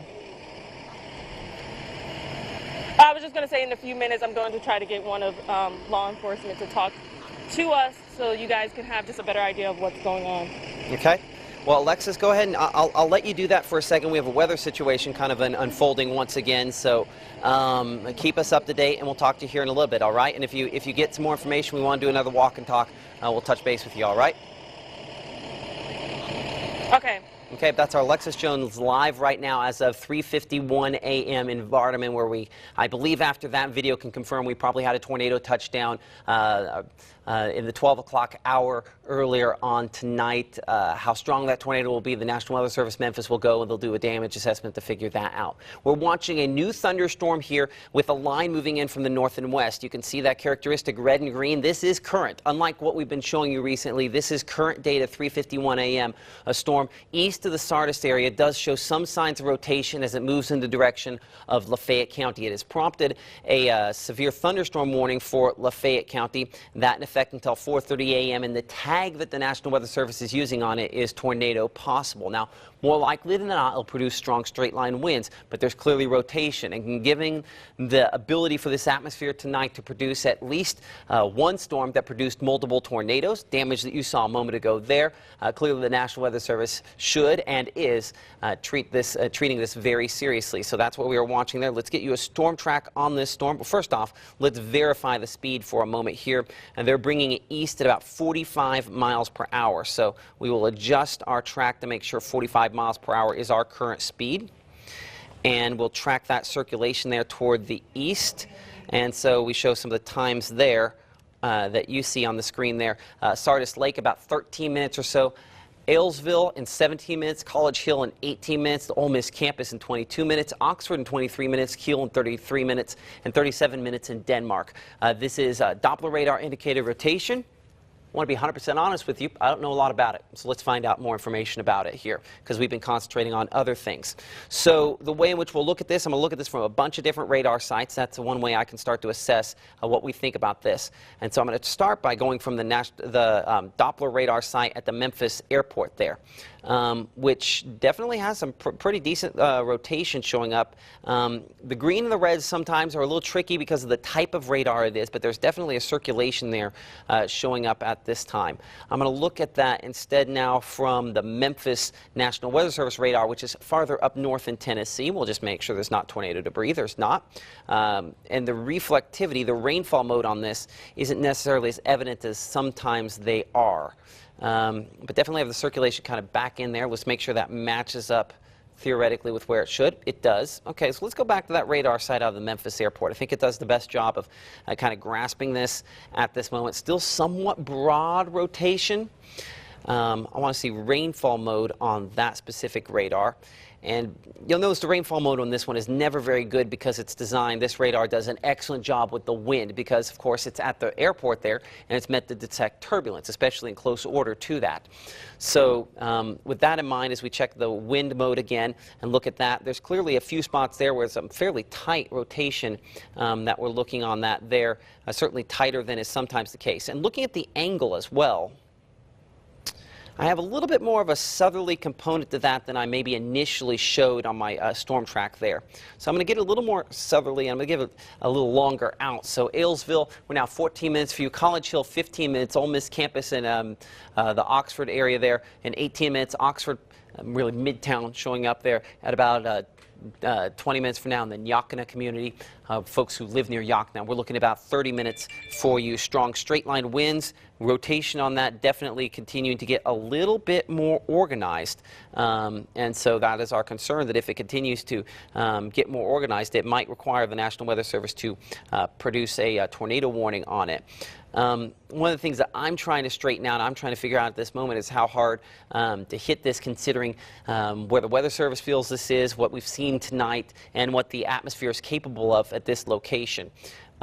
So with that in mind, let's define what we're looking at here, which is a rotation that could potentially at some point in the future develop into a tornado. One has not been spotted. Debris cannot be confirmed. We've checked that on Storm Track Doppler radar, but it's definitely a storm that has showed more organization. It's part of a line of thunderstorms moving in from the northwest. So let's look at that line in general, see if this is the only one we're going to have to contend with. So there's a front moving in from the north and west that is going to bring much cooler air. And this storm is showing some signs of rotation and organization on that front.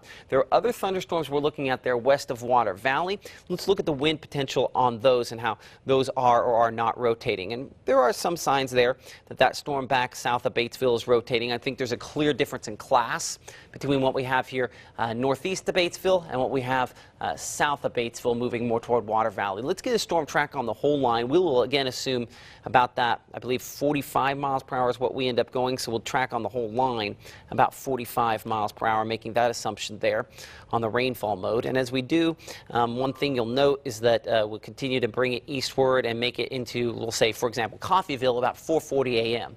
WTVA 9 News begins at 4:30 a.m. Joel is working on the latest forecast and information on that right now, and so he'll have updates by that point. Of course, at the beginning of this newscast, they'll be right over top of you there, but that newscast at 4:29 a.m. We're looking at Oxford about 4:12. Cortland, it's pretty much on top of you next 3 minutes. Charleston in the next 5 minutes to 7 minutes or so. Strong winds out of this, but the part up that is in moving toward Lafayette County is easily the strongest at this moment here and the most likely to possibly try to produce a tornado. Now, the thing that we need to mention that it holds true, which held true in the Monroe County storm and the Calhoun County storms earlier, is the fact that the rotation is back behind the rain. So you notice where the rain, where the rotation is, right? You notice where the rain is running ahead. So this is not a scenario, even if this does produce a tornado, where we're going to have any chance to really see it visibly. So you'll want to, you know, as you're thinking ahead, planning ahead for locations out here in Oxford, Aylesville, College Hill, Sardis Lake, we need to be thinking about getting closer to that tornado safe place just in case. And we'll see if we continue to watch this progress in its intensity. We definitely show an area of rotation there. A lot of times it's easy just to jump to the green and red conclusion. It's not always as clear cut on this radar coming from the Memphis airport because it's a different band, it's a different wavelength of energy sent out. It does an excellent job, and it comes in quickly, and so this is where it would be, but I'm not going to jump to the conclusion I might if you had bright red next to bright green typically, but certainly it is an organizing thunderstorm. So with that in mind, and with the history we've had of thunderstorms tonight, I think it's probably a good idea to assume this could be a situation where maybe this tries to produce a tornado. Again, when you see one thunderstorm that produces one, you know its capability to produce more. So that's what we know with South. This is not proven itself to be a tornado-producing thunderstorm. It's just in an environment that has, and so we give it extra credit for that, but maybe not quite on the level of what we had with the Vardaman and Hatley and Parham tornadoes that we had earlier on. So if you live in Oxford, College Hill, Aylesville, near Sardis Lake, Abbeville there, I'd highly encourage you to be making your way closer to your tornado safe place. I know it's yellow on the top, gold. It's not red. It's not a tornado warning. But the National Weather Service is sort of treating this like a pre-tornado warning, a maybe tornado warning in the way in which they upgrade. So right now, we're sitting on the confidence level that's somewhat lower. As we get more information, it might shift all the way to where they're forced to issue a tornado warning for that potential. Obviously, by that point, you'll have less time to get to where you need to go. So, I mean, if you're up watching this at just about 4 o'clock in the morning, highly encourage you that now is probably the time to move closer to that tornado safe place just in case. There's definitely rotation showing up on this from pretty much all angles that we look at it, right along the Lafayette and I believe that's Panola County line. So as I pull this down, current time is now going to kick over to 4 o'clock in the morning. I'm Chief Meteorologist Matt Laubhan alongside our meteorologist Joel Young and the entire WTVA 9 News team up very, very early this morning tracking severe weather, and the potential for storms to produce tornadoes exists. But we've already proven multiple instances of tornado damage around the Vardaman area and potential likely tornado damage to the east of Hatley. Probably 2 tornadoes within about a 10 to 15 minute period there occurred overnight. So we're looking at least 3 tornadoes so far this evening, unfortunately, early this morning as well. And being that they happened overnight, one of the very fortunate things we can say is that we have not had any reports of injuries to this point. Certainly, we by no means have a full handle on the damage, but we're getting a better idea from our Alexis Jones in the field there in the Vardaman area, and our Craig Ford that's right now on the ground in the Hatley area. We'll get more information from both of them coming forward as that comes in. But in the near term, as of now 4:01, what we're watching is a thunderstorm here in western Lafayette County. I don't have tight pixel-to-pixel wind change with this, but there's enough evidence, and with the history of tornado touchdowns today, that the National Weather Service has rated this as a severe thunderstorm warning, and severe thunderstorms produce damaging winds or large hail. Damaging winds typically in excess of 58 miles per hour or large hail in excess of 1 inch. But one factor that severe thunderstorms can and do sometimes produce are tornadoes. And so the National Weather Service, recognizing that possibility, rates this as a threat of tornado possible. Not necessarily likely. When you get the tornado likely, that's when they issue a tornado warning. So this is a rotating thunderstorm in an environment where we have seen rotating thunderstorms produce tornadoes. And it's that combination of evidence that has them rate this as tornado possible and a potential that perhaps one could occur. When we look at Storm Track Doppler radar, we are looking at the radar site from the Memphis International Airport. This is actually the same one that they use to get all those FedEx planes in and out of the airport, or any plane that goes in and out of that airport for that matter. So it works really well on Lafayette County. It's one of the best spots that we have in our area to get a look at it, and it is detecting rotation in the western part of the county. Now, I don't have 1 pixel right next to each other, one box right next to each other where I show the rotation. I mean, there's one spot there where it's a little stronger, but this typically has a little bit more error in the areas where there's less returns, like the inflow areas. You typically have to have the precipitation rotating around, basically catching the tornado or what's rotating aloft perfectly in order for that to show up the way that it's perfectly trustworthy. So in this case, we definitely see the interaction there, but I cannot strongly say that I have necessarily a tornado on this occurring at the moment, but I do think it is possible that one could occur. And I think absolutely it seems likely that this red here is going to be winds moving toward College Hill and Aylesville and Oxford that could be up in excess of 60 miles per hour. As we go to the wind mode instead out of the Memphis National Weather Service office, and so this is going to be up near Millington, Tennessee, so it's farther north. It's not as fine scale. It's not as good a look at it, but it is also a radar that does better with the heavy rainfall that you have here. And so our area of rotation is kind of back in here close to County Road 100 west of Oxford. So if we get a storm track on this, we show that that storm track gets this closer to the Oxford area, Altus, Denmark, the Kiel communities. As it works its way into College Hill, we show at about 6 minutes from there, the Ole Miss campus. We're looking at that by around 9 minutes. Oxford, 10 minutes. Altus in about 20 minutes. Kiel in 21 minutes. And Denmark in 24 minutes. Again, this is rotation. It is not something that I can prove is a tornado at this moment, but it's also something that I can't completely disprove, and so that is always our concern in this situation when we find ourselves there. So looking at wind here, still developing circulation. I'm going to go back to that airport radar because again it's closer, and it definitely shows there about the same spot near County Road 100 is where this is getting more organized. So assuming still we're going about 45 miles per hour.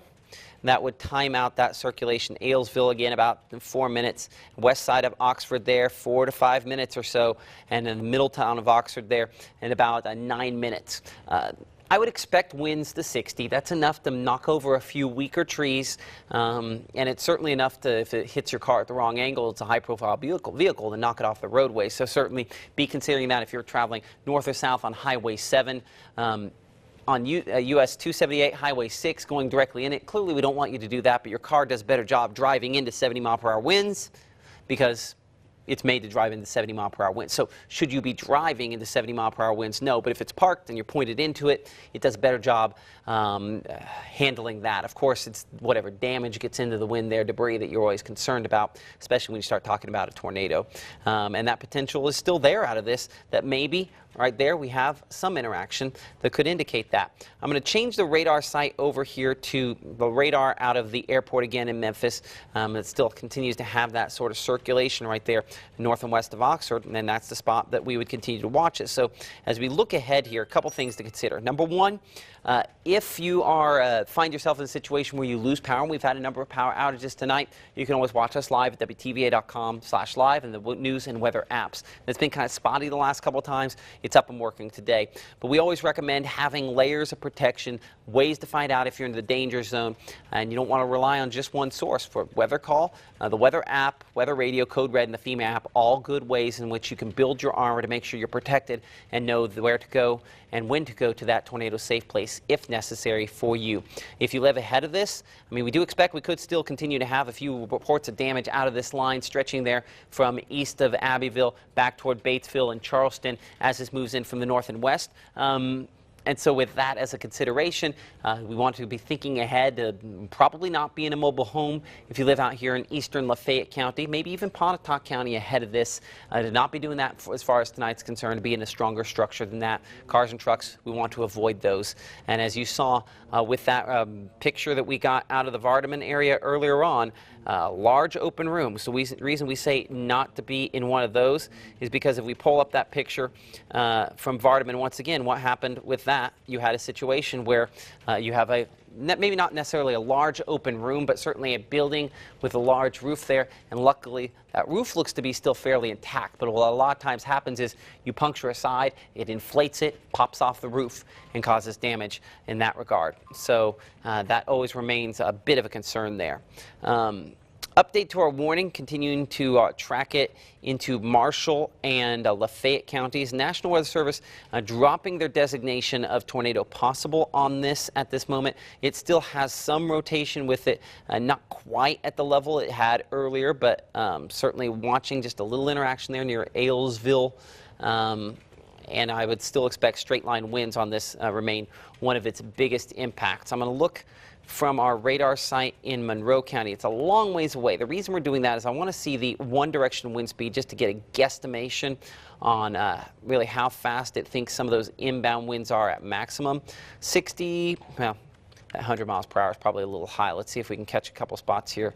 Well, I mean, we're also looking fairly high up in the thunderstorm there. So let me check the rainfall, make sure that those, yeah, I mean, that legit matches a spot where we have rain. So there's some very strong winds aloft with this. Some of those could mix down, and it's not inconceivable that some of those could at some point try to spin up something that resembles a tornado. But I would expect more than anything else moving into Oxford, this should be a wall of wind, 60, maybe 65 miles per hour, and only a few moments away. So I'm going to put on what we call the all squall. And so this is going to show us basically every possible location that is in front of this up here in Lafayette County. And so as we track that toward the east and southeast, you can see a lot of other locations there that we're tracking as that moves in that direction there. Certainly the university, about 4:13 a.m. Current time is 4:08, so currently working its way in that direction there. Midtown Oxford, I guess that'd probably be the square by around 4:14 or so, and a lot of other spots on there. So if you recognize any of these, clearly it's time to be making our way closer to a safe place, an interior room. Same place we call a tornado safe place would be the safest place to withstand wind, because in some cases this can still knock down some trees. So keep that in mind. Look back at the Memphis radar. We're kind of going back and forth and judging this, trying to make sure we have the best handle possible on the strongest part of this. And so we definitely still continue to watch that. They're close to the west side of Oxford. In fact, I don't know if it's possible. I'm going to see if I can get up an MNOT cam from the Oxford area. Give me a moment to try to pull one of those up. And as we do that, here's on the west side of Oxford camera. And let's see if we get this in play and going. Give me a moment.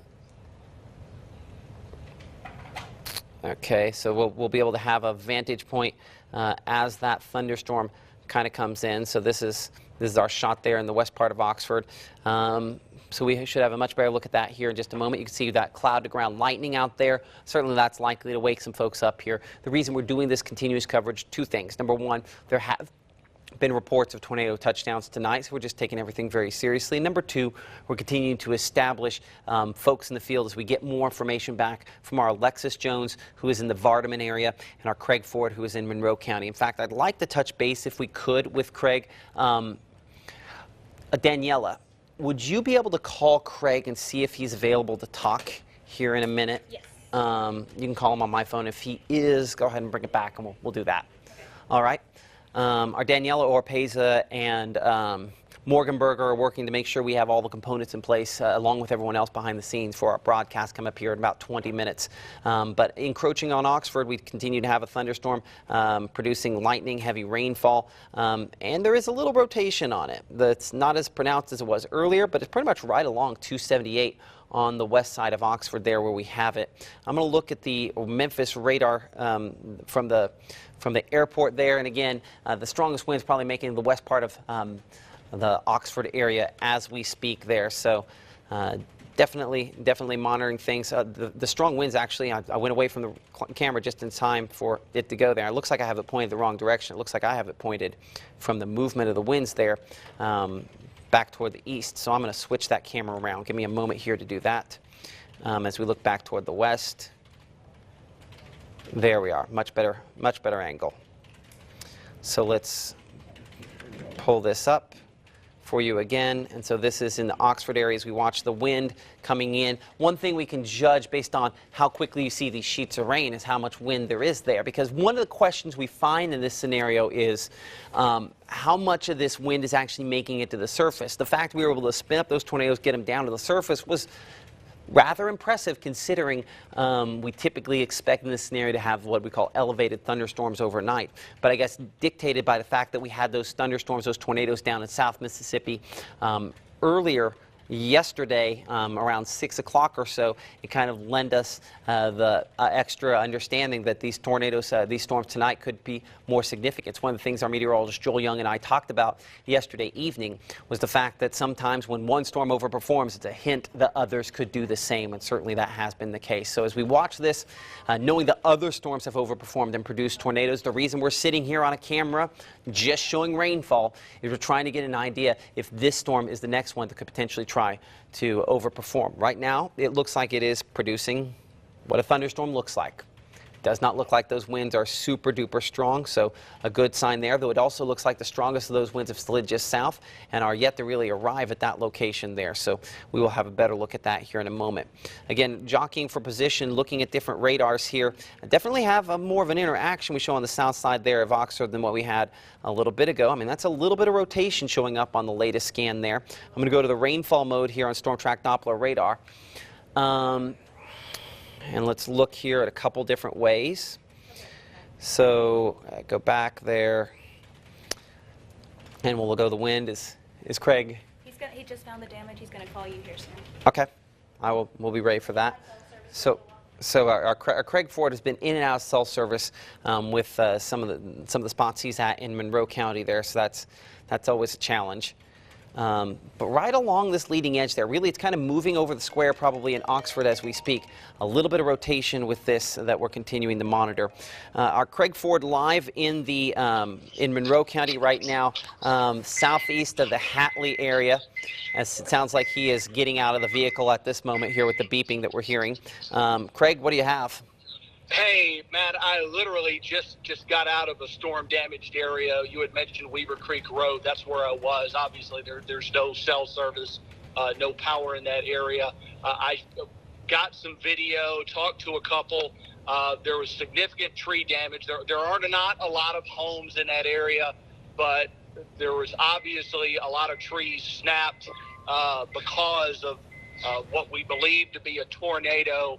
I'll try to have some of that video in shortly. Nobody was hurt. As a matter of fact, I just talked to, a couple minutes ago, talked to Monroe County Sheriff Kevin Crook. He has no word of anyone being hurt. And that appears to be, at least as far as Monroe County goes, that appears to be the worst damage. I asked him, he had been on the other side. This is, and just for folks who don't know, Weaver Creek Road, this is going to be just past Hodges Cove.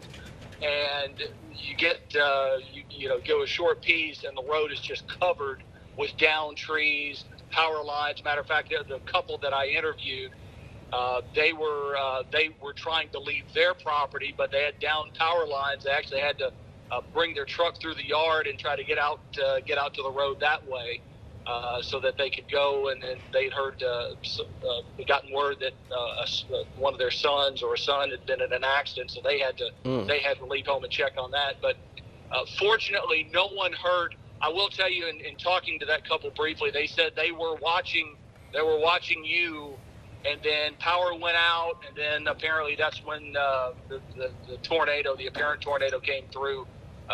Gentleman I spoke with said it happened so fast. But Monroe County Electric already has crews out. They're trying to, you know, at 4 in the morning, they're trying to not just, you know, get power back on, but they're having to deal with the down lines. I know there was a bobcat out on Weaver Creek Road that was trying to clear some of that debris. That's going to take time, but at least for the time being, no word of anyone being hurt in these storms, which I think you would agree, that's significant, considering even though we did have some warning, it is the middle of the night. A lot of folks are sound asleep. If they didn't have weather call or code red or something to wake them up, this you know, they would not have been aware of it. Or a friend, and that's one of the things we talked a lot about tonight. You know, your weather call might be your best friend, or might be someone else in another county that lets you know. Like a phone tree in this situation can be a lifesaver. Absolutely, and like I said, this you know, this is not a heavily populated area. A lot of trees, houses scattered in this area, so that's, you know, not good for the folks who live here. And by the way, that couple I talked to, they said they did not have any significant damage to their home. They were okay. It's just, you know, kind of a messy yard and power lines down, that sort of thing. So for them, that's good. But obviously, and just so as I'm talking to you now, I'm actually driving back into Hatley. I'm going to get out, you know, that home I showed you on live television a little earlier that was across from Hatley School. I'm guessing that's where these emergency lights are parked or are at the moment. I'll try to get out there, see if we can find any more, any damage in the town of Hatley. Okay. And we'll try to bring that to you a little bit later. Okay, that's our Craig Ford live right now in Monroe County. Craig, I know it's been a long day or an early one, depending on your perspective there. Be careful and be safe, and we'll talk to you here in a little bit. All right? Thanks, sir. Okay, so we are also watching a thunderstorm up here in the Oxford area that has prompted a severe thunderstorm warning. I want to come in closer here. We have a couple spots where that rotation is definitely continuing to show up on this. I want to look at the wind mode on storm track Doppler radar from the Memphis airport, make sure we have our best eyes on this. There are a couple spots, there's the interactions, but I don't necessarily see a spot that screams a tornado at this point here. I want to check our camera in the Oxford area. Certainly, they all show the wind and heavy rainfall with this as it's pushed through the area.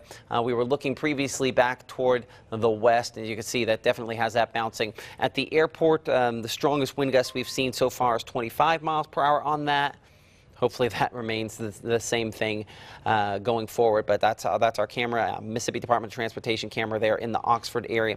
As we go back and we check out the rotation related to storm track Doppler radar, again, most of this looks to be straight line winds here, and with the fact that we at this point are not getting beyond 25 mile per hour winds, that's a good sign there, and I think it's probable that unless something changes, they probably will not extend this severe thunderstorm warning. That's not to say we couldn't have occasional instances of some tree damage ahead of this.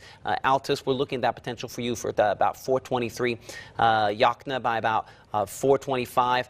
Denmark 427. Lafayette Springs 433. And Etta at about 434. Strong straight line winds in particular, but there is a little rotation. And considering the productiveness of our storms tonight, any rotation is rotation that needs to be inspected and should be treated as suspect. Let's go to rainfall here, and again, as we look back here toward Water Valley, we've been really close up there to Oxford, a couple little bits of rotation, not much there at this time, thankfully, based on what we're looking at on that one. And so hopefully that's something that remains the case, but certainly at this point, that's at least a positive thing. Let's go ahead and a couple things we're looking at here. Number one, this is probably the final batch of strong thunderstorms we would see, but that doesn't mean it's going to evolve and be the last impact weather-wise today, because what we have back behind this is a cold front. You notice behind this temperatures drop off considerably back, low 60s, 50s, low 50s, 40s. All that colder air is working its way in, and so while that makes this likely the last hurrah of storms, the big impact is by this afternoon. We might only have temperatures in some spots in the 40s and wind chills in the 30s. It's going to be a big drop-off in temperatures there once that fully goes through the area. Rain continues, yep. So any flash flooding, Let's bring Joel up here if we could, real quick, because and we'll get a lot more into this, and it's something that I've glossed over multiple times. The rain continues, and that means flash flooding issues, which have already presented themselves in some spots, could get worse.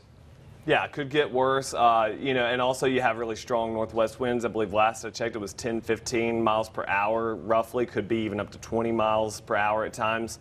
So you could have wind chills. If you're in the 40s, you could have wind chills in the 30s this afternoon. Yeah, absolutely.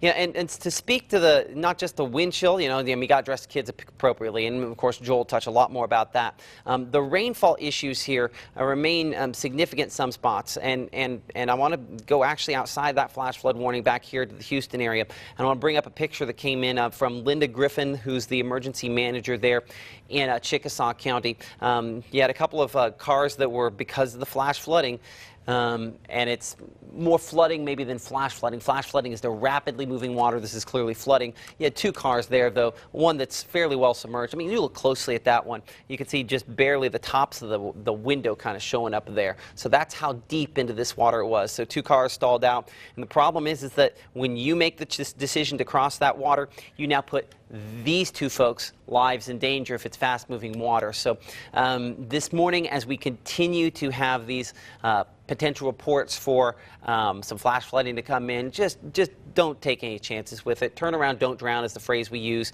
and it's one that applies to both you and other folks as well. You know, Craig was mentioning earlier the heavy rainfall they've had in Monroe County. As you can see, there's still rainfall ongoing. That's why a flash flood warning continues until at least 5:30 in the morning for the Monroe County area. If you look at past rainfall, and instead of this typically where I have this set up to start at midnight. We're going to go back to midnight yesterday so we get a better sense for everything that fell with this. And I'll take my graphic system here a moment to catch up on that, I believe.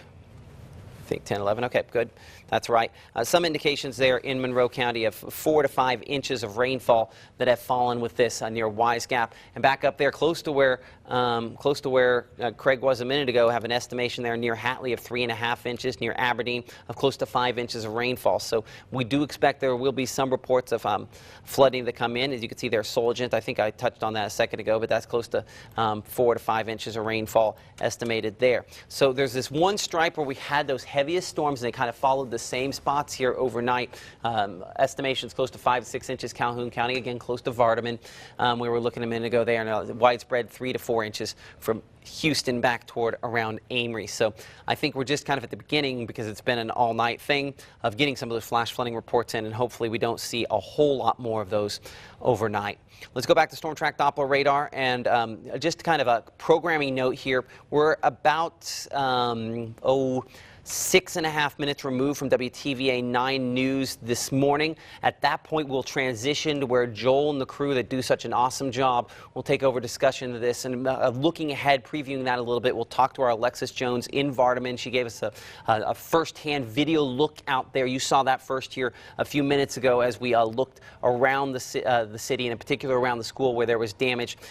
School is not in session for those kids in Vardaman today, though it is in Calhoun City and Bruce. But a lot more on that coming forward, and of course another look with new video coming in from the scene. First look there from Monroe County, some of the damage that's happened there. You'll see that coming up here in about 5.5 minutes on WTVA 9 News today.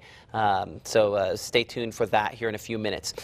Storm Track Doppler radar, we're looking at wind here and any rotation we might see in Yalobusha County. I don't see any that's concerning. Up here toward Lafayette County, and I'm going to make sure that I'm on the right radar here. We're looking out of course, that would be the Memphis radar site in Millington, Tennessee. And then we're also looking from the radar site there at the Memphis International Airport. Both those radars give us an idea. There's a couple areas here where I can argue for a little rotation up here toward Kiel, another one near Yakna. If I go ahead and look how that all corresponds with the different rainfall modes here, and I want to kick it over just as primarily the rainfall mode out of that. You can see there's a little notch, and maybe that's bending back there. Our concern sometimes becomes when we get these areas that bend back. Meteorologists call that a bookend vortice. It typically occurs on something a little larger. But it's not impossible that we're at the infancy of something like that here. So that would be one of our concerns that we go forward as we not just look at damage, but the potential to maybe see additional reports possible out of this. That would be one of the spots that we would be watching closely there. And Matt. And yet, let's bring in our Joel Young if we could. Yes, Joel? Finish what you're saying, but I want in just a sec, when you get done saying what you're saying, I want to kind of look a little farther down the road. Is that what you're kind of doing right now? Looking farther beyond. I'm looking at current conditions or current observations southeast. Let's talk Golden Triangle. When these storms go forward, so obviously a lot of Monroe, Chickasaw, Calhoun County has been what we refer to as turned over. It's been used up. The atmosphere is, obviously those storms have been hit before. Those storms moving in from the west, they're going to go back over that. Notice you've already got new storms firing up almost along Highway 8 between Vardaman to Slate Springs back to Grenada. So that's probably going to add to the flash flood threat if that continues to build. But I was looking at dew points, and I see you have that right there on your screen. As these storms from the northwest along the cold front move southeast into areas that are not turned over, we're talking about Starkville, Columbus, Noxubee County, Pickens County, that area, Winston-Italic County for that matter, all those dew points are mid and upper 60s. That's fairly high. You got 70 in Columbus. That's very high. Yeah. That's much higher, I believe, than even any of the models had going forward. And that's exactly why the Storm Prediction Center, and it's the first time I had a chance to look at that, and I wasn't honestly even going to look at it that much because we know enough. These storms have overperformed in level 1 risk areas. We've got level 1 risk area here now for the areas that still have to go through this. So bottom line is we could have more tornado warnings going forward. It's a very good possibility. Would you agree? Now, I will say surface winds are southwesterly, so that's one limiting factor there.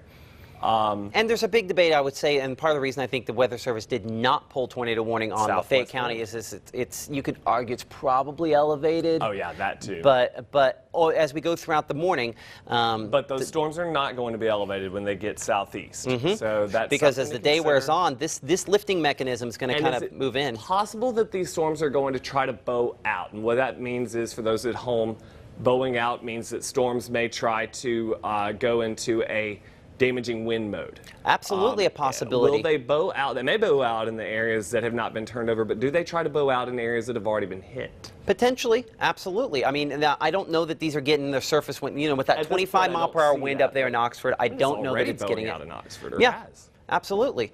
But the I don't want to miss is that flash flooding potential now with folks here that are trying to kind of pick up out here Calhoun County, back into Monroe County. Look at this band developing there. You add that plus this. And you're going to have a lot of people trying to get out. First off, you've got the morning commute. Second off, you've got a lot of people already this morning have been trying to get out. We heard that from Craig Ford's live shots earlier.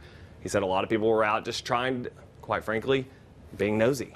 Trying to see what's going on, trying to see if there's been damage. And I understand people are trying to assess the damage in their neighborhood and check their own properties, maybe elsewhere.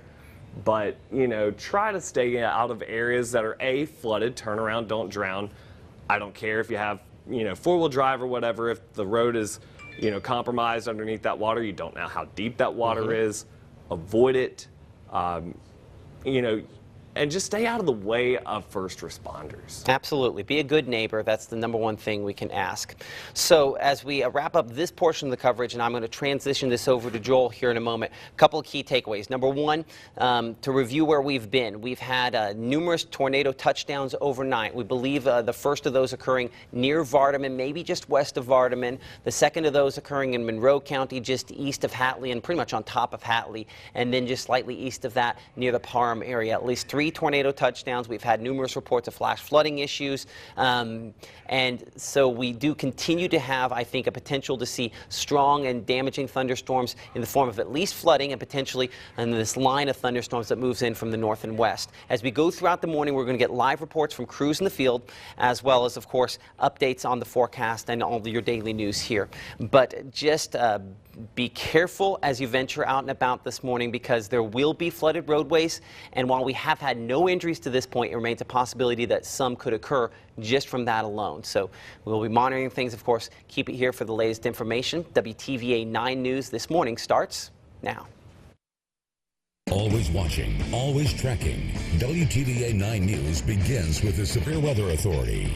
Severe weather continues across our area. We've had 3 reports of tornado touchdowns this morning. Daniela, meteorologist Matt Laubhan, and of course Joel Young have been very busy overnight. Daniela. We also have crews in the field, Craig Ford in Monroe County and Alexis Jones in Calhoun County. We have everything that you need to know right now, but let's go straight to meteorologist Joel Young. Joel? Yeah, and thank you. To regroup and just kind of get everybody up to speed. What's happening now? Looking at live storm track Doppler, the storms that produced the tornadoes in Calhoun County and Monroe County, and the possible, we don't know if there's been damage in Chickasaw County to my knowledge. I'm not sure, but those storms have moved on, but we have more storms that are back here behind them. We do have a flash flood warning still in effect right now for, and by the way, this is Max 2 that's up on your screen right now. For those behind the scenes, I'm going to need Max 1 pulled up. If y'all can switch that here for me behind the scenes. I'm working from Max 1 and we'll be doing so throughout the morning. Here as we look a little bit closer, apologize for that behind the scenes there, but looking at the storm that moved through Oxford, damaging wind was, a threat there. We had a little bit of rotation with that. That appears to have weakened a good bit, but there is still some gusty wind around Tula and going out southeast, especially Takapola, Yakno. We're going to be putting tracks on those here in just a moment once I get a little bit more information as to how fast these storms are moving. Storms down here toward Water Valley and Charleston, or southeast of Charleston, heading toward Grenada. We still have flash flood warnings that are in effect. I'm going to try to get those up on your screen here so you'll be able to see those. We do have that right there for Monroe County that goes until 5:30. Storms are still firing up here in areas that are or that have seen flash flooding this morning or have seen lots of rain. We've had high water rescues there in parts of Chickasaw County underneath a overpass in that area of Houston. Here in just a few moments, we're going to have a closer look at the risks going forward. Right now, things are relatively tame, arguably the most tame they've been all morning. So let's go ahead and switch over to news. Let's check in with our reporters who are live out in the field, and we're going to get a look at what we can expect from here going forward. At 4:32, you're getting a first-hand look at some of the overnight storm damage in Vardaman. This is in Calhoun County. Strong storms ripped through the area. This is video taken just about an hour ago after last night's storms ripped through the area. Of course, this morning, students and teachers at Vardaman Elementary and Vardaman High School will not be going to the classroom. The Calhoun County School District leaders announced overnight the schools would be closed today. All other schools in the district remain open, but people are just waking up to this information and this news, making plans, making adjustments for their day, for their kids. So let's go live to WTVA's Alexis Jones, who's live in Vardaman right now. She joins us with the latest information. Alexis. I'm in front of Vardaman Elementary School, where the EMA director, the fire chief, and the police chief are all here at the scene. I'm going to show you guys around so you guys can have an idea of the damage. So right here you see an ottoman, and it's damaged, and it looks like pieces of the ottoman went and flew into the windows of the school bus right next to it. I'm going to go over there so you guys can see the windows. Thanks to the fire chief for the light so you guys can see. So right here in front, the front window is completely cracked. And then so as we move on to the side windows, they are completely blown out, and there's pieces of the awning inside of the bus. So right now I'm going to move along to the side.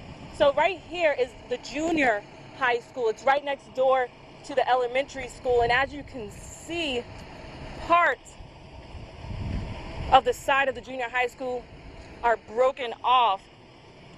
The bricks completely just flew off, and it damaged some of the windows inside the school buses.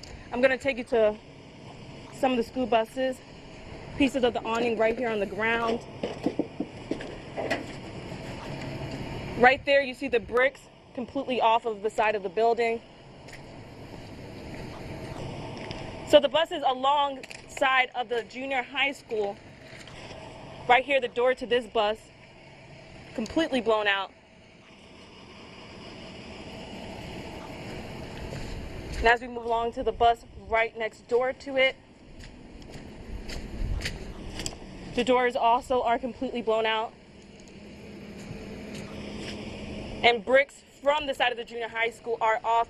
I'm also told that the side of the high school is also damaged, but right now there's no light over there, so you guys won't really see. I'm going to head to the EMA director, Randy Skinner, and he's going to give us a little bit of an idea of what's going on.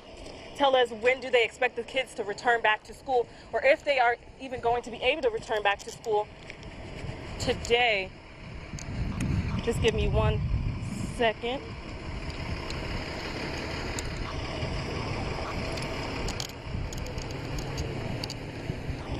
So I'm here with the EMA director, Randy Skinner. Here you go. So from what you see, how would you describe the damage? I believe what we had was either a small spin-up tornado or maybe a downburst, microburst, or something like that. Not real sure at this time. Still waiting on confirmation from the Weather Service of what it actually was. And you said that around 5 there should be another storm coming through. Do you think the schools can even take another storm? Not structurally, not in the shape they're in now. We've got 2 severely damaged buildings at this time. I'm hopeful that the next line will be just heavy rain, but I'm hoping we do not have any high wind or any rotation in this next storm. And as for like classes, you were just telling me a little bit about, you don't even know when school would be back in session. Not at this time. I've not had a chance to discuss it with administration yet. I do know that school will be closed tomorrow for all campuses here at Vardaman. Regular classes will take place for Bruce and Calhoun City though. And Randy, is there anything you would like to add? Just if you're in the Vardaman area right now, please be patient with us. We're trying to restore power to the area and trying to clean up the debris and everything from the path of this storm. Thank you so much. All right, thank you. So that was Randy Skinner, the EMA director. I will keep you guys updated along with him throughout the day so you guys can know what's going on with the storm that's expected to be here around 5 o'clock. Also, the fire chief did tell me if the storm does get worse, we are all headed to the fire department. But for right now, live in Vardaman, Alexis Jones, WTVA 9 News. Thank you so much, Alexis. There have been several reports of damage in the Hatley area of Monroe County. WTVA's Craig Ford was out early this morning assessing the damage. We will have much more and video in our next hour. And Daniela, just to speak more to that, there have been reports of power outages across Monroe County this morning, specifically coming from Monroe County Sheriff Kevin Crook. We have a look at a Facebook Live that Craig took early this morning. This was taken about an hour and a half ago. We're going to go ahead and pull that up. But you can see this was Craig driving through parts of Monroe County down Nash Road, Weaver Creek Drive. And Kevin Crook, the sheriff there, told Craig and Melvin, our assignment director, that there was several trees down, power lines down. Again, this is in the Hatley area. Craig took this video while he was driving through Monroe County. And again, we will have a live look, rather a look at some more of that video and some of the damage here in our next half hour. All right, there's a live look at Storm Track Doppler. Now we've got flash flood warning, brand new one coming out for Marion and Lamar County, where we've had already tornado touchdowns in that part of northwest Alabama. More storms coming in behind it. We have continuous coverage throughout the morning, team coverage of the storm damage and the ongoing storms coming up. Welcome back, everyone. The time is now 4:42. A live look in Tupelo this morning. This is at the intersection of McCullough Boulevard and Coley Road. A lot of active weather in the last few hours. Meteorologist Joel Young staying busy. Joel, where are the storms right now? Well, we've got plenty of storms. And for those who have already been through a lot of storms this morning, 9 times out of 10 when we cover severe weather, usually the storms would be behind us. But this morning, we have new storms coming in behind the ones that have areas that have already been hit. So Calhoun County, Chickasaw County, Monroe County, over into Lamar and Marion County, you've got damage from storms earlier. We have more storms coming. Let's look a little closer at the storms that are rolling through right now. These storms are right now coming out of Lafayette County into Pontotoc County. You've got storms over western Union County. These right now producing gusty winds, but they are non-severe right now. Something important to note, though, is that not only have we been hard hit by severe storms, we've been hard hit by flash flooding in areas like Calhoun City, Vardaman. All of the areas that had severe weather earlier have been hit hard by flash flooding, and we still have flash flood warnings ongoing now for other sections of our area, including Monroe County here. This is where we have more rain still coming down and more rain on the way. So note that. You have a new flash flood warning that has been issued now for northern sections of Lamar County, including the city of Sulligent, and into southern sections of Marion County, including Brilliant and Winfield. This will go until 7:15 a.m. Torrential rainfall coming on through right now. Let's look at how much rain we've gotten just over the last few hours here, and considering we have torrential rainfall on the way, this is going to add up. We've already gotten people who have been stuck, vehicles submerged in the city of Houston underneath an overpass there earlier this morning. Crews have had to go out there and rescue folks. Please, if you encounter a flooded roadway, consider the fact that not only are you putting your own life at risk, you are putting the lives of first responders at risk. People are going to have to come out there potentially and get you out of that water. That puts their lives at risk. Don't do that to people. About 5 inches has already fallen in parts of Monroe County. 3 to 5 inches, I would say, in this swath here through central Calhoun, Chickasaw, and Monroe County, all the way over into Lamar County. That's an incredible amount. Let's take a look at the big picture. Going forward, we still have storms to go. This is an area that some spots still have not seen much rain overnight. That means there is still a lot of ingredients available for new storms to become severe. So we're looking at a level 1 to 2 risk. Now, considering the scale, 9 times out of 10, you're like, okay, level 1 risk, not a big deal. I added the 2. The 2 is not far from us. It does include areas here in west central Alabama, but we know that these storms have been productive so far this morning, and they could still do so going forward. Of course, we're going to continue to keep an eye on this, and we'll have a look at that, plus a look at what to expect for the rest of the day, because once these storms have moved on, you're going to have to know how to dress. I'll give you a hint. Dress warmly. It gets colder today. And there's, again, another live look at Storm Track Doppler. We'll be right back. Now, your WTVA Severe Weather Authority forecast with meteorologist Joel Young. A lot of active weather over the last few hours, Joel, but a lot of rain as well, causing some flooding in different parts. What are you tracking? Absolutely. And Daniela, you just mentioned the flooding. Just got some information. Before I forget it, I want to go ahead and put this out there. I got a tweet from someone in Monroe County, and this is no surprise whatsoever, but from Robert Irvin there in Monroe County, tweeted us, flooding is occurring in Amory going across Highway 278 in front of Chevron and Factory Connection. I'm not sure if that means that the water is going across Highway 278 in front of the Chevron and Factory Connection, but and I tweeted this to Craig so he can check in. We have Craig Ford live in Monroe County. I would imagine he's going to work to get that clarified. Let's get to what's happening right now in terms of weather, in terms of what warnings we do have. And while we're on the topic of flash flooding, we do still have that flash flood warning in effect for Monroe County, rightfully so, as we mentioned. That flash flood warning goes until 5:30. Now, there's not a lot of rain left from these initial storms, but there is still a lot of water still standing, a lot of water runoff from those storms earlier. So if you encounter a flooded roadway, I'm just going to be very frank right now, you are being inconsiderate. I know you think that you're just putting your own life in danger, but if something were to happen, if that road were to be compromised underneath that water, you're putting the lives of those first responders in danger. They have to come out there and save your life. Turn around, don't drive. I can guarantee you 100% you will not die of flash flooding if you turn around and don't try to drive through that water. Looking a little farther east, there is also a flash flood warning for northern Lamar County, southern Marion County. There's a lot of heavy rain still ongoing here from around Eldridge all the way to Winfield. There are some strong storms getting a little bit of a shear marker there over parts of southeastern Marion County. I want to look at the velocity on that, make sure we're not missing anything there. I know there is likely some strong gusty winds there. Let's make sure there's no rotation with that. There does appear to be some broad rotation. It does not appear to be anything imminent at the moment. So let's switch gears and look at the storms that are still on the way.